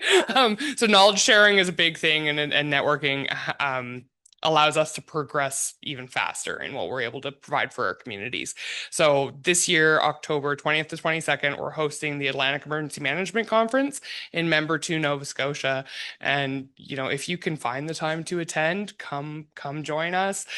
This year's focus is going to be on the capacity that's been built in First Nations over the last 5 years. Planning to have, typically we do professional development day and then a day of speakers and presentations. So we would love to have the more people we can have come and hang out with us and learn from us. Great. Yeah. Come hang out with Kirk and see the drone. It's going to be a good time. Anyway, just wanted to put that out there. Sorry, Maureen. I've got a question from our online crew, actually from Maureen Cudmer at Health Canada. She is asking, how can you prepare for, like, the mental health impacts in community, not just from evacuations, but even from smoky days that would limit time outdoors and activities and traditional activities. Maureen says that she heard recently on a podcast someone talking about seasonal depression in relation to feeling that depression in the summer, like during the wildfire season, the smoky days, being stuck inside, that sort of thing. Has that had an impact on any of your planning so far? From basically what I've heard from dealing with our health directors and our health management team. So Don and I fall under health at WTCI. So we work under a health team and we get to hear a lot about this stuff. The depression part, absolutely. I've heard about that, but I'm just going to briefly fall back to the need for having sacred fires or traditional medicines to be able to utilize in communities for those reasons. So not just people that are dealing with, like some people, this is part of their everyday life. It's not, they're not doing this to battle something. They practice this. And then there's others, like I even have family members that need those sweat lodges and need those sacred fires to survive and get through things they're doing. So there could be just your regular community member that practices these things that needs them to battle depression, to get through the day, to get through. What a great point. Those are conversations that are going on with our health teams. Measures moving forward. I see that as a good point for our community safety planning team. We have a team that's partnered with Public Safety Canada. We create community safety plans within community. We have 3 communities done. We're doing one of the tribal councils. I'm coordinating that. So when we finish those plans, we have a 5-year plan with Public Safety Canada that we can access up to $5 million over 5 years for certain initiatives, where it's a mental health intervention for youth, or it could be a safe house for or something for elders. So it's about training and programs. So I possibly see that as a good initiative to bring up our community safety planning committee. Thank you. Yeah, I just want to add, like, I really appreciate that question too. It all depends on what the circumstances are. If we're in an event, then our concentration, of course, is on emergency management. But we have, like Kirk mentioned, we work directly with our health team in WTCI. And my role, I think, if the circumstances were similar to what was asked in that question, would be just to identify the issue. And we have support through like the Wampum CISM team that could be deployed to go help that person, or actual community. A lot of the communities do have a mental health nurse or something along that line, or counselors that we can notify. And that I hate saying it like this, but it won't take us away from our initial response or a middle of an evacuation, but that person needs to be addressed by professionals. Are there any other questions in the room or online? Oh, okay, great. Vicky here. Thank you. I'd just like to comment a little bit on that. So I'm Vicky Nash. I'm from Justice and Public Safety. I work very closely with the MO. We're a really new branch called Community Capacity and Resilience. So our role is to kind of look at the psychosocial aspect of emergencies.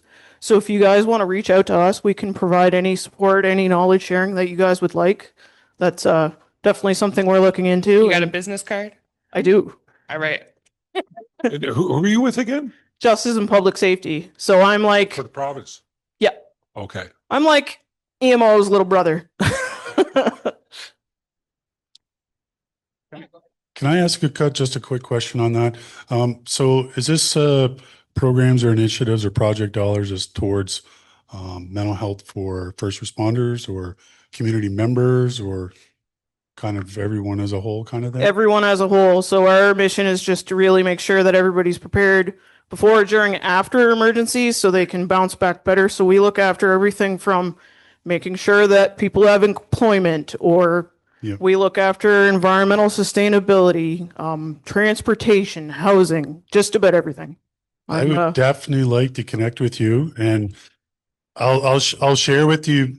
I do have a contact at West. I do with Paul St. Onge. He has a program that was possibly coming up for first responders, EM people.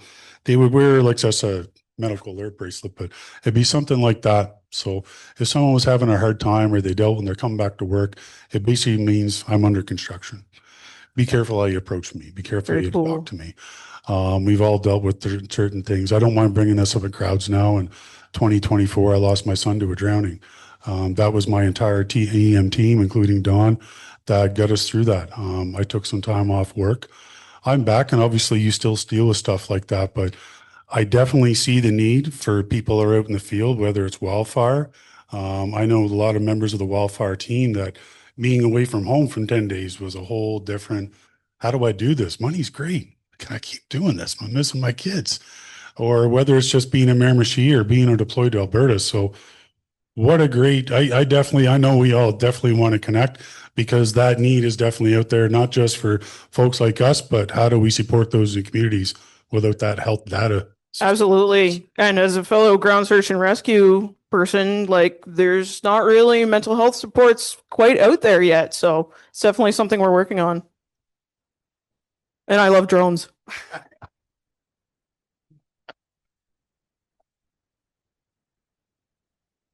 Does it look like anybody else has a question here? I think we would have time for one more question. And then, oh, okay. Oh, we have two here. I'll bring the microphone. Okay. Sorry, this is going to be a follow-on to the comment about the shelters for filtration. An off-the-wall thing you could look at is decontamination shelters, the portable ones. available through the military surplus. I know they have a shelf life within the military and they dispose of them. You might have to change out the filters, but they're fully inflatable and work under positive pressure. And they're scalable, so you can actually link them together. Yes. That up actually, that just jarred my memory that NBEMO down Point LaPro. Yeah, so sorry, I'll repeat that. Thank you for that comment very much, because it jogged my memory. There's always so much information going on that things slip your mind, right? But NBEMO does have a decontamination unit that's housed at Point LaPro at their EOC. So I'm wondering if maybe we can chit chat with them about, I don't know, maybe we can have one deployable, talk to our funders. Anyway, thank you for that. You got my brain working now, but I love that idea. That's great. And yeah, even if it was a refurbished unit, that would be all right. They hit that timeline, they can sell them on the website. You get them extreme discount. Yeah. Okay. So you can buy multiple units and you might only get 1 or 2 out of, say, you get a pack of 6 or whatever. But Okay. that still provides you with a lot of assets and gives you spare parts. I appreciate that so much. Thank you. Yeah. Exactly. I love to see that we have the networking time scheduled for 4:30, but it's bleeding into our regular time. And that's fantastic to see. It is time for our break this afternoon, 2:45. Thank you again to CJ, to Kirk, to Ken, and oh my gosh, blank. Dawn, thank you. And Melanie for moderating, for speaking to us, and for this fantastic final conversation as well with the room. I really appreciate your time, and appreciate you being here today. Let's give them a round of applause again. Hopefully today, and look, I've looked at your agenda. You've had a busy day, and I commend NB Lung for putting this together. You've talked a lot about indoor air. Of course, as you know, my focus is mainly about outdoor air, but we've heard a lot of comments and a lot of stakeholders telling us that indoor and outdoor should be maybe together. So we're looking into a lot of things. So I won't give out my speech today, but the keynotes of my speech, but I'll get that in later on. I just want to thank you before I say anything for your engagement today, but also for the past and for your future engagement. Our stakeholders are our ears, our boots on the ground. You are the experts in telling us where we should focus. We've got a great team. We've got Katie here that hopefully everybody knows. If you don't, you should. Katie is ADM at the Department of Environment, and is a key, my key resource at the Department for Policy and Science and Policy and everything, and those big titles. And Melanie, by the way, I'm glad that you didn't read all my bio. Thank you very much. Actually working on that one to have it shorten it up. But yes, and I can tell you that, first of all, I will share some, I may be a bit dry, but I have fibrosis, pulmonary fibrosis. So I'm very well aware of air quality and the impact it has on my life. And not only mine, my family's life. So I'm very concerned about air quality, very concerned to hear and to resolve some of our issues. But again, I'll say, without looking at my notes, that we can't do it as a government. We can't do it alone. And that's one thing. And I want to thank you for your cooperation today, for tomorrow, and for the next few years in helping us, guiding us into good legislation and good actions in the future. So by saying this, that was only the introduction of my own. So I'll be sipping a little bit of water from time to time. Usually when they do this, when speakers do this, it's because they're nervous. Don't worry, I'm not nervous about this one. I'm just dry. I've got this in the nose that doesn't fit. Can you hear me way in the back? Yeah, all right.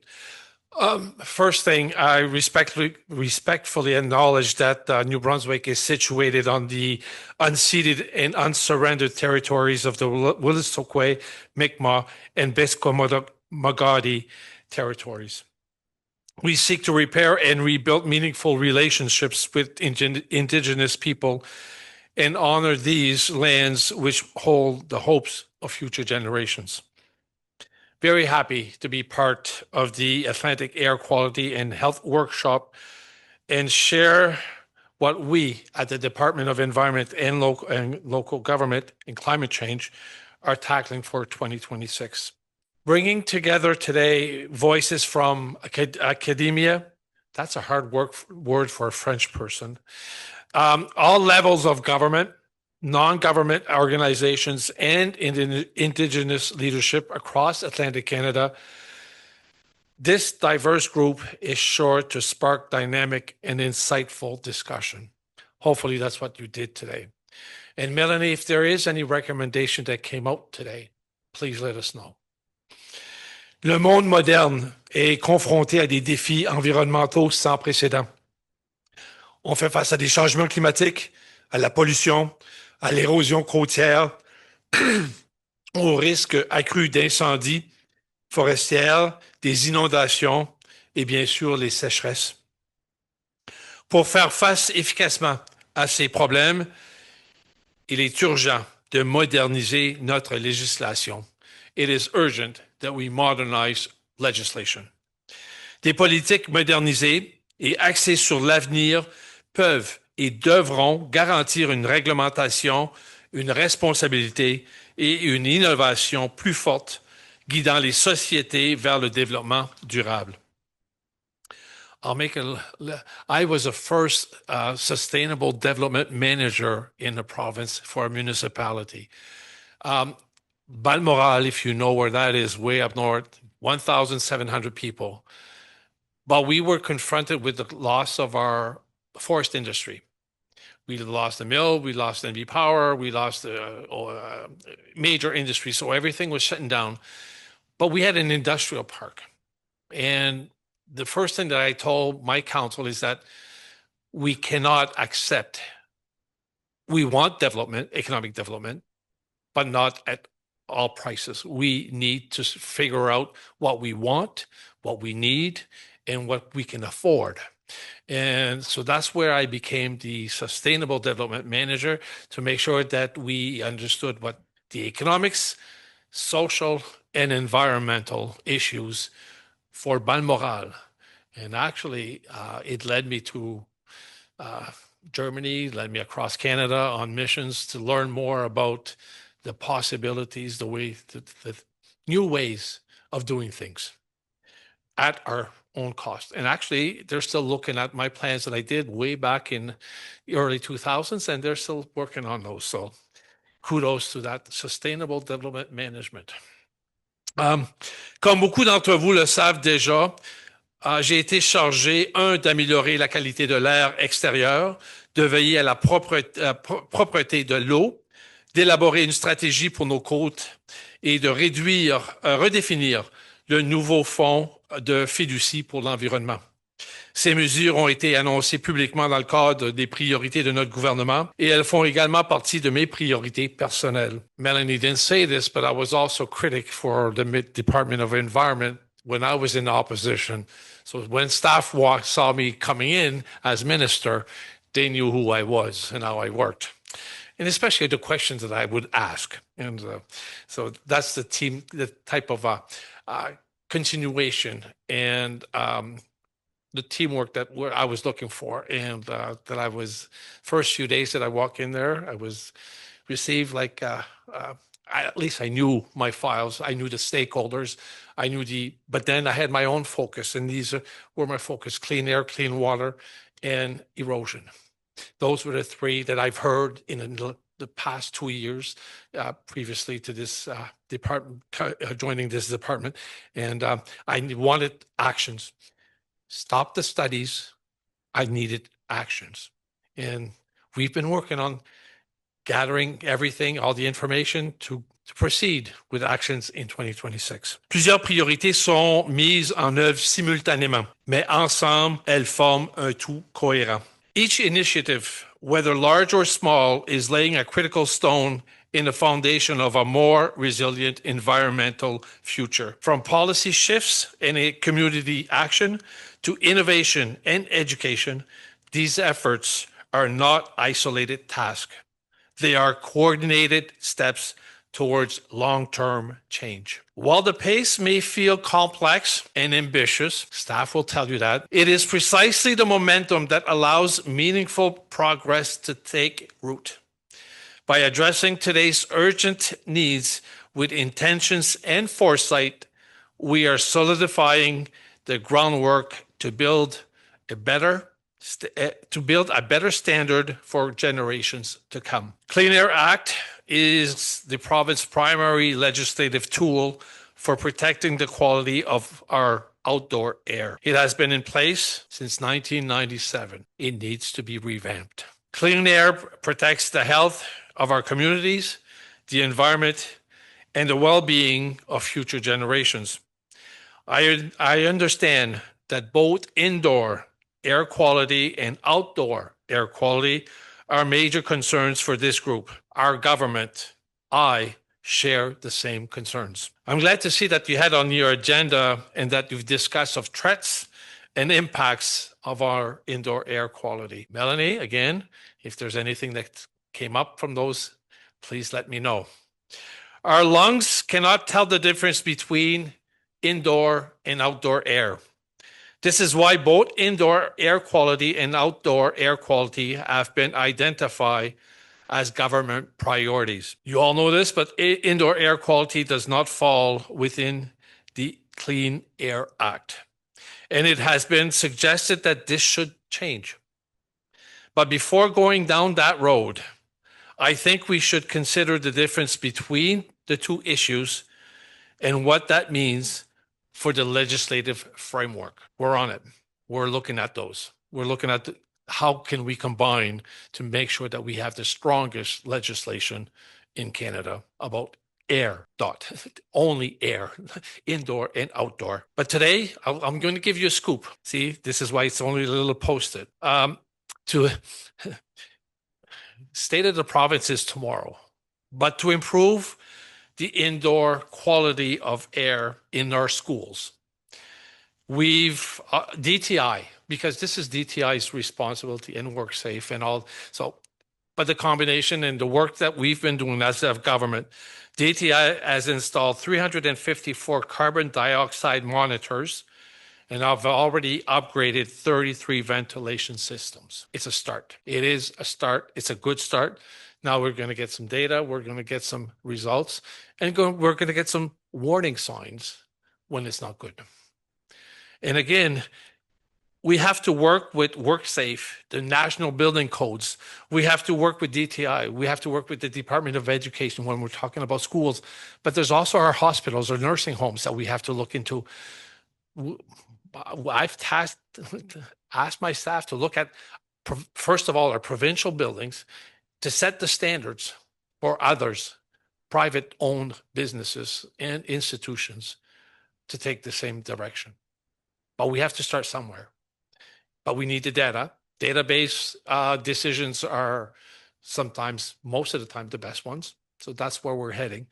And so by working together, I think that we can achieve our goal of protecting and having a better quality of air inside and outside. D'une part, la qualité de l'air intérieur est principalement influencée par les normes de construction, le taux de ventilation et les limites d'occupation.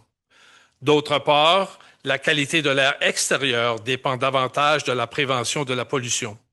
Les cadres réglementaires appropriés pour chacun de ces aspects devraient donc être différents. I can give you a great example. If we're building a school, hopefully the parking lot or the driveway to park the buses while they're idling, that the air intake for the school is not directed in that parking lot for the school buses or by the parking lot. But those are the national codes. Those are the builders. Those are the engineers. So we've got to work together to find solutions. And before we build, that we can plan. But it has to be behind our heads. Every day, how can we improve it? And those little details, where we put a pipe, an intake pipe, will make a major difference for generations to come. Il existe néanmoins un lien entre les deux questions.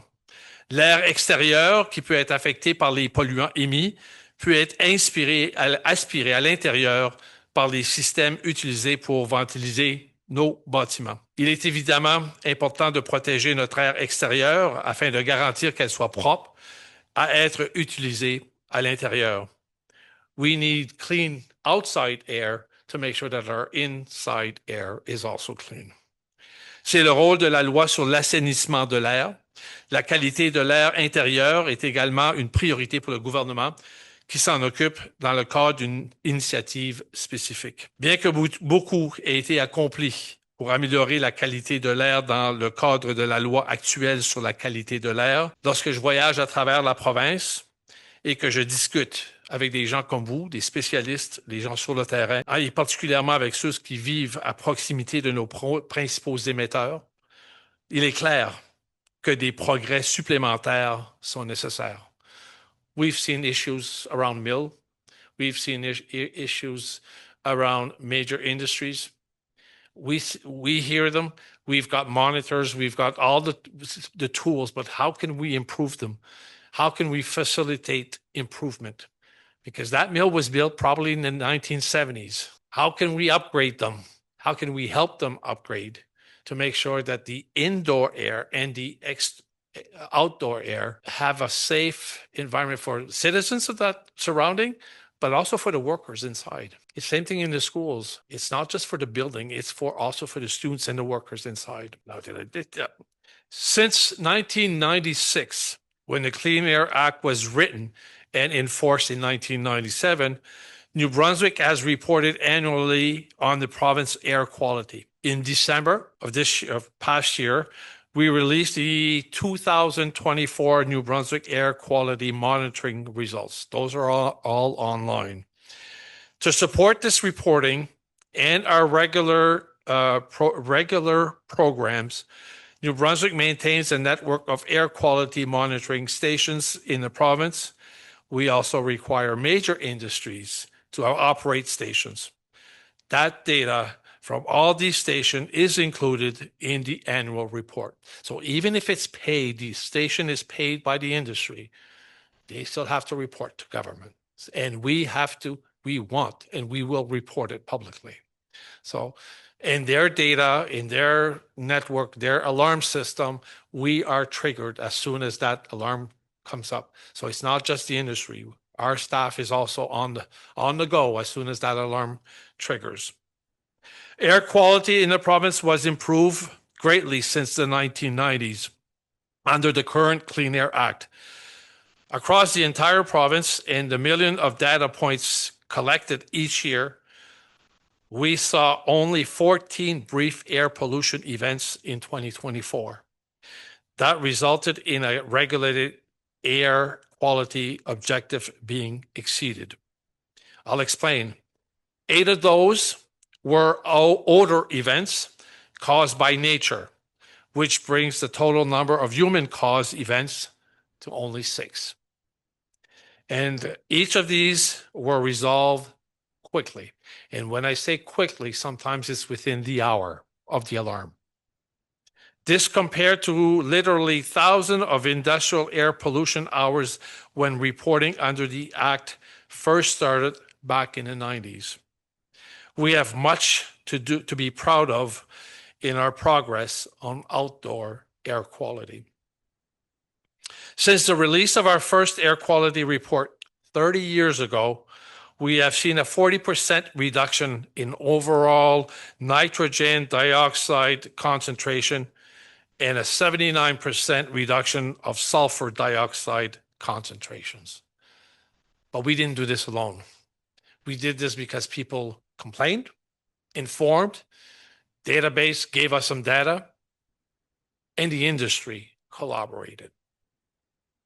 These improvements affect not only the air we breathe, but also the lakes and our rivers.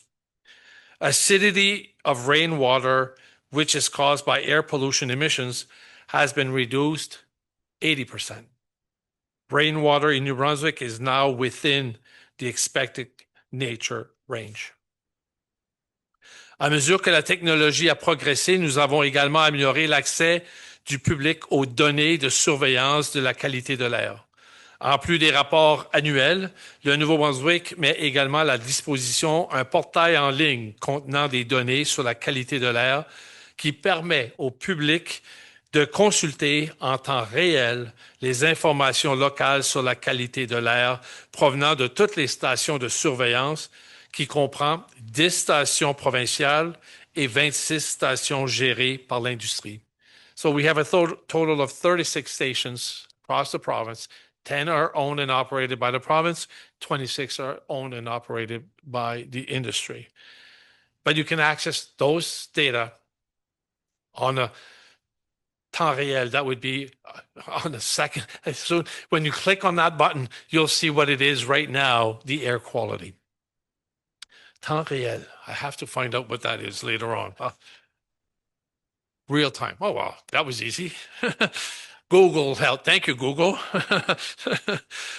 Nous nous sommes engagés aussi à atteindre une qualité de l'air bonne ou meilleure dans 78% de nos stations de surveillance d'ici la fin du mandat actuel, soit en 2028. So our objective is to hit the target of 78% of our stations good or better air quality. In 2024, the objective, we obtained 74%. So we're very, very close to our objective. Cependant, si nous voulons atteindre notre objectif d'ici 2028 et améliorer encore davantage la qualité de l'air, nous ne pouvons pas simplement continuer à faire ce que nous faisons et ce que nous avons fait au cours des 30 dernières années. Des changements sont et seront nécessaires. C'est pourquoi nous révisons actuellement la loi sur l'assainissement de l'air et ses règlements. That is why we are seriously undertaking the revision of the Clean Air Act and the regulations. Ces efforts sont déjà bien avancés. Nous savons que vous avez été nombreux à profiter de l'automne pour répondre à notre sondage en ligne, à soumettre vos commentaires par écrit et participer aux 4 séances de consultation publique qui ont été organisées. Nous examinons actuellement les commentaires que nous avons reçus à la suite de cette consultation.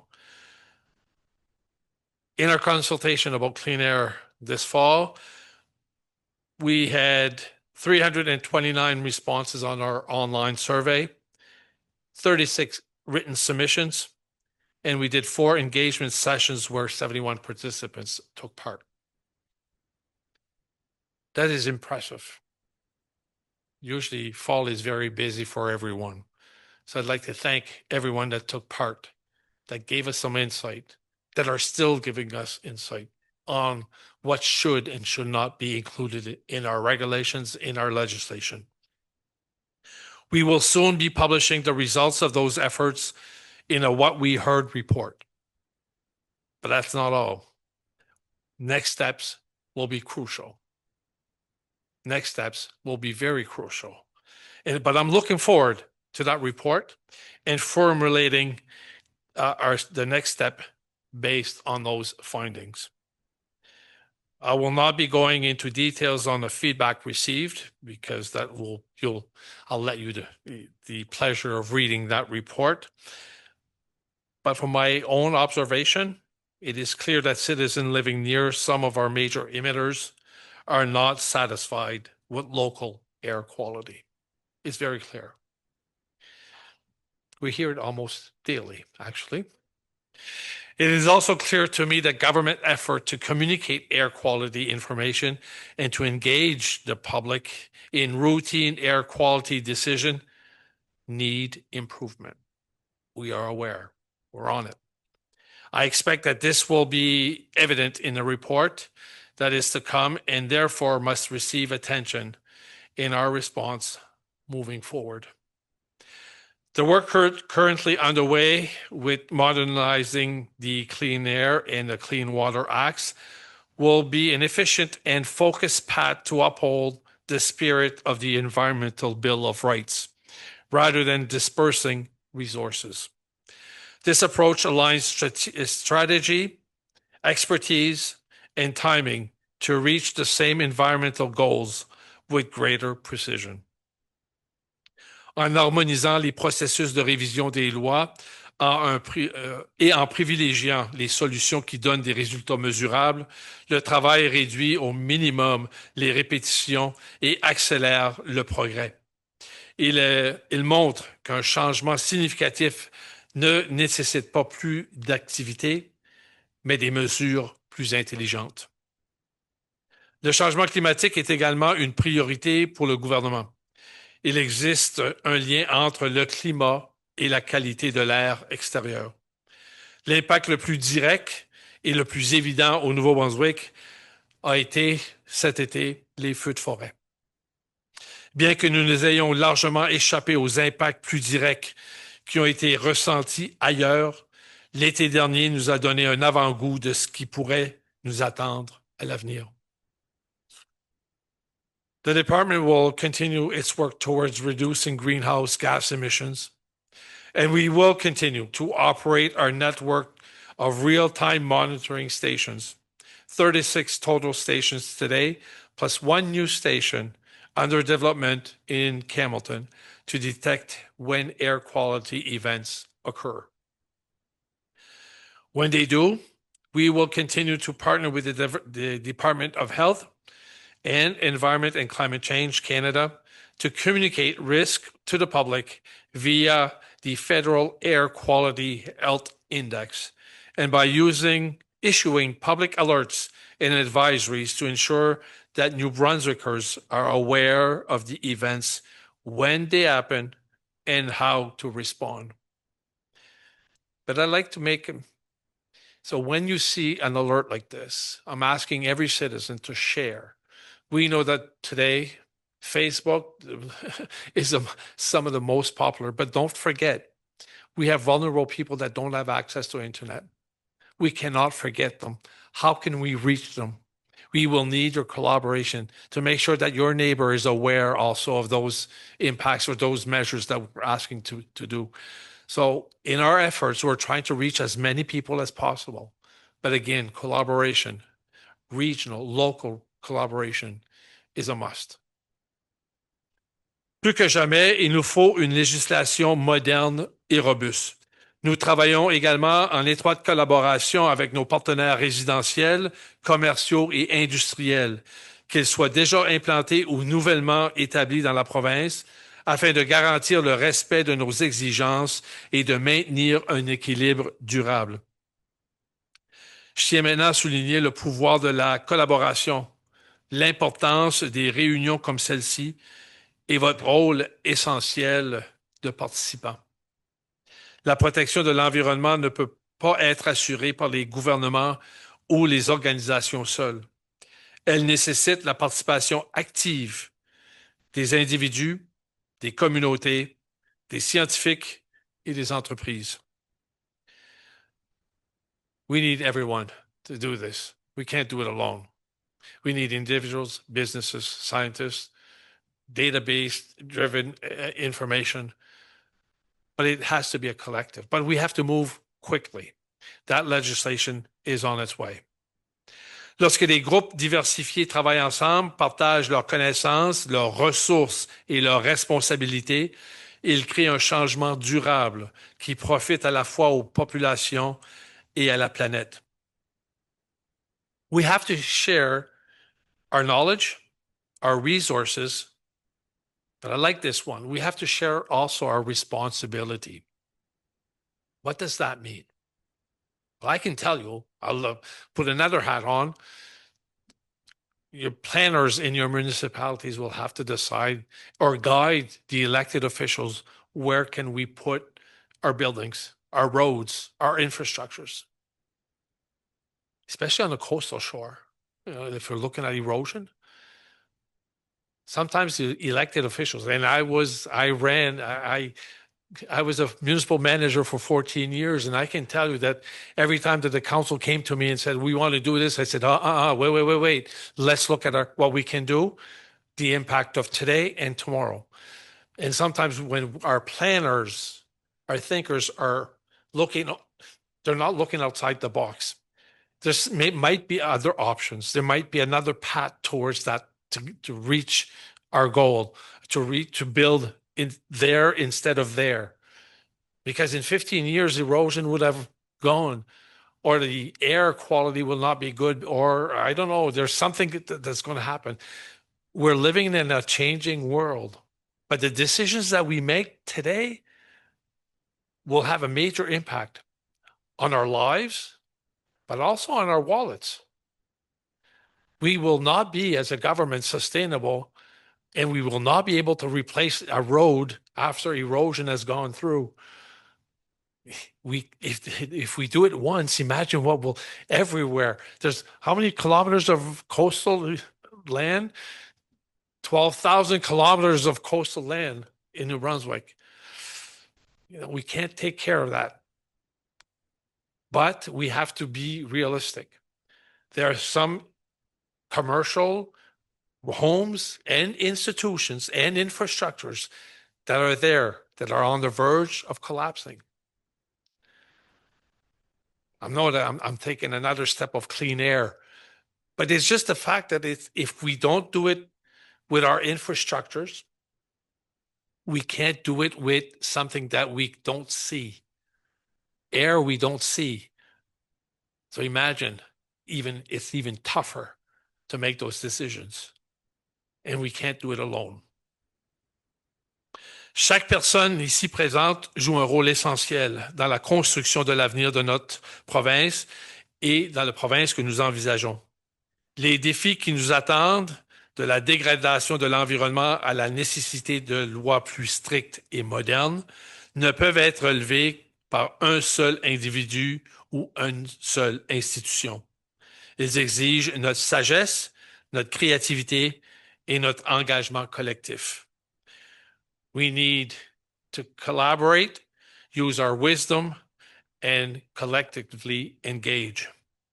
Lorsque je regarde autour de moi, je ne vois pas seulement un auditoire aujourd'hui. Je vois des innovateurs, des leaders, des collaborateurs, des agents du changement. Chaque idée, chaque action et chaque point de vue présent ici contribue à l'objectif commun de protéger notre planète et de construire un avenir durable. Ensemble, nous ne sommes pas de simples témoins du problème ou du passé, mais des participants actifs à la solution de demain. Dès le départ, j'ai affirmé avec conviction que les véritables progrès ne peuvent être réalisés sans les connaissances des personnes sur le terrain, celles qui vivent directement les défis environnementaux et en mesurent l'impact sur leur communauté, leur quotidien et leurs moyens de subsistance. Leur voix conjuguée aux connaissances d'experts et au leadership du gouvernement contribue à tracer une voie claire et efficace pour l'avenir. We hit the ground running on important priorities last year. We wanted to validate, we wanted to hear again what you had to say before taking our final steps of modernizing our laws and regulations. 2026 we will begin to shape the future with even greater focus and purpose. I cannot emphasize enough, but together, we will map out the next critical steps, introduce updated legislation, and secure the funding needed to turn vision into action. But beyond policies and programs, our true progress will be measurable or will be measured by the impact we create. We are striving for cleaner communities, fairer systems, and a planet that thrives for generations to come. Again, I'd like to thank you before I leave. Hopefully this was an insight. I cannot divulge any more secrets. I did one that I fought for today to give you the information on the school upgrade. But look at what we've heard report. If there's something missing in there, please let us know. This is a living, I call it a living document because it might not have captured everything. Please be our eyes and our ears on the ground. But please do it politely. And I say that not for me, because everybody's polite with me, but sometimes with staff, it's a different story. But I rely hardly on staff. I rely hardly on our people working on the field, on our watershed associations, on our groups and volunteers that are working hard, trying to contribute to a greater environment, to a better life.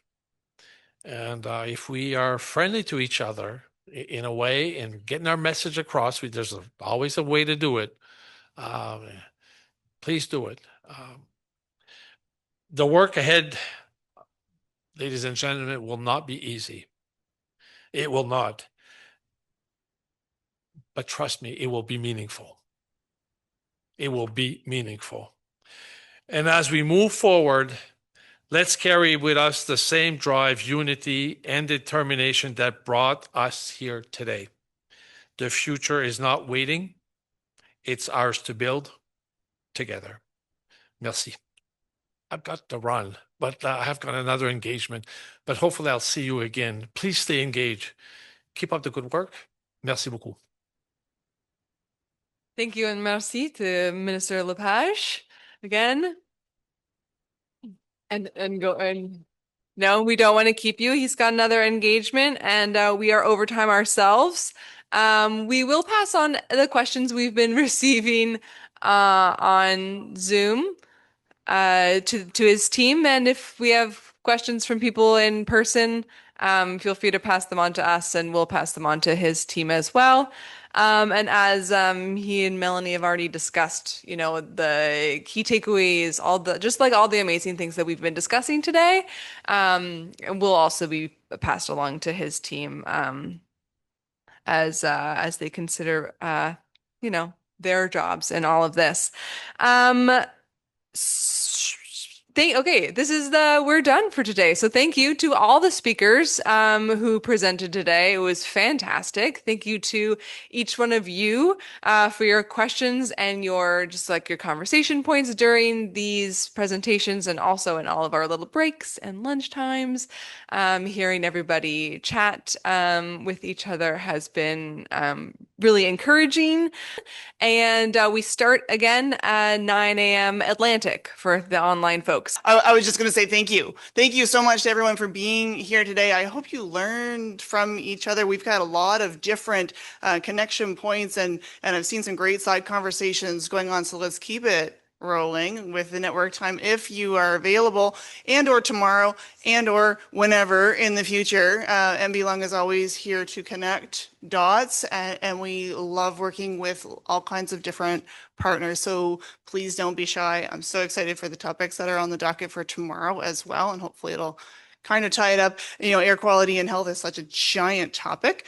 We're doing 2 days this year. We did this workshop 2 years ago and everyone said, no, that's information overload. Can we please have it over 2 days?